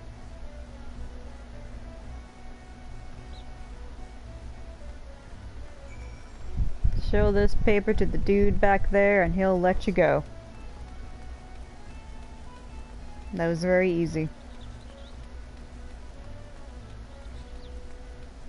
Sometimes you must very unfortunately make friends with the terrible pedobate babies.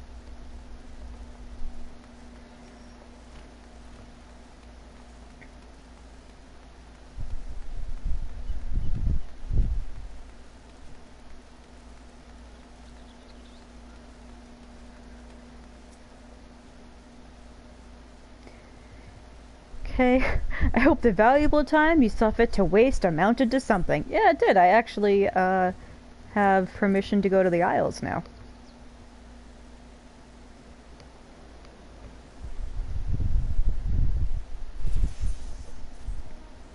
She looks forward to hearing what I discover.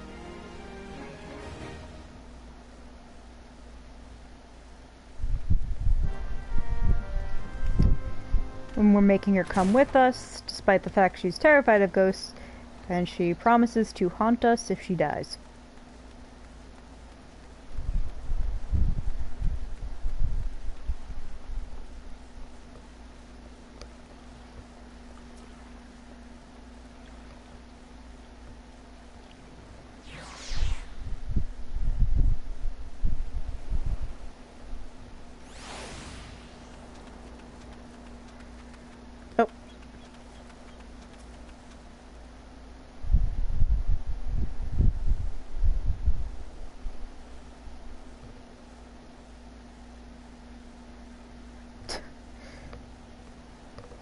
Like, alright, you know what to do. You don't need me to be here with you. Bye.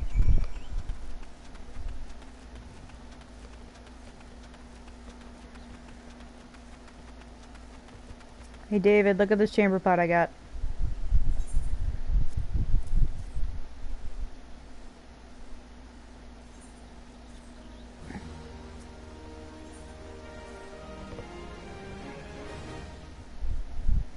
It's like, well, you can come to the island, but you can't go up here.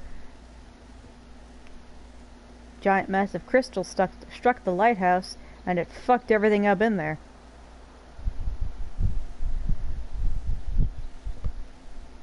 Huh. The fires of Pharos Sirius were not the product of a mage's thaumaturgy or a colossal arcane bomb, but an elaborate contraption fueled by ethereal energy. Okay, and repairs are still ongoing, so it wouldn't be safe for me to go up there by myself. Oh, and he said that rumors of the undead are not exaggerated, they're actually very true. And he wants me to go figure out why they're showing up, and then he'll let me up into the Pharos Sirius lighthouse.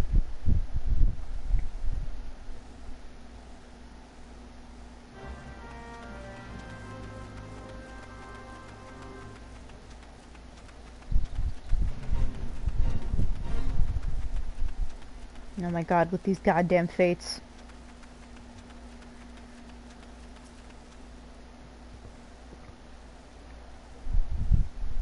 Dead people moving towards the water. He hears a voice. He tries very hard to resist.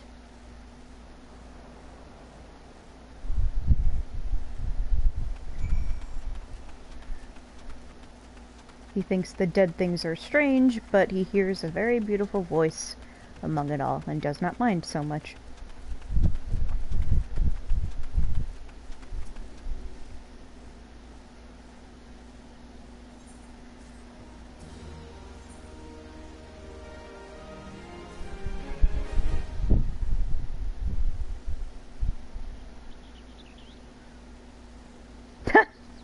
He grew frustrated waiting for the sweet young lass with skin as soft as phoenix down to return, which I'm assuming is you. I wonder what he says if your character is male. But him describing you in that way is really funny. Okay. Mimidoa is looking for me, and I have to tell him what I know.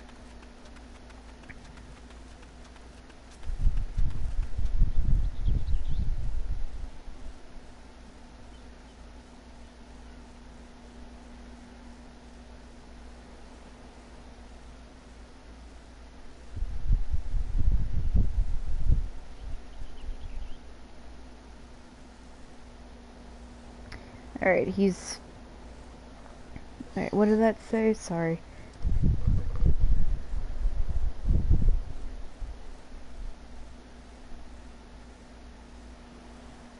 Some folks said as the first purge would be the last, but I knew down in the bones.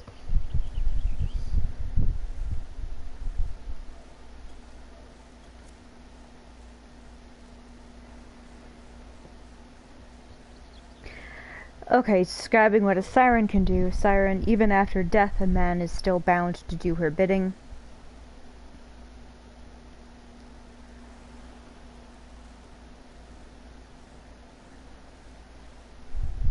And he gives us some earplugs so we can avoid her song.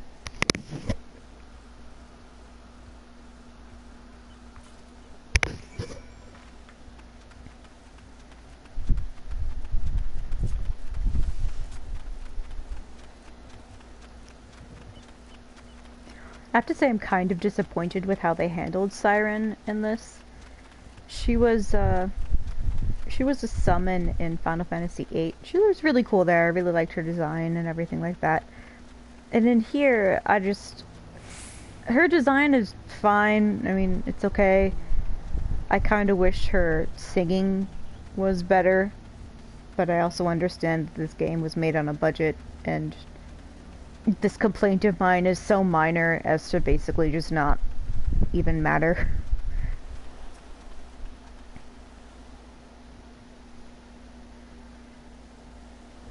Okay, he set up the campfire trying to lure her to the shore.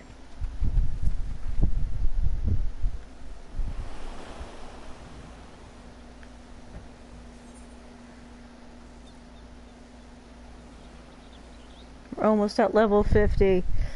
Almost at level 50! That's where shit really starts popping off with all the dungeons and the trials of the MSQ stuff. And by that I mean it's because this is the third act. We were waiting for a while. Do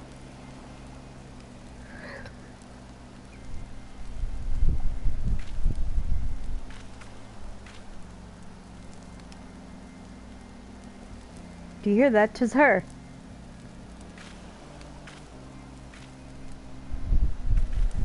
Look out! Look! Out over the water! She's come, Nishi! She's come!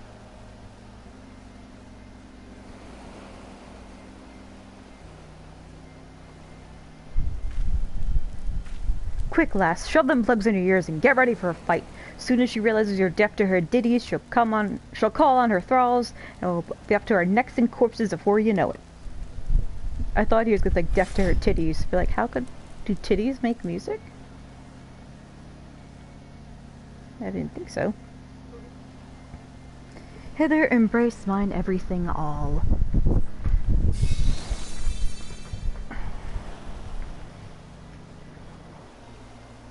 True love spurned, her cruelty's reward. None of these words rhyme at all.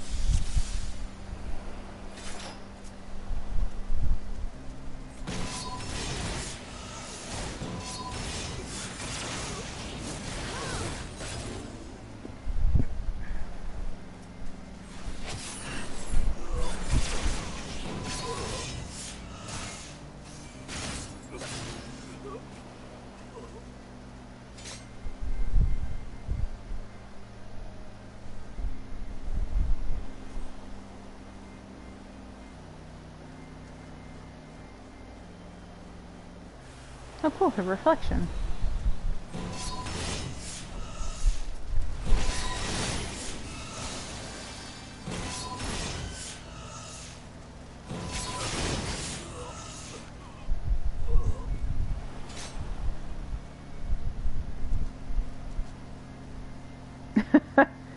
Alright. Dost thou not to relent, to regret forever alone?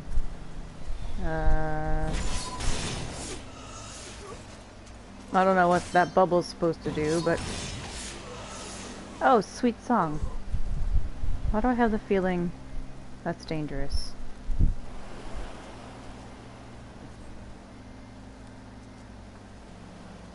No? Huh. Oh, right. I think I can't let it touch me.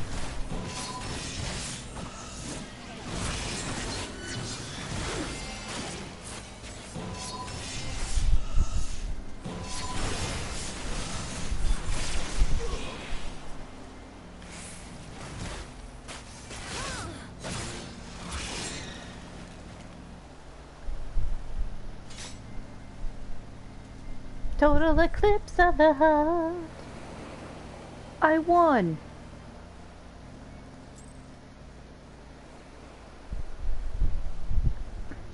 So what do you think about that? Oh, he applauded me. Thank you.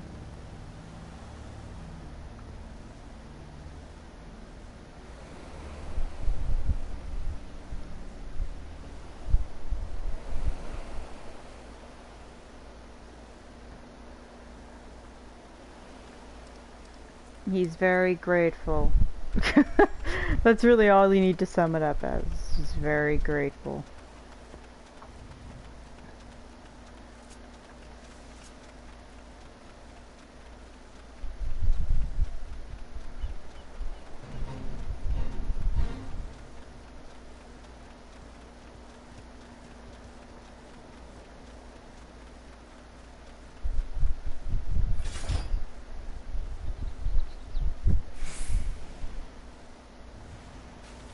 I kind of want to help this guy. Hold on.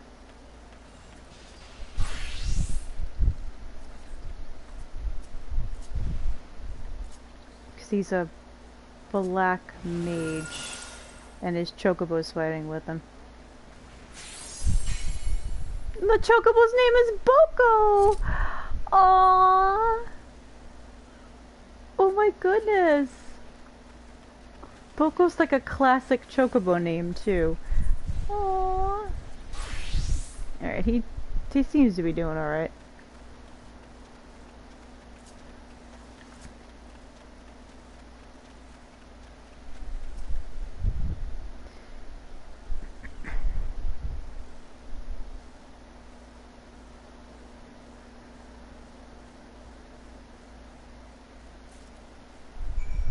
Oh, okay, we have a corrupted crystal. Well, son of a bitch. Oh, right, he was able to get it for me because it was not safe enough for me to go up there, but he could ask one of the workers for me. Okay, alright, I remember now. And I think... God, I can't remember when you go to Pharos Sirius, but I know you do at some point.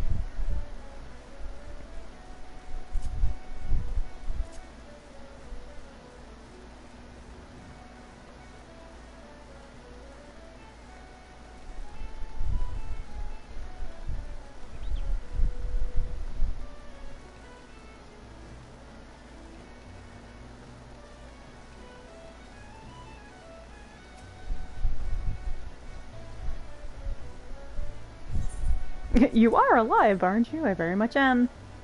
And here's a crystal. You'll be quite pleased with this specimen. A corrupted crystal of volatile overabundance of fire aspected. Oh, you wanted a corrupted crystal composed of ice? To counteract the effects of a raging wind? Ha ha ha. Sorry, this is useless to you. You'll just have to keep looking. What, am I just not telling the people what kind of corrupted crystal I need? In what? Okay, they know exactly where to find one.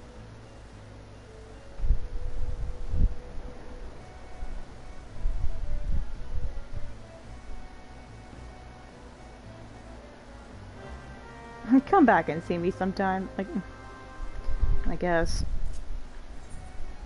It depends on what for.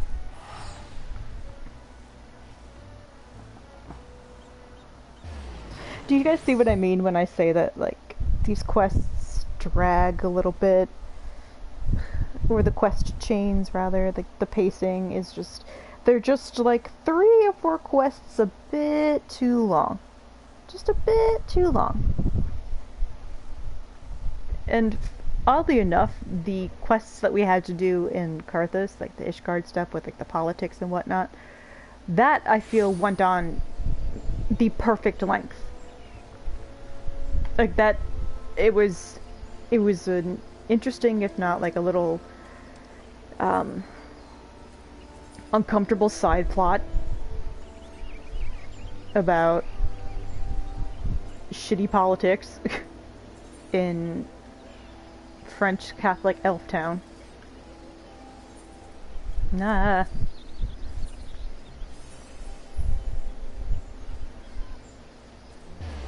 And that was it. It lasted the perfect length and didn't feel tedious.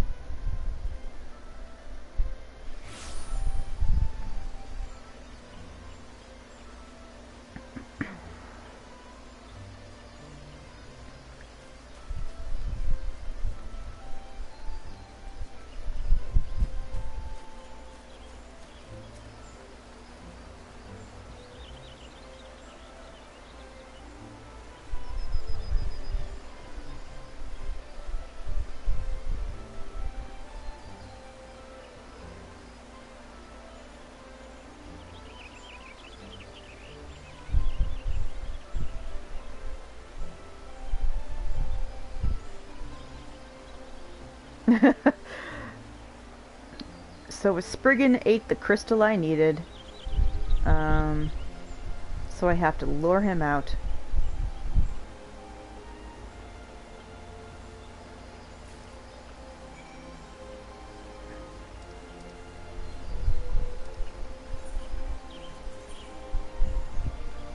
I don't know why... Oh, he did. He said the standing courses. Which I guess I'm supposed to remember as being in Central Shroud. I know, I did the lip clicking thing again. I'm sorry. I don't realize how much I do it until streaming and I actually have to listen to my voice. But yeah, Gridania is so pretty. It's absolutely gorgeous.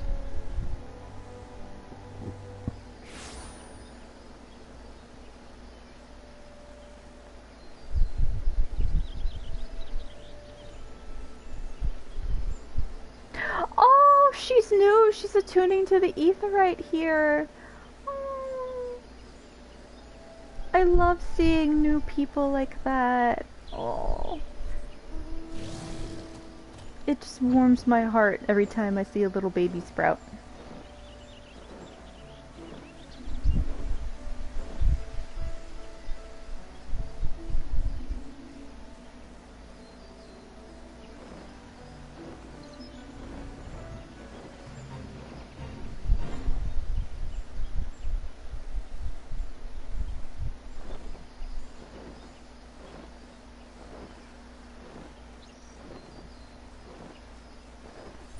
Is this the place closest to Cartano?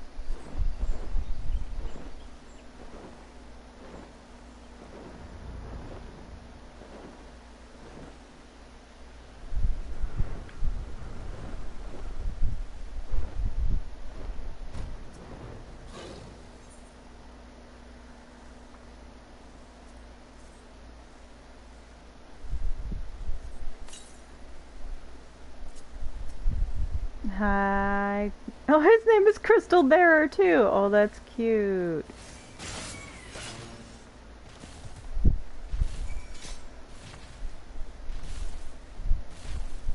Oh, I'm sorry. I'm sorry, little guy.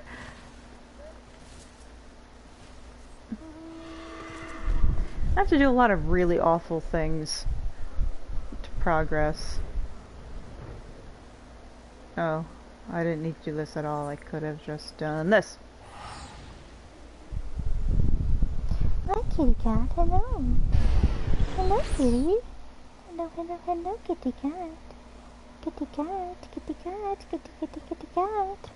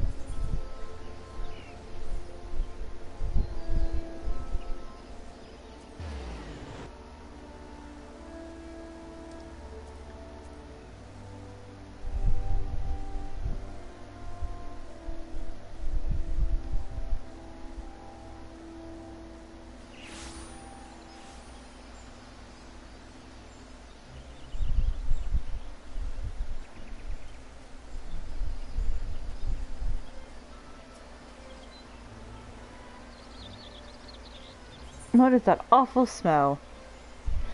It's over-aspected ether manifested into a physical form.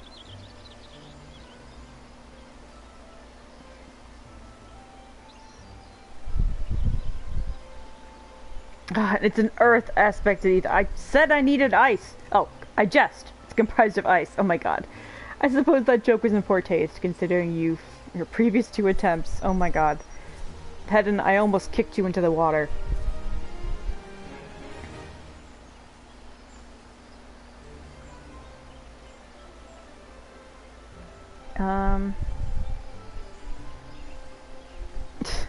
I hope you're not going to use that crystal for anything evil. Don't worry, I know exactly what I'm not doing. And I don't know exactly what I am doing. So it should be fine.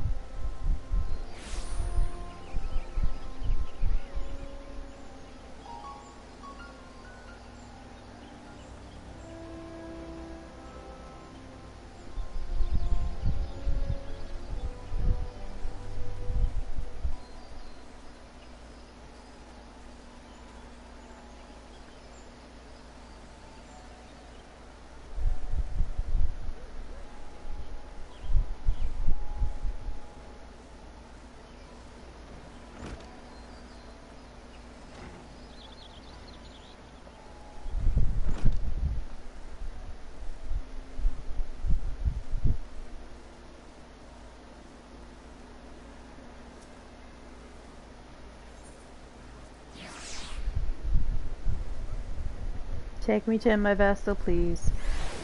Okay, this is actually... This is where things ramp up in the sense of like, oh, they get like a little more intense because of not just the confrontation. Pumpa-rumpa! Not just the confrontation with, or the upcoming confrontation with the Primal, but just other problems that have slowly coming to a head through this. There you go.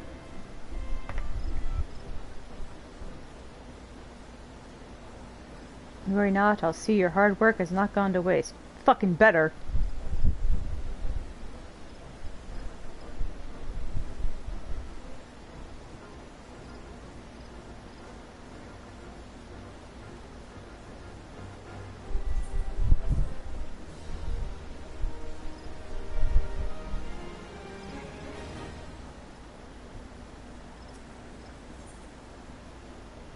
Lady of the Vortex. I did it again!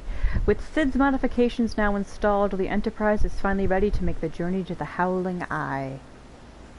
According to my... Oh, I'm standing inside of you. Sorry, Sid. The device is now functioning in perfect harmony. We can leave whenever you're ready.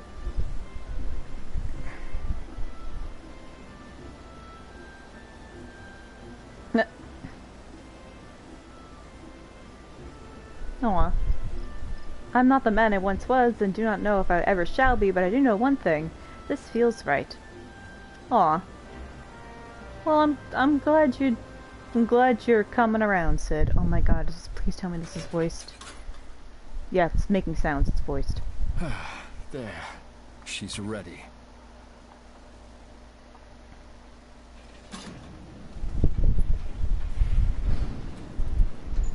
Ah, she stirs.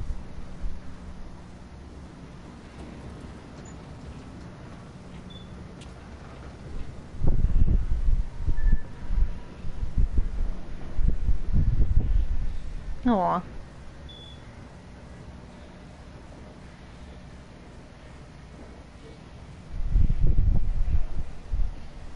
To Kurthus, and an audience with the Harpy Queen Garuda.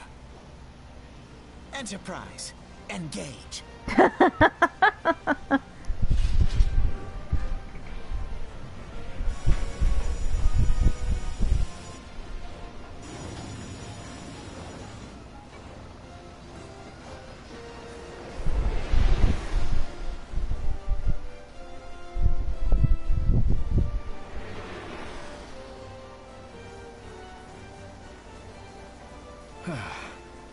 No, I think you should keep both hands on the wheel, sir.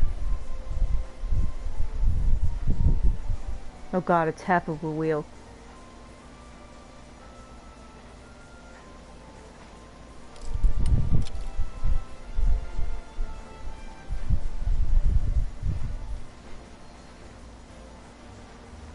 It's a Garlean third eye.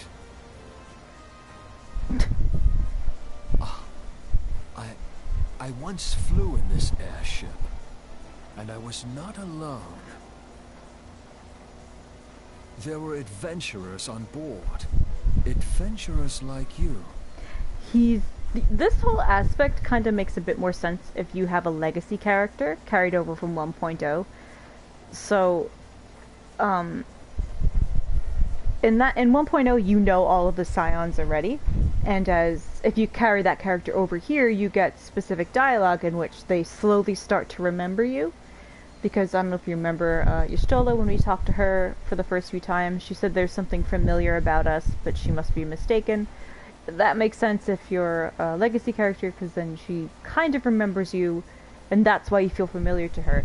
It makes sense if you're not a legacy character, in that you bear a similar energy about you, or I guess supposedly similar ether to the Warriors of Light from before the Calamity, and that's why you feel familiar to them.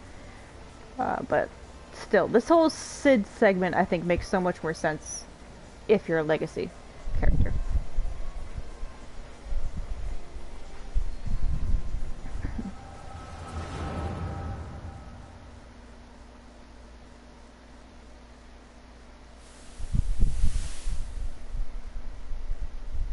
Just how long have I worn these damn goggles?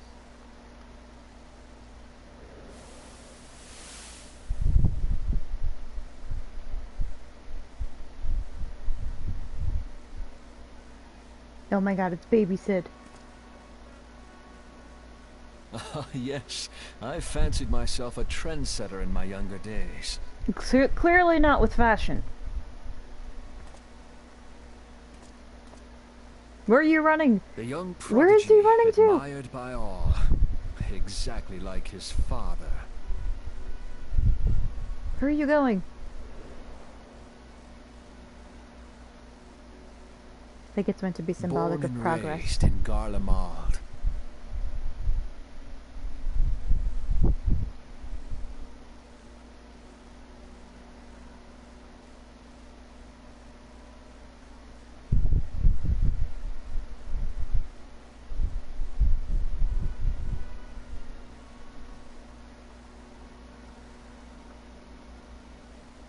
It was only natural that the precocious young student should become an engineer. Had his father not done the same?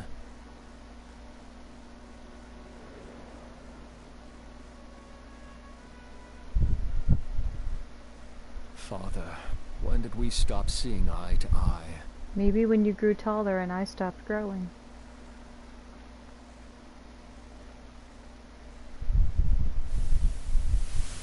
When did Meteor become your everything, and your loved ones cease to matter?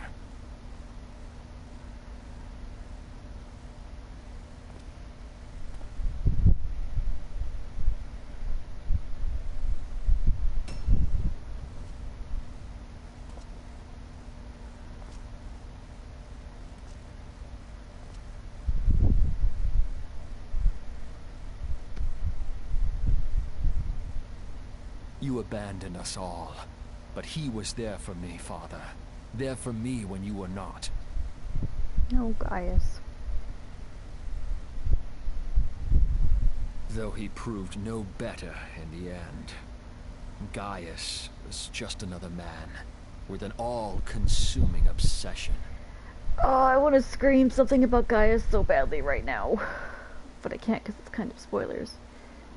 Oh my god.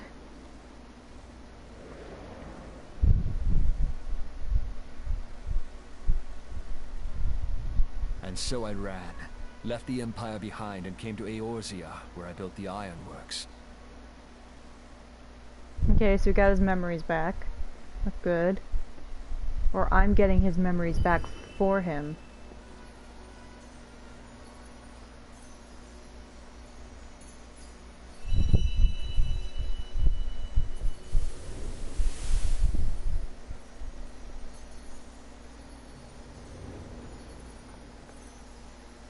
In this part, I genuinely do not understand. It's like, does he have a vision of us? But that can't be. Ah yes, it was then that I first donned these goggles. Okay.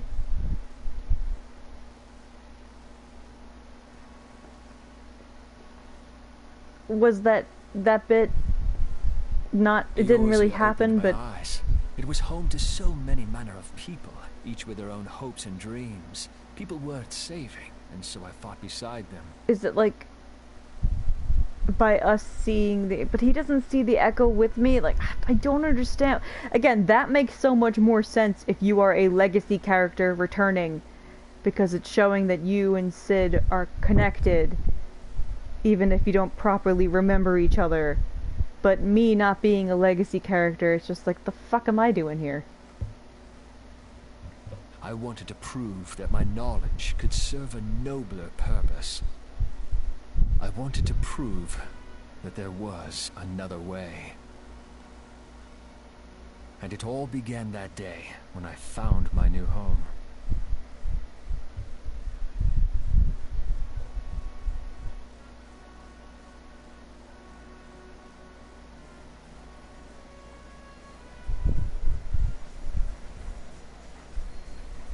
I had forgotten how wonderful it was.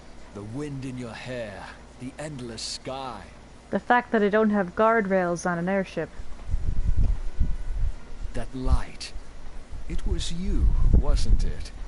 I don't know. It's surprising how few people know this, but all pureblood Garleans have a third eye.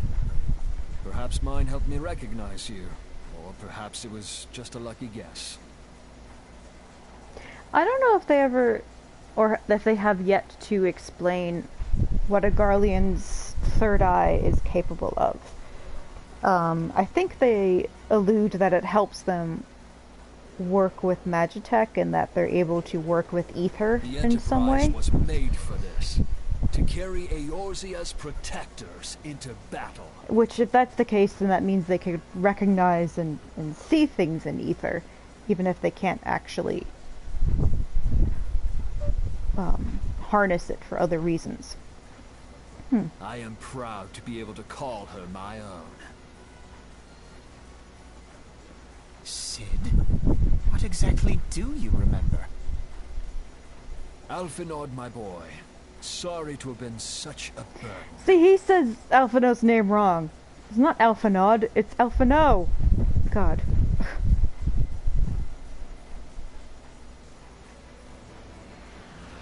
I remember everything. Yay. My name, my people, and my purpose. Everything. He is one of the worst voice actors, I think, in this. Which isn't to say he can't voice act. I'm sure he can. It's just his voice. Him and Minfilia's English voice actors just do not do a good job. Come. It would be rude to keep Garuda waiting.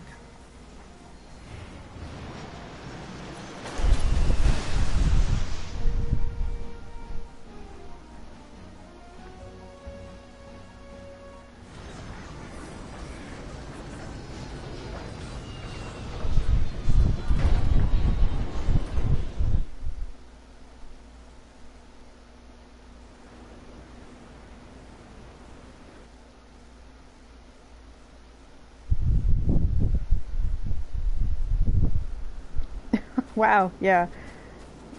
We're cruising quite a bit. All our efforts, all our travails, all of it was for this. Make ready, Eva, for the end is nigh, be it hers or our own. The Howling Eye is now accessible. This is really not going to take that long at all.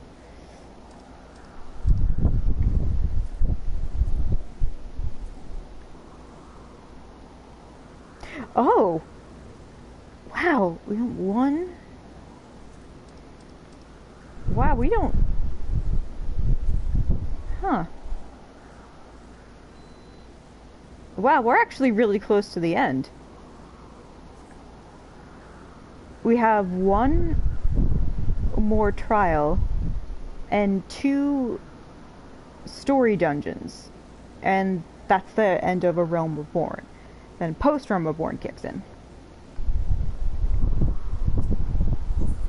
And then post-Realm Reborn, I'll have to do Coils of Bahamut, which are tricky. I mean, I could do them unsynced and probably by myself, but Coils are really difficult. But like I said, I could probably do them in sync. I don't know if I could do them alone. I don't know if you're even able to do it alone, if you have to go in with other people. If not, I could at least just show you the cutscenes from it. Hopefully that'll work. Because Coils of Bahamut is important. Not just to understand like things because they were closed up in 1.0, but content going forward into Endwalker. In fact, that's one of the things they recommend people play before they get into Endwalker. There's that, there's the Eureka questline, and quite a few other things, most of which I've done, so I don't really mind. Anyway, let's not keep her waiting.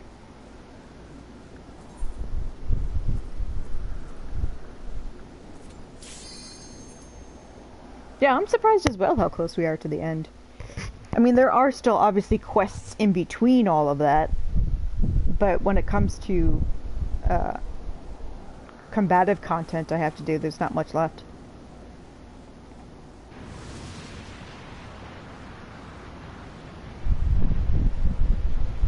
dares intrude upon my sanctuary? I'm not gonna voice act, I'm too tired. Not sleepy tired, just tired. Your insolence shall not go unpunished, landwalkers. Okay. 12 preserves, she's huge. Yes, all of them are, as I live and breathe. Oh, they haven't seen a primal before, that's why.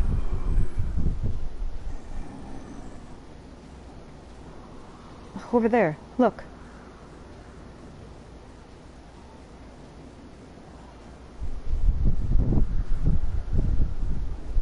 The Ixal took the Amalja and Kobolds hostage. Amalja and Kobold prisoners. But why would the Ixal bring them here?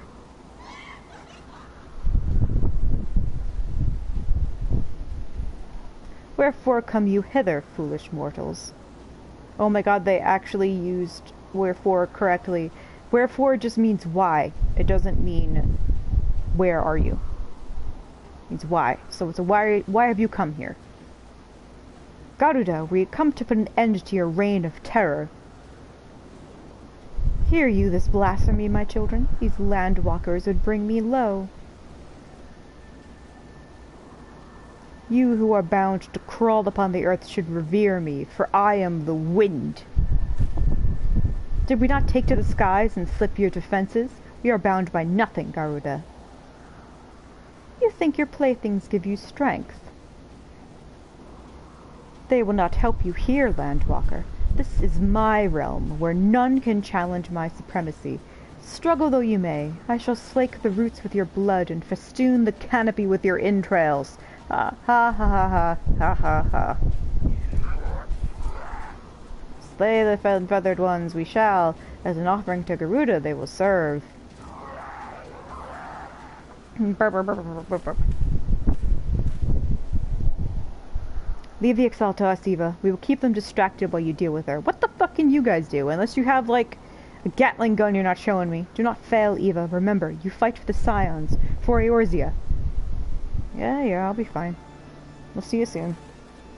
It's a pity, because this song is really good, too. So I might just kind of dick around so you guys can listen to it. This worm would die by my own hand. Come, then. I shall grant you that which you seek.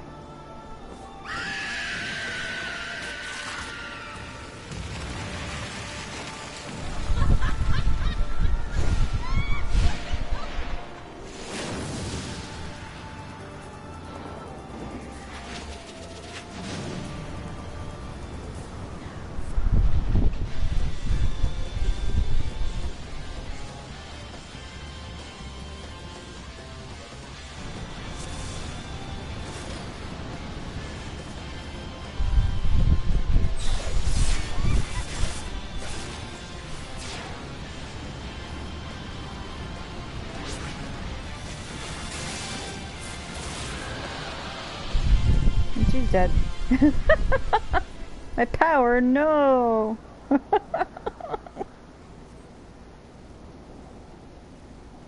That was quick.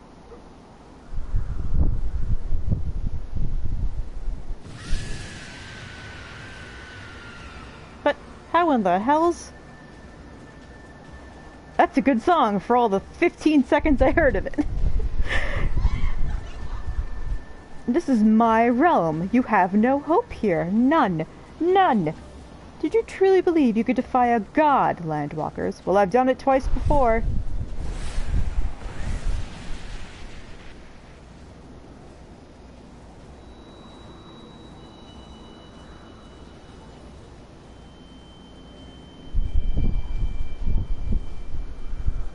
My power is limitless. My children legion. And they have rendered unto me a wealth of crystals. Their gifts sustain me, their faith empowers me. None save my children will escape the reckoning, mortals, and those who would use my crystals to waken the rest shall realize the folly of their faith. Then all shall worship none but me, the one true God. He, he, he, he, he, he. Hee hee hee. Of course, worship. So long as the Ixal keep praying, she will never fall.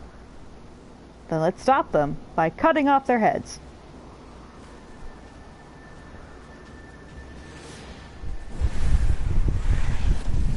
Really, did you think that was gonna work? Ha ha ha ha, hee hee hee. No harm will come to you, my children. This is only the beginning, landwalkers. All who oppose me shall suffer for their defiance. Soon the worms of the forest shall receive my judgment. The desert vermin next. Their walls of stone will not shield them from the tempest. And then I take vengeance on the sea lice. Their wooden boats cannot outrun the wind. Tremble, mortals, for I shall visit you all in time, and all shall be mine, all mine. Okay. You, landwalker, you who dared to raise your hand against me, you shall be the first to pay for your sins. Not with your death, but with your life. You will serve me, landwalker, to your last breath. Yeah, just fucking try it.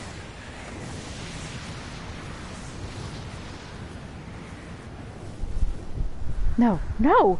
I claimed you! You should be mine! Well, you ain't. I mean, wait, I ain't.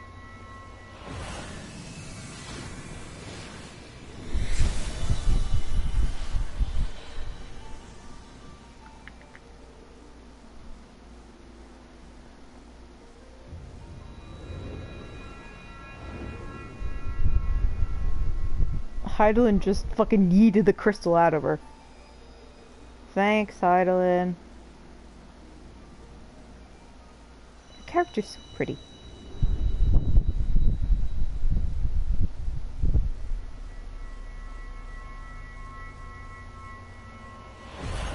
Seriously, Heidelin just said, like, fuck you, and just knocked it out of her.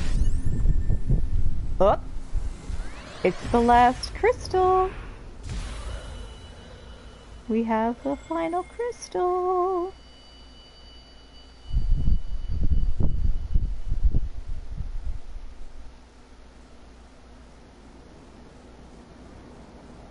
What are you? What have you done to me?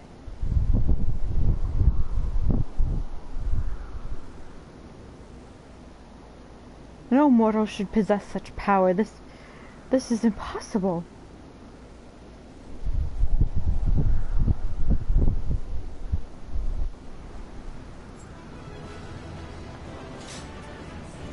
Okay, bye. When a primal god is scared of you, I'm scared of me.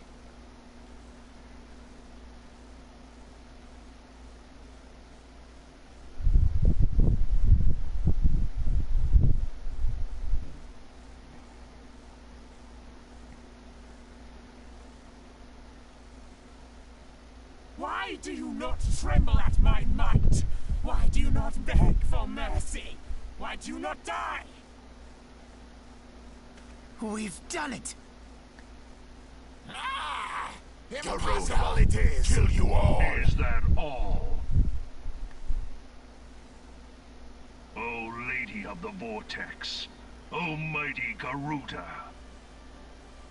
of all primals the most terrible, I say again, is that all? His Japanese voice is so hot, and I know none of y'all are gonna believe me when I say Gaius is very, very, very, very hot. But trust me, Gaius is very, very, very, very hot. He also has an amazing introduction in 1.0. It's fucking badass. Gaius! Ah, Sid, my boy, you look well. For one who has forsaken kin and country. I wonder what else you will forsake before the day is done. What? What exactly did you hope to accomplish here this day? Like what? What do you mean I gave up everything that I already told you I gave up? What are you talking about? Like, it said, you know. Don't go look up Gaius, Blue Jay. You're gonna see spoilers. But trust me when I say he is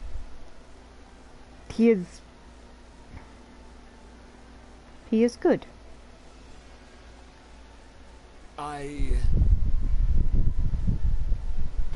Well, I shall accomplish far more.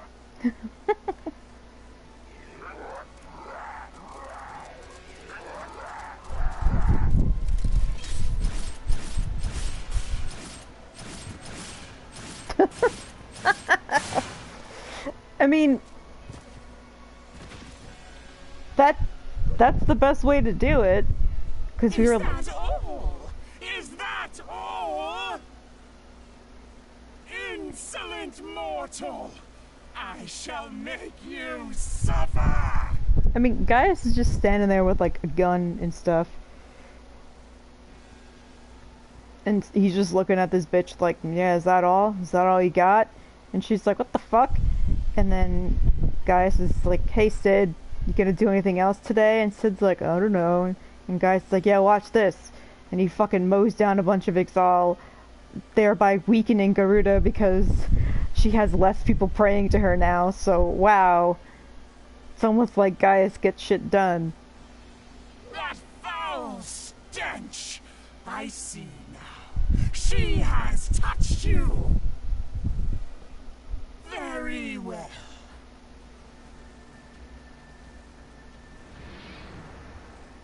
Seven hells, does she still mean to fight?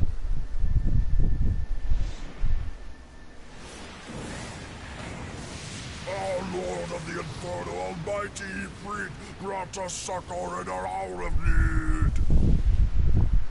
Save us, Titan, Lord of Crags! It hurts us so! The pain! The pain! What is she? 12 preserve. She cannot mean to.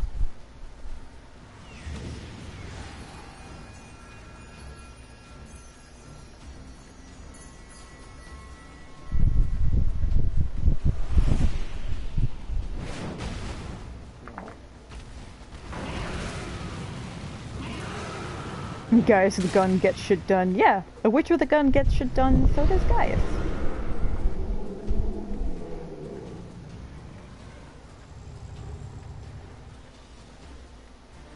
No. No, this is all wrong. Stop gawping, boy. We must run. Have I run? Okay, I'm like, am I running or am I hanging out? Gaius is hanging out. God, I love him. Surrender yourselves unto me. I would feast upon your ether. None shall stand against the wind.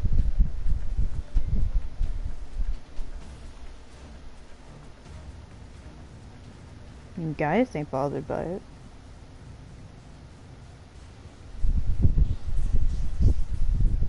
Bear witness to the glory of the Empire.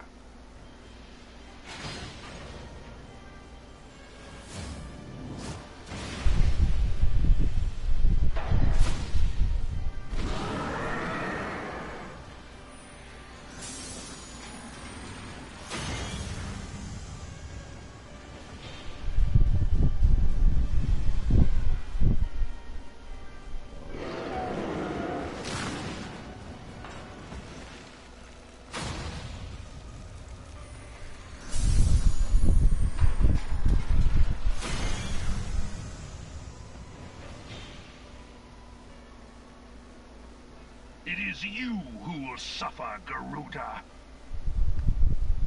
Ancient Alec had ways of dealing with your kind. Now, look on their ultimate weapon, Icon, and despair. Hey, let's put a pin in the whole... The ancient Allegan Empire had a way of dealing with primals thing. And that this weapon they have is from ancient Alleg and it's used to fight primals. Let's just put a pin in all of these things.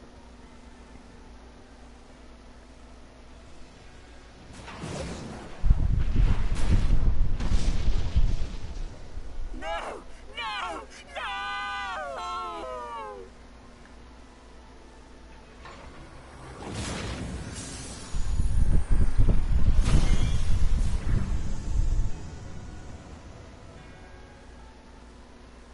Magnificent. It exceeds all expectation.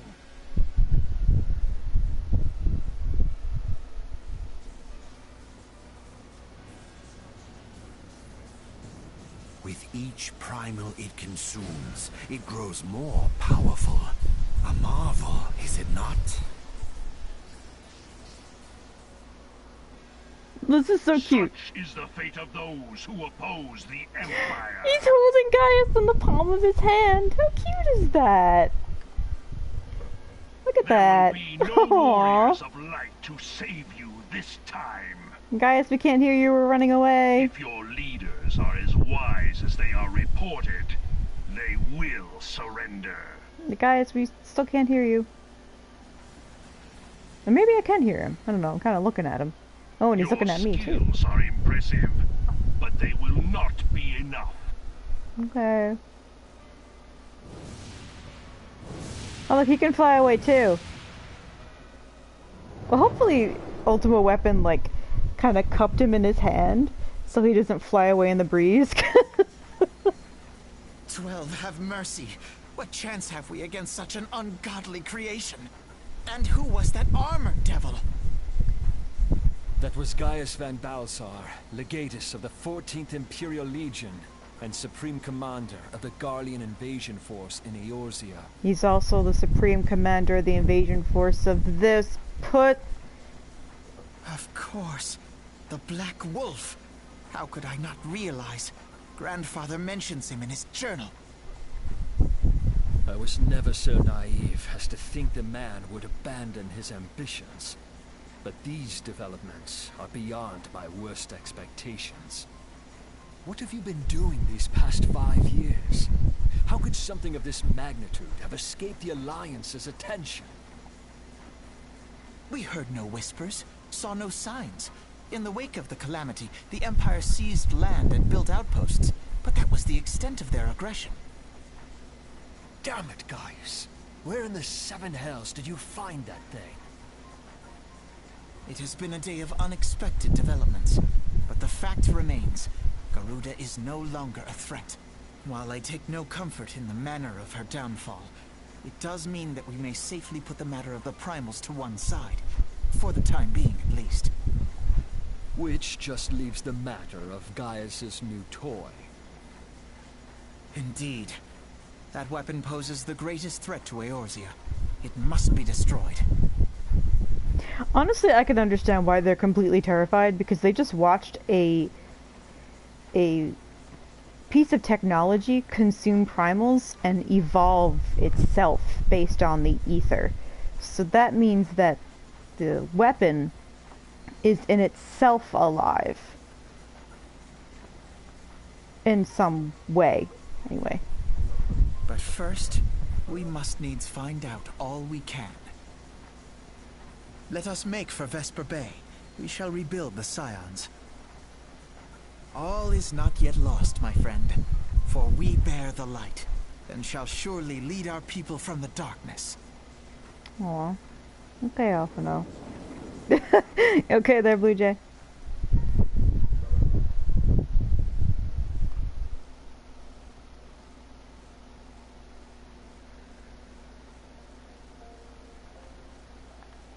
Speak with Alphino. Is he sleepy? No. Well, that was an experience I'd rather not have again. Something has been troubling me, Eva. Shortly before the Black Wolf took center stage, when Garuda attempted to claim you as her own, I could have sworn I saw... but I'm sure I was mistaken. In times of great stress, the evidence of the eye is apt to be misread by even the most inquiring mind. Forget I mentioned it. Returning to the subject of our earlier discussion, we may consider the matter of the primals closed until further notice. No beast tribe will dare summon their god so long as that weapon exists. Truly a more effective deterrent I could not imagine. It almost seems a shame to plot its destruction. Yeah, it's almost like the Empire's got a really good way of stopping the primal threat by having this weapon exist. Wow. Huh. Alphino's ready to return to the Waking Sands. It's past time that we pray return to the Waking Sands. To leave our headquarters in disrepair any longer would be to dishonor the memory of those who fell there. Okay, may have been brought to our knees, but we will rest, rebuild, and rise once more. Pray speak with Alphino in the Waking Sands. It doesn't say pray, but I'm still just saying that because I think I'm funny.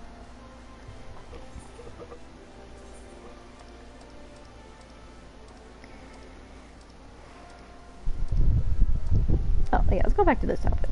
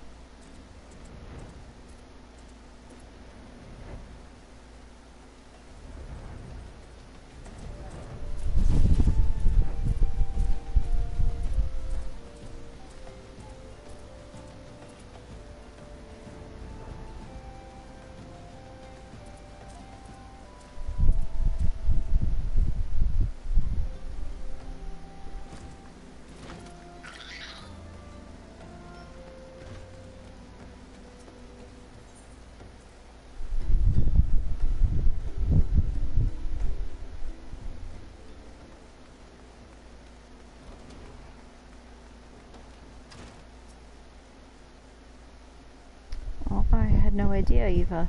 I could only imagine how you felt when you returned that day. Honestly, I was more sad about the lettuce being dead.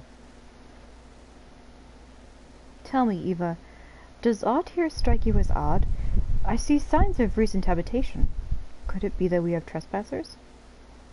Mayhap it was just my imagination. Come, let us proceed into the solarium? I think it's solar. Wait!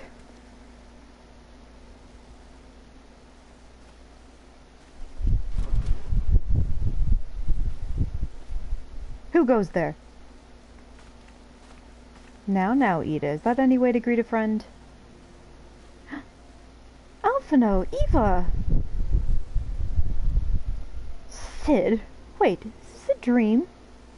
Not that I'm aware of. It's been a while, Ida. Aw, Ida. I don't believe it. I was sure you'd been... This place has seen better days. Yeah, a lot of people were killed here, Sid. Maybe don't make any jokes. You know, I wasn't actually here when... I was still in talks at the Adder's Nest. The first I knew about it was when I came back and I saw... Ida. The church had taken care of the bodies, but that still left the stains. It was hard to know where to start. If Ishtola hadn't been there to help me... Ishtola is here too? Yes, but she's not here right now. She's gone to Ul'dah to meet a man who might know what happened to the others. Papalimo and Minfilia weren't among the dead, according to the church. Ishtola thinks they were taken somewhere. Upon the orders of the Black Wolf, no doubt. Why would he want them? Because they possess something he desires, knowledge of another power that can be brought to bear against the primals, one that Gaius has yet to harness. The Echo. Gaius will be aware of its existence, as well as the immunity it grants the gifted to the primal's influence. Powerful though his Allagan weapon may be, he would doubtless desire such protection. He means to use Minfilia to gain an understanding of the Echo, none of which explains how the Empire came to know the location of the Waking Sands in the first place. No matter. The Empire has shown its hand, and now we must act. It is up to us to rebuild the Scions and save Eorzea. Yeah, easier said than done, little guy. Can I count on you, Ida? What? Yes, of course, whatever you need. We can discuss our next move upon Ishtola's return. For now, I say we rest.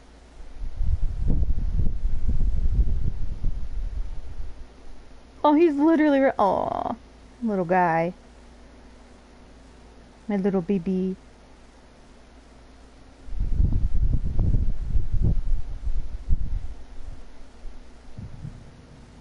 Hear, feel, think.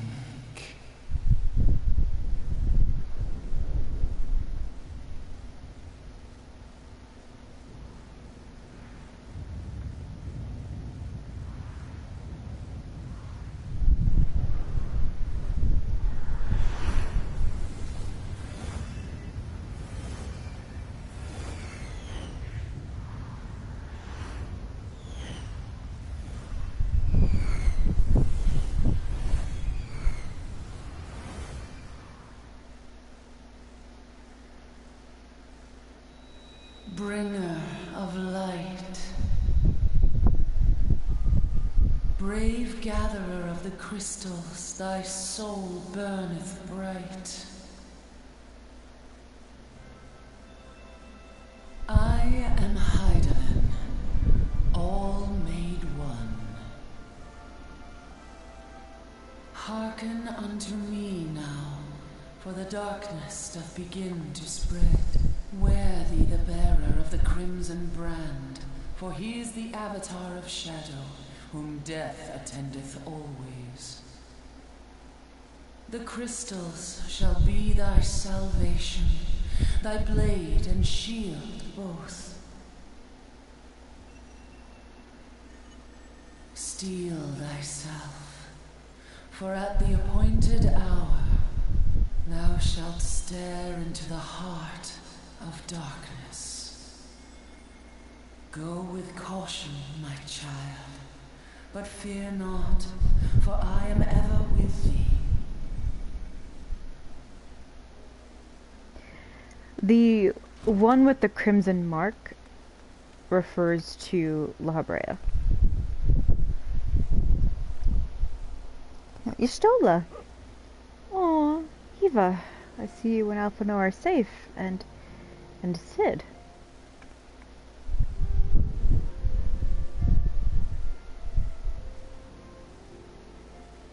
That we five should meet each other thus defies simple explanation. It is as if the benevolent hand of Master Louisoix guides us still. He would not see us undone so easily, not now when the need is so great.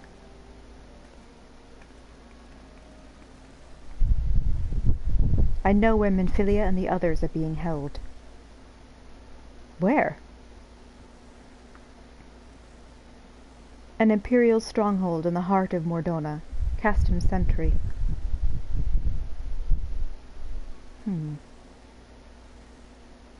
I like how my character's like, I'm just not going to tell anybody that I spoke to Hydaelyn, supposedly. Hydaelyn, the planet that we're on. I'm just going to keep that all to myself. Casing the castrum. The rescue of our allies will be no small undertaking, Eva. Even under normal circumstances, breaching the defenses of an imperial castrum would be a highly dangerous proposition. But now that Castrum Sentry houses prisoners whom the Garleans deem valuable, we may be confident that they have taken additional measures to ensure the stronghold's security. If we are to free our friends, we will require an effective strategy, and if we are to formulate an effective strategy, we will require intelligence. I believe I know a man who may be able to assist us in this, Lord Portelaine of House Dorandaire. He is stationed at the observatorium in Carthus. Let us go to him and beseech his aid. Well, hey, I know that guy. Yeah.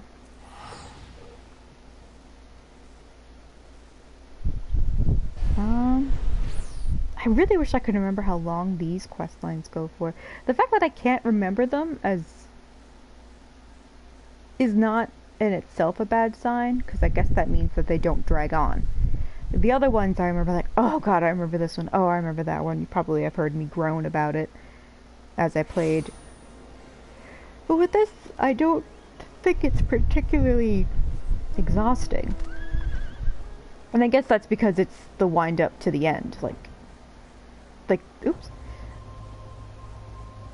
Like, we're basically in the 11th hour here, where it's like, okay, we know we reunited with the friends that we have left. We know where our friends are to be rescued, and we know that the Empire has this crazy, scary thing. So all the pieces are in place. The things that are at risk, and the things that must be challenged. It's all come to a head to this.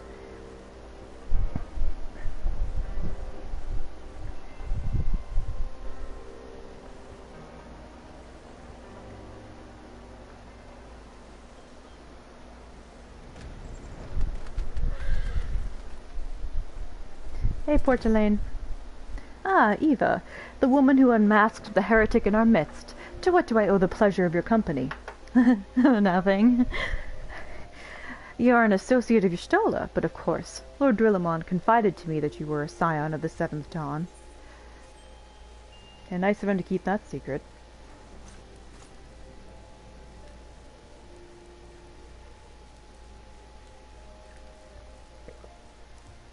Castum Sentry. What interest have you all in the Imperials? They hold several of our number, whom we intend to free. Any information you can provide would be greatly appreciated. I see. That might explain our scouts' reports. They observed 4 prisoners being led into the castrum, a Huron woman, an Elysian man, and 2 Lalafels, 1 male, 1 female. It's them! It has to be! Minfilia, Urianger, Papalimo, and Tataru. If that scant morsel is of use to you, you may also be interested to hear about a more recent incident. Welcome back, Star! Incident? An Imperial airship made an emergency landing here in Karthus not long ago. 2 men believed to be prisoners, a Rogadin and a Lalafell, were seen fleeing the craft. What did you say? A Rogadin and a Lalafell, Master Garland. Neither wore Imperial dress, and both seemed disinclined to wait for rescue, hence our assumption that they were prisoners. Well, I'll be damned. It's Biggs and Wedge. Trust those 2 rascals to escape. We must find them, Eva, and soon. Do we have to? The Imperials will not rest until they are captured or killed, and if Biggs were given the choice, I fear he'd take the latter. Freeing those held in Castrum Sentry will require substantial planning and preparation. As such, it is an endeavor that will admit some slight delay. The matter of the escapees, by contrast, will not. Shortly after the prisoners vacated the airship, our scouts observed Imperial troops setting off in pursuit. It is likely only a matter of time before they catch them. If you wish to see your comrades again, you had best act now. Okay. If, as has been suggested, the Garleans took our fellow scions prisoner in hopes of understanding the Echo, it seems reasonable to assume that they will not be executed at such time as the study is complete. But Biggs and Wedge are not scions, nor do they know aught of the Echo. As Lord Portland said, this may prove our only chance to rescue them. I say we seize it. Oh, really? Aw, that makes me happy to hear, Star. That's sweet. Aw. Thank you, everyone. You won't regret this. I don't want to help you and your dumb friends. Like, Biggs and Wedge are stupid. Stupid, stupid, stupid. Oh my god, wait. Oh, it's Power Ranger Squad.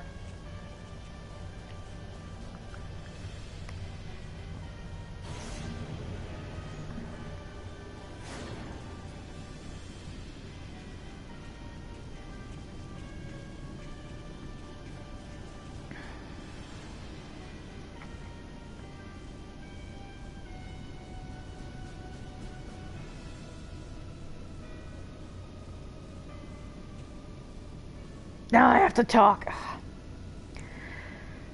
Final preparations are almost complete, my lord.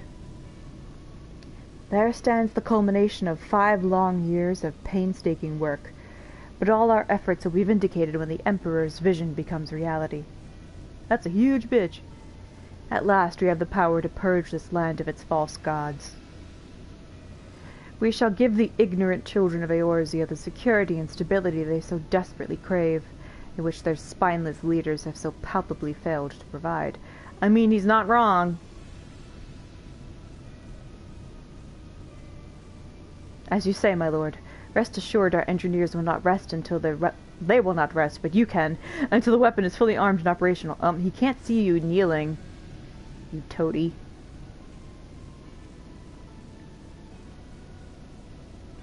Ritatin. Potato. No, wait. Ritatin. Ritalin, you depart for Castrum Occidens at midnight.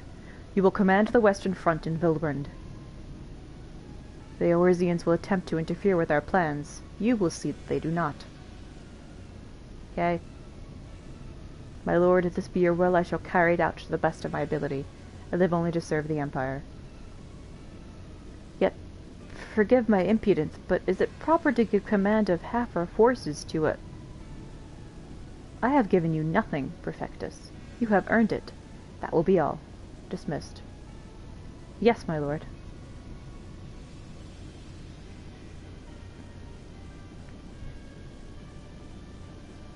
My quarters. 1 hour.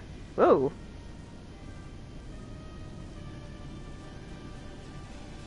Hello.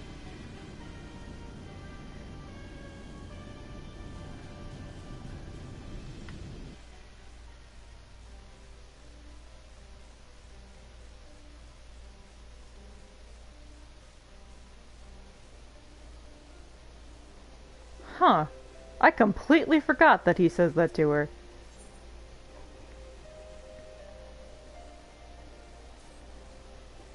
My purpose here is to reconnoiter...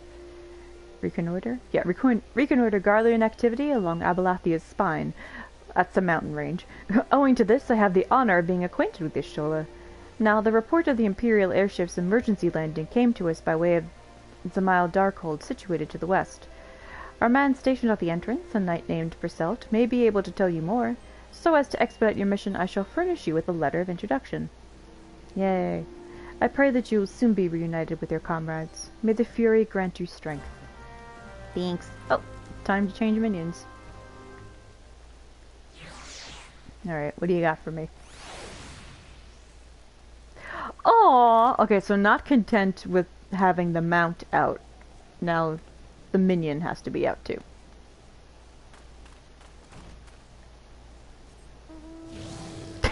Oh, husband.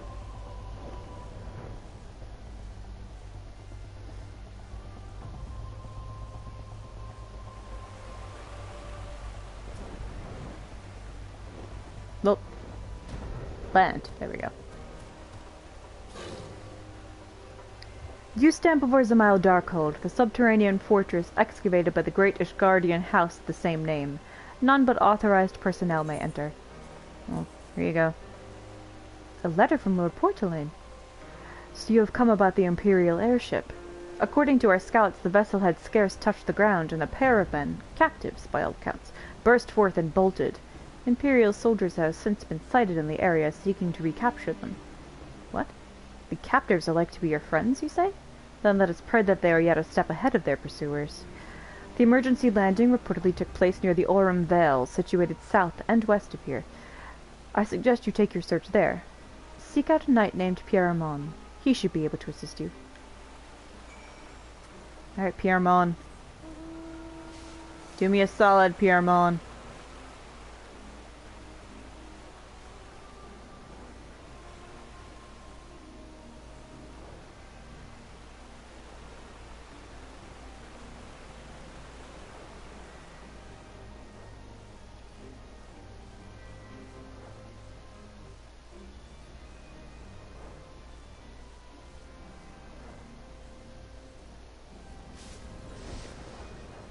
The Imperial airship?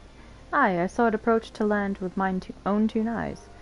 I hastened to the landing site, arriving just in time to see the vessel take to the skies again, but not before it had deployed a detachment of troops. Oh wait, this is one of those quest lines that I don't have to read.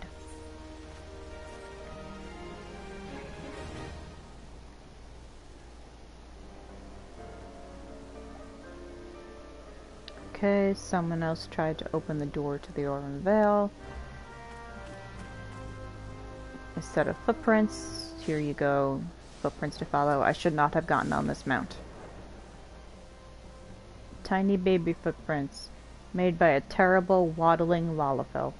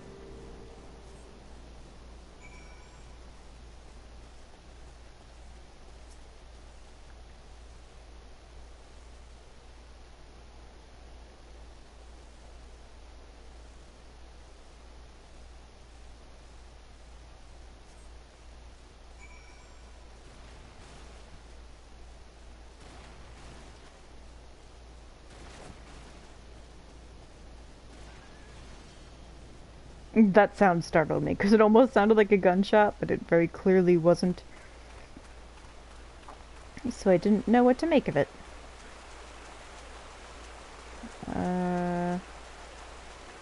Aha! Oh no, it's a Lalafell.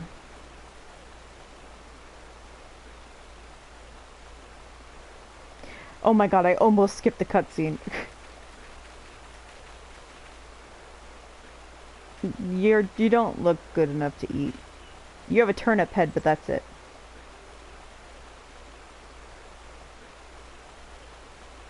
Oh no, you almost died, but you're not dead, so that's fine, I guess. I don't know where Biggs is.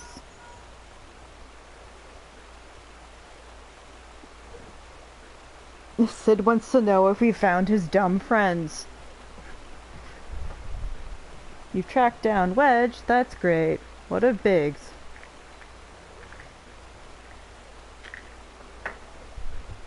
Sorry, I'm just really not emotionally invested in this reunion at all.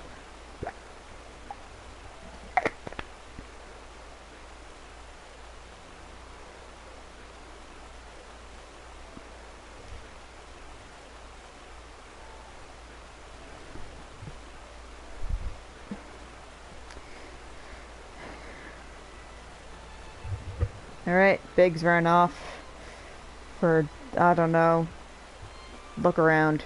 He'll turn up soon, it's fine, whatever, just fine.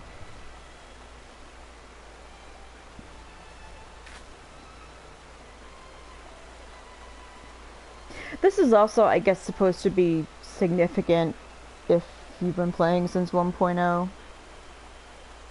But to me, I'm just like, uh-huh, great.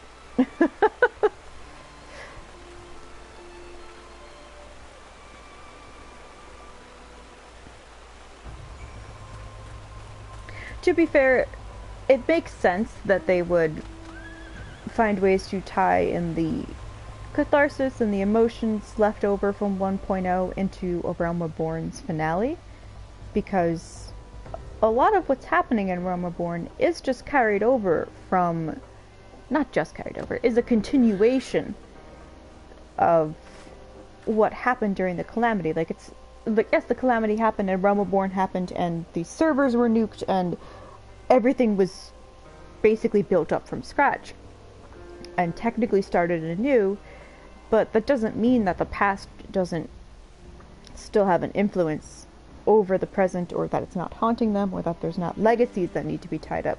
That's a significant thing in Final Fantasy XIV, is the persistence of legacy and loss.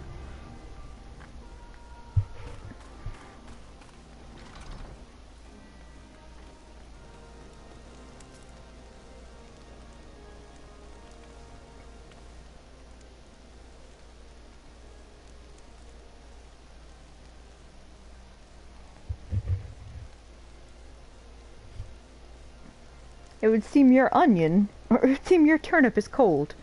I will put it in some soup.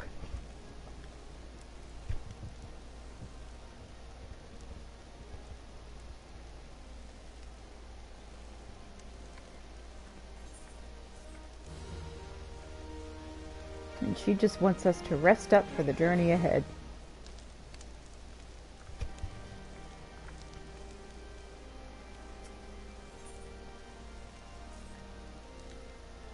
I'm fine, but you gotta go look for Biggs. Hate to rely on you again, but apparently I'm not allowed to do anything. I don't know where he'll be, just, you know, go look for him.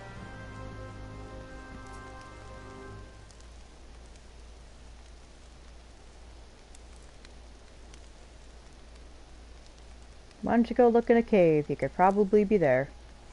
Okay.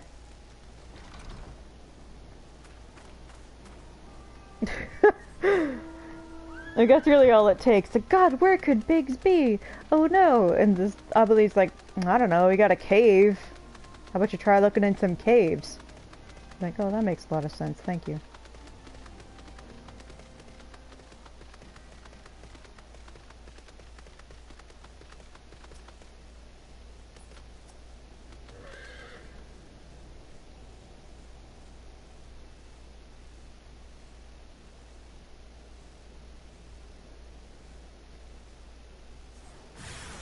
Oh geez, the chill runs down my spine. Oh no.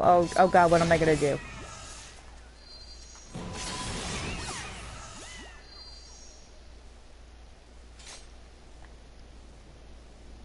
I don't think he was here.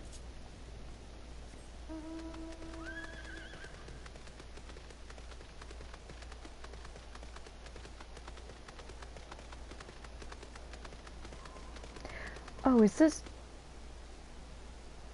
No.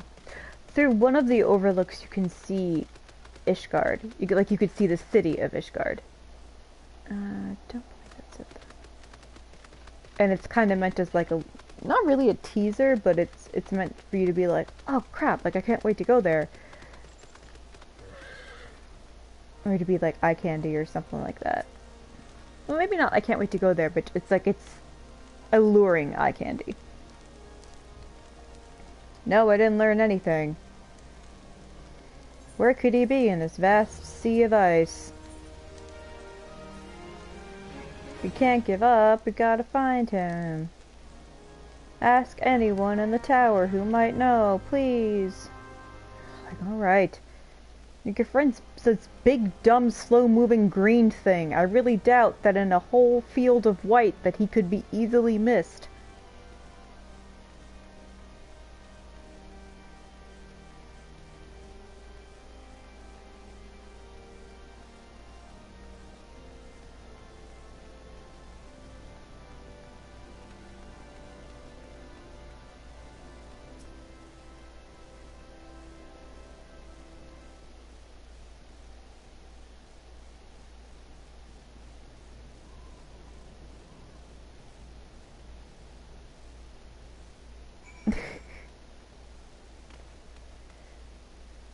That guy told me to be careful because he almost slipped and broke his neck while walking down the stairs, and he's like, well, if you can't find your friend around here, why don't you go to this spot? Truly a riveting conversation.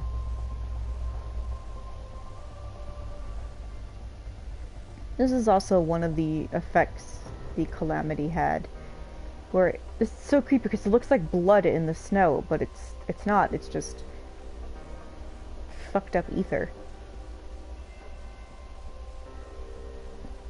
Oh, and hey, you wanna know something really fucked up? Karthus, this whole place that we're in right now, it never used to be covered under snow. Karthus used to be a beautiful, bright green, lush type of like tundra forest, not forest, but tundra type of landscape.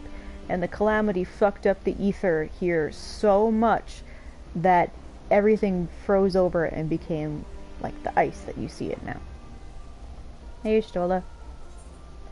Oh dear.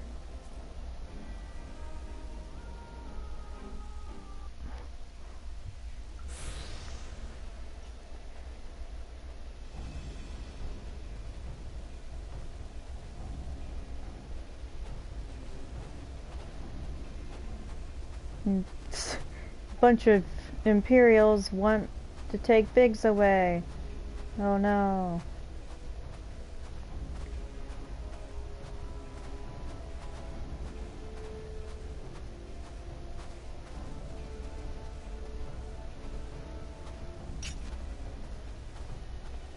Everyone's just hopping around.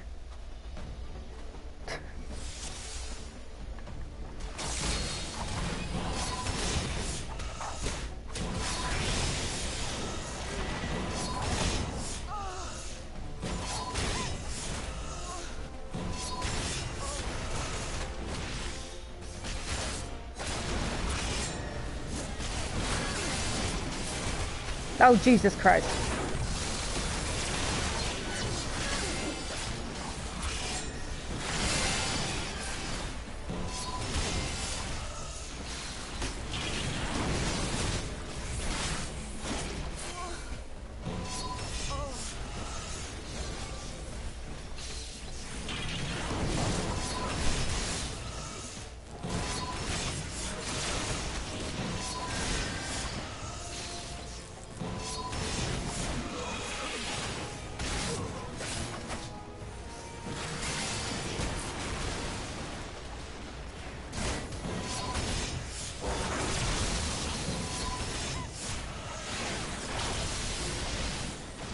Did that fucker just cast Home Gang on me? Did you just fucking cast Home Gang on me? Piece of shit.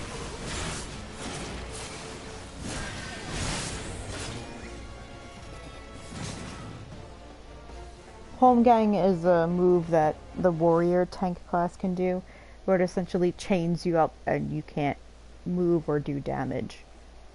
And I find it to be one of the most infuriating moves ever. I don't know why, there's just nothing that infuriates me more than that move, because it's just like, how dare you? How dare you hold me like that, you fuck? Yeah, you're not dead. Great, wonderful. Oh no, one more moment and I would have been. Oh dear, he's been too long in the cold. Let's get him somewhere warm. Yeah, there's a place south of here. Let's go. Okay, I'm gonna head to there. Bye.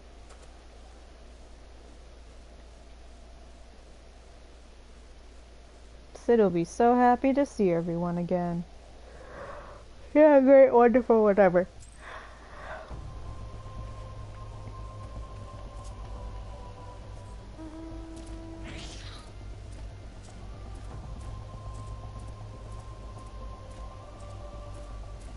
It's like, yeah, great, wonderful, that's nice. Can we please, you know, get a move on?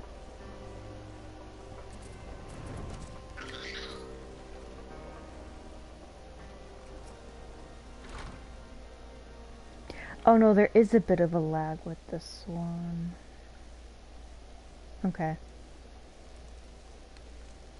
You're welcome, Turnip Head.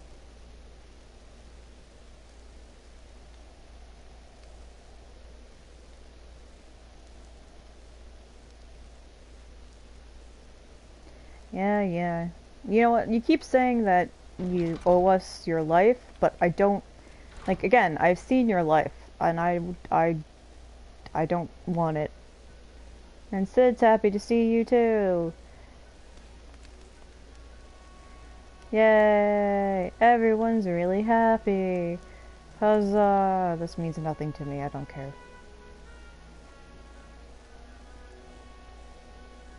Okay, enemy struck without a warning, rather. We were in the workshop. Then they had us at gunpoint. Ida thinks that sucks. How did they get there so fast? And Yustola's like, yeah, that's a good fucking question. And that the Garleans had to have come there by teleportation magic, similar to the kind the Ascians use. And Sid's like, alright, go on. Turnip Head says they were taken to the cargo bay of an airship. And then, before they knew it, they were in Castrum Sentry. That everybody was separated. And that's about it. She's like, I don't fucking know, dude. Well, what happened next? Held in isolation. Isolation, rather.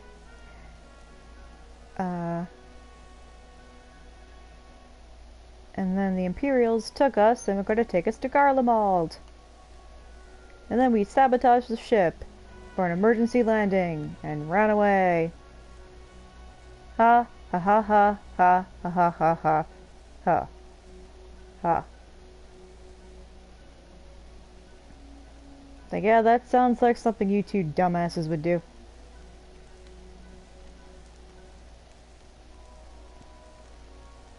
Oh, Yustola's tail curls up when she laughs. Yeah, you're welcome for returning your two dumb friends to you. Sid wants to know answers to a bunch of shit, but he thinks that can wait. Yay, my job's back in business. Yay. Oh, hurrah! Yay. Ida's cute little clap. I can't get over it. Oh. I love Ida in A Realm Reborn. I think she's amazing. Like, she's just such a nice breath of fresh air because she doesn't take anything seriously. But she takes it seriously enough to know when stuff is important. She's just cute. She's just like, yay! Okay, whatever, fine. It's just, it's nice. Because clearly she's capable and clearly she's smart. She's also just like, cool, whatever. Alright, I'm not gonna read this. We must find a way to rescue Minfilia and the others. We kept them waiting for too long. Yeah, we fucking have! Well, clearly they're in Castrum Sentry. So we have to go to Mordana. We have to go to Mordana, Morgana, Madonna.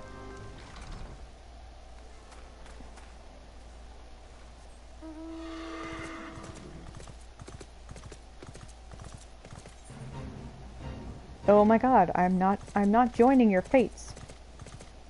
You can't make me do it.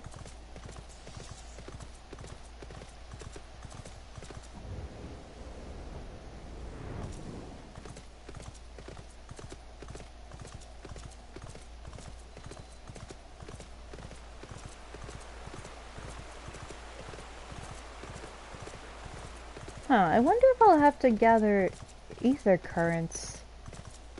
No, I don't think so. I'm thinking out loud, don't mind me.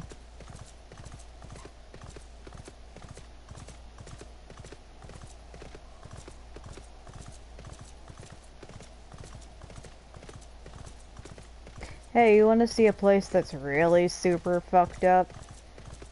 With ether and crystals that hopefully are not too corrupted? It's Mordana. Mordana, Morgana, Madonna. Yeah.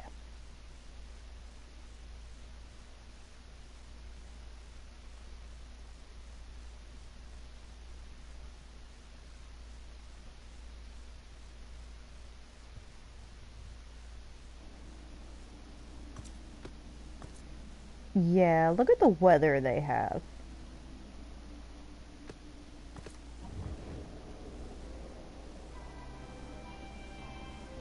And this is also very Kingdom Heartsy music to the point where it actually pisses me off.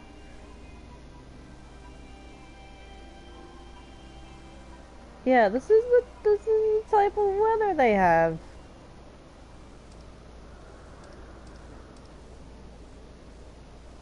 And this weather is called the gloom, by the way.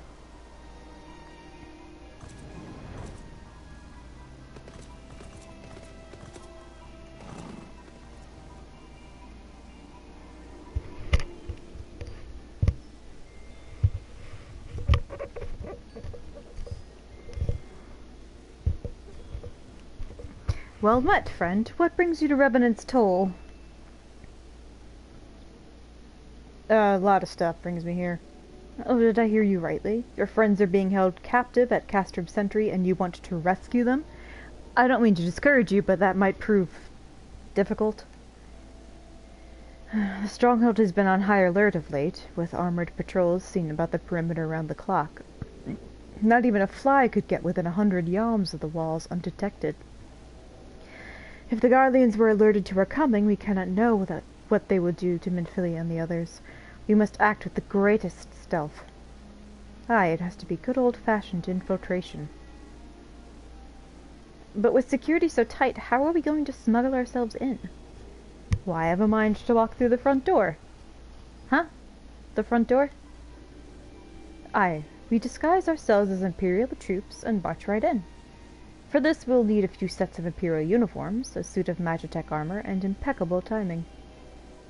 That's a bold strategy, but it just might work. Where we are, there's certainly no shortage of opportunities to borrow the equipment. Knowing these Imperial bastards, they won't even suspect that we savage Eorzeans would think to use their technology. Then it's settled. Guess it is settled. What is it with dudes Vergadens having Hitler mustaches? At least this one has a beard. If you're determined to go ahead with this, I'd recommend you speak with Clement. The fellow's got a personal grudge against the Empire, and don't we all, and happens to know a deal about Castrum Sentry besides. I have no doubt that he'd want to be of aid. Ida and I shall go to reconnoiter Garlean activity at the stronghold. It would not do if something were to befall our comrades before we had the chance to act. Come and join us when you're ready, Eva. Let's do this. Okay, bye. Sometimes I wonder, Ida, are there times ever when you are not enthused? See, that's what I mean. I'm nothing if not infused, Estrella, and you're beginning to remind me of Papalimo. But she's so cheerful. Even though, like, yeah, things are fucked up and terrible and scary. Whee! We'll see you later. Just like, okay, bye. Like, she's someone I trust implicitly. Looking for Glaumund, are you? Well, you found him, whoever you are.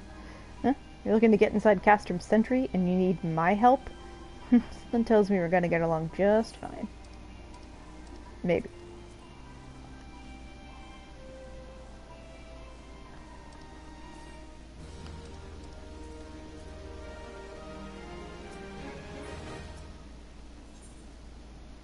Getting even with Garlemald. He would like to aid us in our mission. You fucking better. So you have friends at Castrum Sentry who want for rescue. That Slaffborn knows me too well. You can count on me for help. I've got a score to settle with the Imperials, and I never pass on an opportunity to get back at the Whoresons. But enough about me. Let's talk strategy. You know, you don't have to make fun of their mothers. Rescuing folk from captivity is right delicate business. A single oversight, just one little blunder, and it's all over. You can't leave any room for uncertainty. For starters, you need to confirm beyond the shadow of a doubt that your friends are where you think they are. You don't want to risk your neck only to discover they've been moved elsewhere. But how can you find out, you ask? By following these instructions. If you approach Sentry from the east, you'll see a swampland to your left called the Tangle. Get in there, never mind all the moor walls, and navigate your way to the southwestern corner. You'll come upon some drainage pipes coming down from the stronghold. Don't ask me how I know, but one of them leads back up to the command tower. If you listen closely, it might be as you can eavesdrop on some of the happenings within. Once we know for certain your friends are there, we'll move to the next stage of the operation. Now get going, and Godspeed.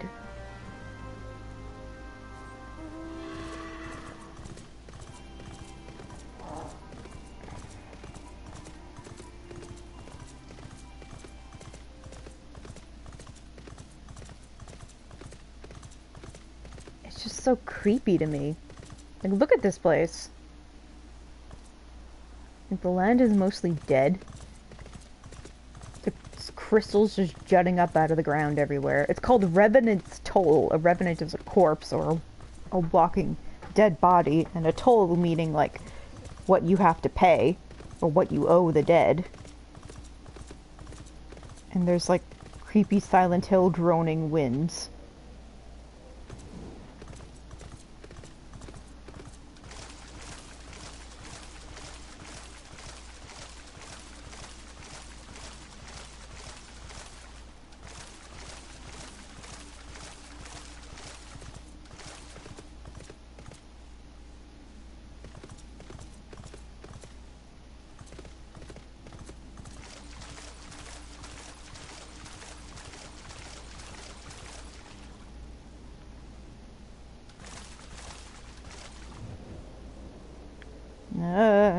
There we go.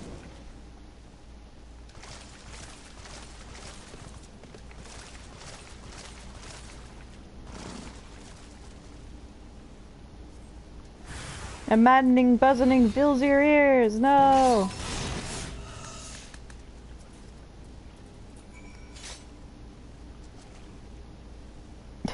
You looked inside and there's a bunch of bugs! The faint sound of conversation echoes down the pipe. What of the captive? Does she still refuse to speak? She may as well be a deaf mute for all the information we've gotten out of her. The others aren't much better. The Ellison gets on my nerves most of all. Every time he opens his mouth, it's only to spout gibberish. I do wonder, why is the Tribunus so obsessed with this Minfilia woman? They say she possesses some mystical power, something we Garleans don't have. Mystical power? Like the kind the Beastmen use? How am I supposed to bloody know? If you're so curious, why don't you ask the Tribunus yourself? As well try to tumble her. I like my head where it is, thank you very much. Our break is over. Best we get back to our stations. It's like, if you want to know, why don't you ask the boss? He's like, you know what? I'd rather try to fuck her than ask her a question, because apparently she would kill you for doing both. The footfalls grow fainter until all is silent.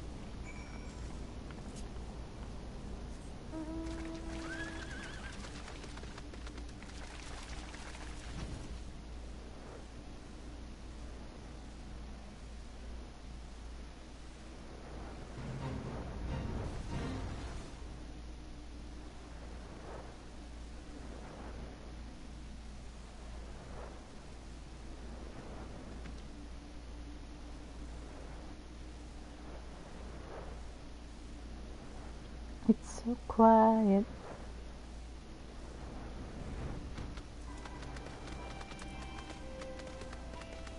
Oh, hey, Alphino. How you doing, kid? 'Tis good to see you again, Eva.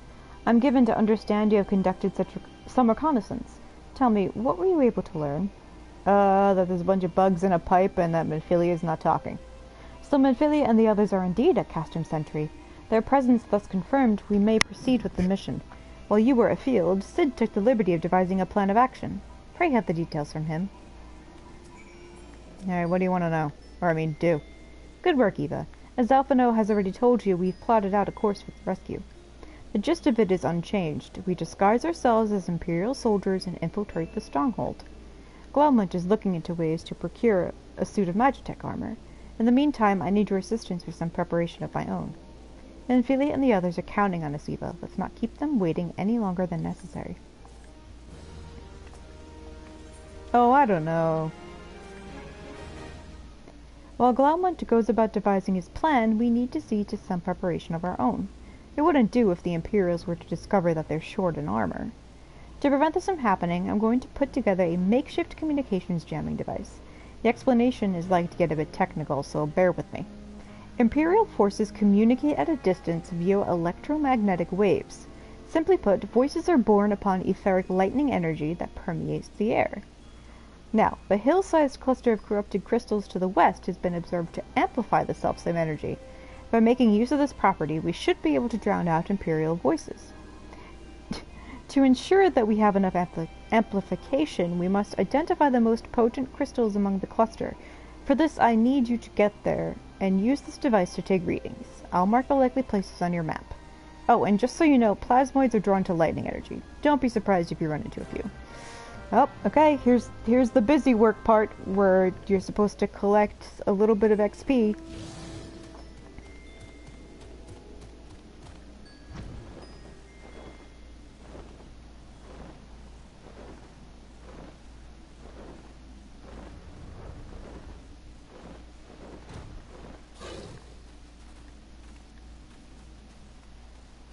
If I recall correctly, I did the lip clicking thing again.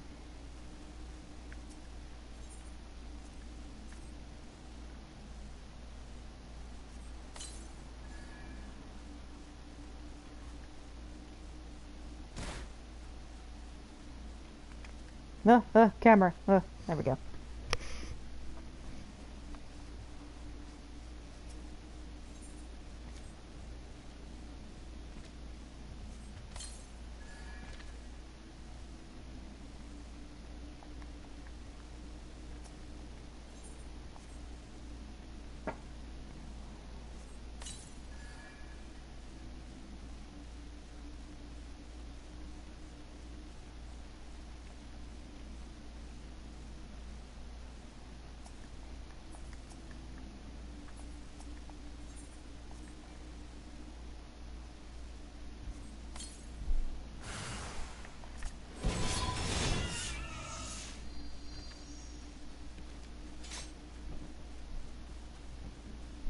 They almost make Pac-Man sounds when they die, those plasmoids.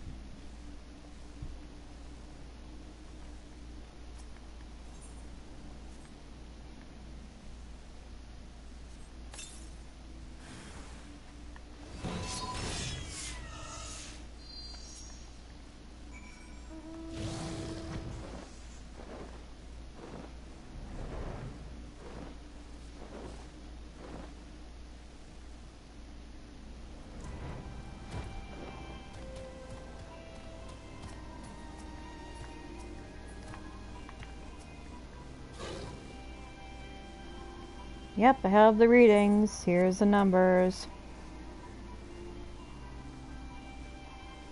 You're welcome.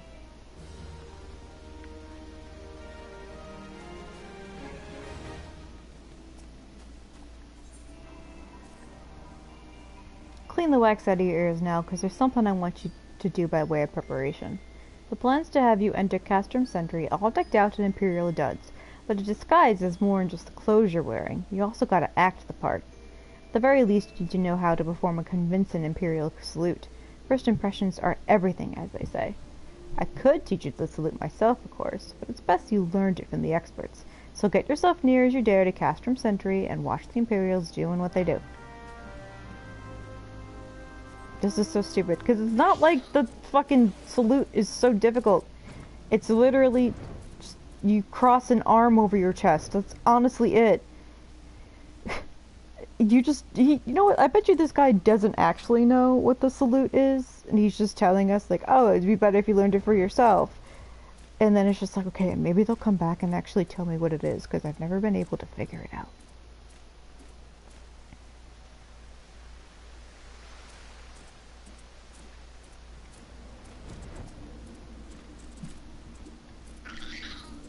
Whoa, whoa, whoa, whoa, whoa, whoa, whoa, whoa, whoa.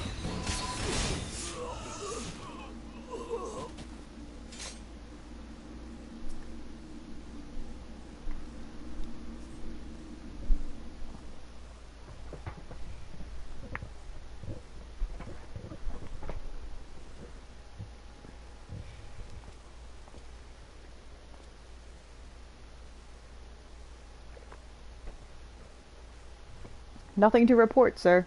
Thanks for wasting my time. It looks like they're checking their watch.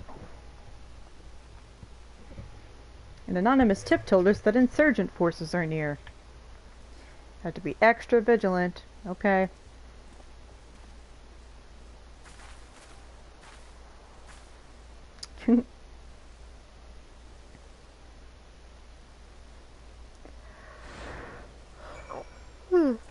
I learned a very dumb salute. I'm trying to figure out what would be the best place to call it for the night in terms of where I can leave off in the story. I guess right before the rescue. That wouldn't be so bad.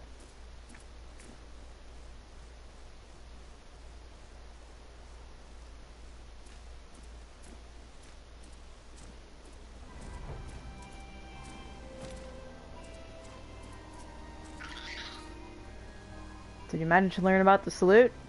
No, don't demonstrate. I'm liable to fly into a rage and crack skulls. I'll just take your word for it. I've learned how to do the salute. Yay. Hey, Sark Malark. Yes, I'm called Eva Bartage. Heard about your plight while I was standing right here.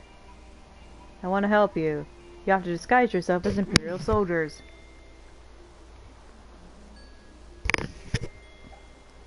You should go about killing them and taking it from their bodies.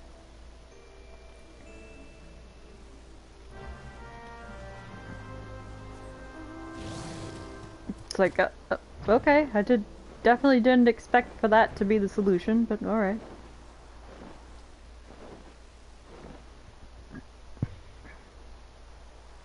That's kind of dangerous though, because then what if the uniforms are like covered in blood, or they've got holes in them, and slashes and other such stuff, because we took it from a dead body. Whatever.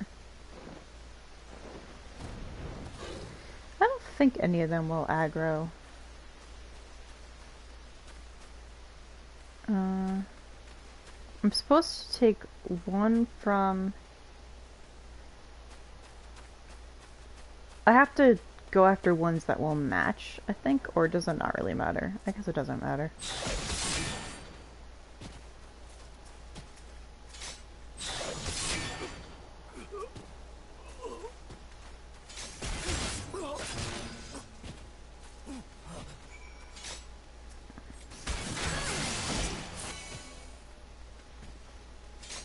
Alright, do you not have helm?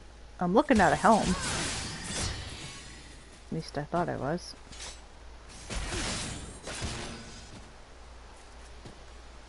Nope, okay. Alright, no, we're getting the helms now.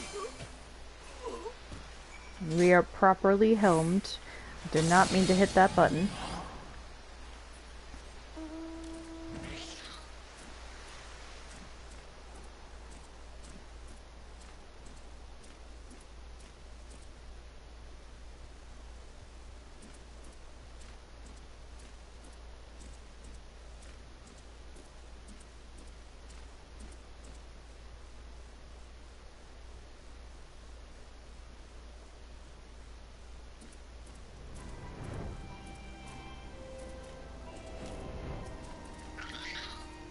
Oh, I don't want to talk to you again. Were you able to obtain 3 sets of equipment? Sure was. Damaged as I had expected. In the present condition, I fear these uniforms and helmets are like to draw suspicion. Like I fucking said, they had to be repaired, only superficially. There's a blacksmith there that would be able to help you.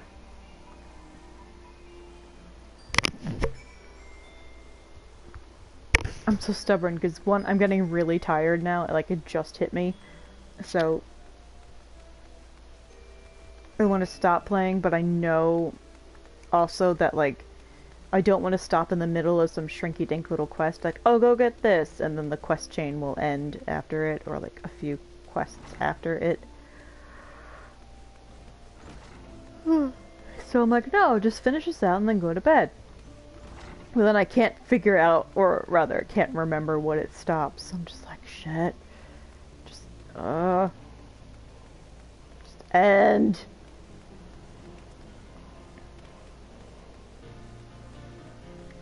Oh, it's the guys in here, yeah. I always forget that this room exists.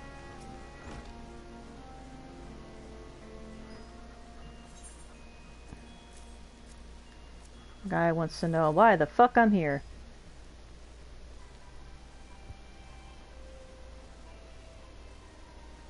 Yes, please hammer them back into shape. I don't care who you owe a favor to. Really don't care.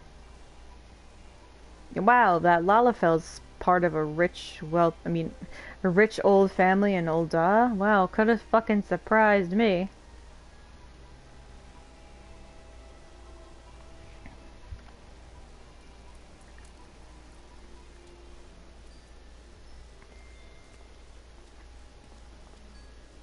I don't know why I said that. I think it's because I'm half asleep. I'm not half asleep, I'm getting there. I usually don't talk when I'm this tired. Why would I send regards when you live so close to him? You could just walk down the street and say the same thing.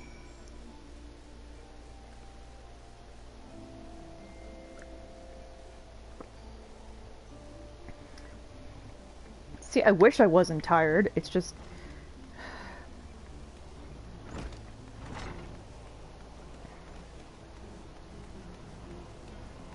Miss Pancakes. It's a Viera, part of the FC called Booty. Which I think, let me see how many people are in that, because I see people in that FC everywhere. It's almost 500 people in that FC, that's why.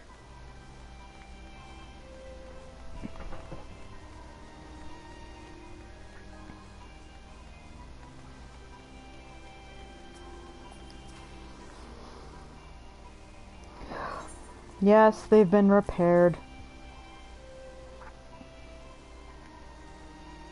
You won't have any trouble blending in. When the Empire subjugates new territory, it assimilates the people of that land into its armed forces. In turn, these conscripted forces are sent to subjugate faraway lands. And this way, Garlemald nips rebellion in the bud and expands its territory in one fell stroke. Alright, well, my mission's done, so I guess I'll shut up now. Why would I, a wealthy merchant, wish to help? I don't know where you heard that shit. I'm just another adventurer. Don't ask about my past anymore, fucker. It's really rude. Okay. This is the quest to start getting the Magitech armor, which I don't mind starting. If not tomorrow, then someday, somewhat soon. Who knows? Let's see. He's hatched a plan to get us the armor that we need. It involves how patrols are irregular and can easily be ambushed, I guess. I don't know. Fuck it, whatever. Let's just go get it. You need to... Okay, yeah. And we need to approach one of the patrols dressed in the Imperial outfits, so people are not suspicious. If they need extra encouragement, here's a smoke signal. Don't forget to salute. I almost legit just quit the game. I won't forget to salute. Don't worry. Okay. Excuse me. Yeah, we've gone through a lot. Holy shit, have we gone through a lot. Ugh. We're towards the end of A Realm Reborn, like I said. Hopefully I can finish it up on the next stream and then start at post Realm Reborn content. Yeah. So today's streams, rather, they were good ones. We got a lot accomplished. Honestly, we went from like about halfway through the game towards, haha, we're at the end now, which is really interesting. So, with that being said, sorry I trailed off. Whew. That being said, thank you for joining me. Thank you for your company. And I will speak with you later.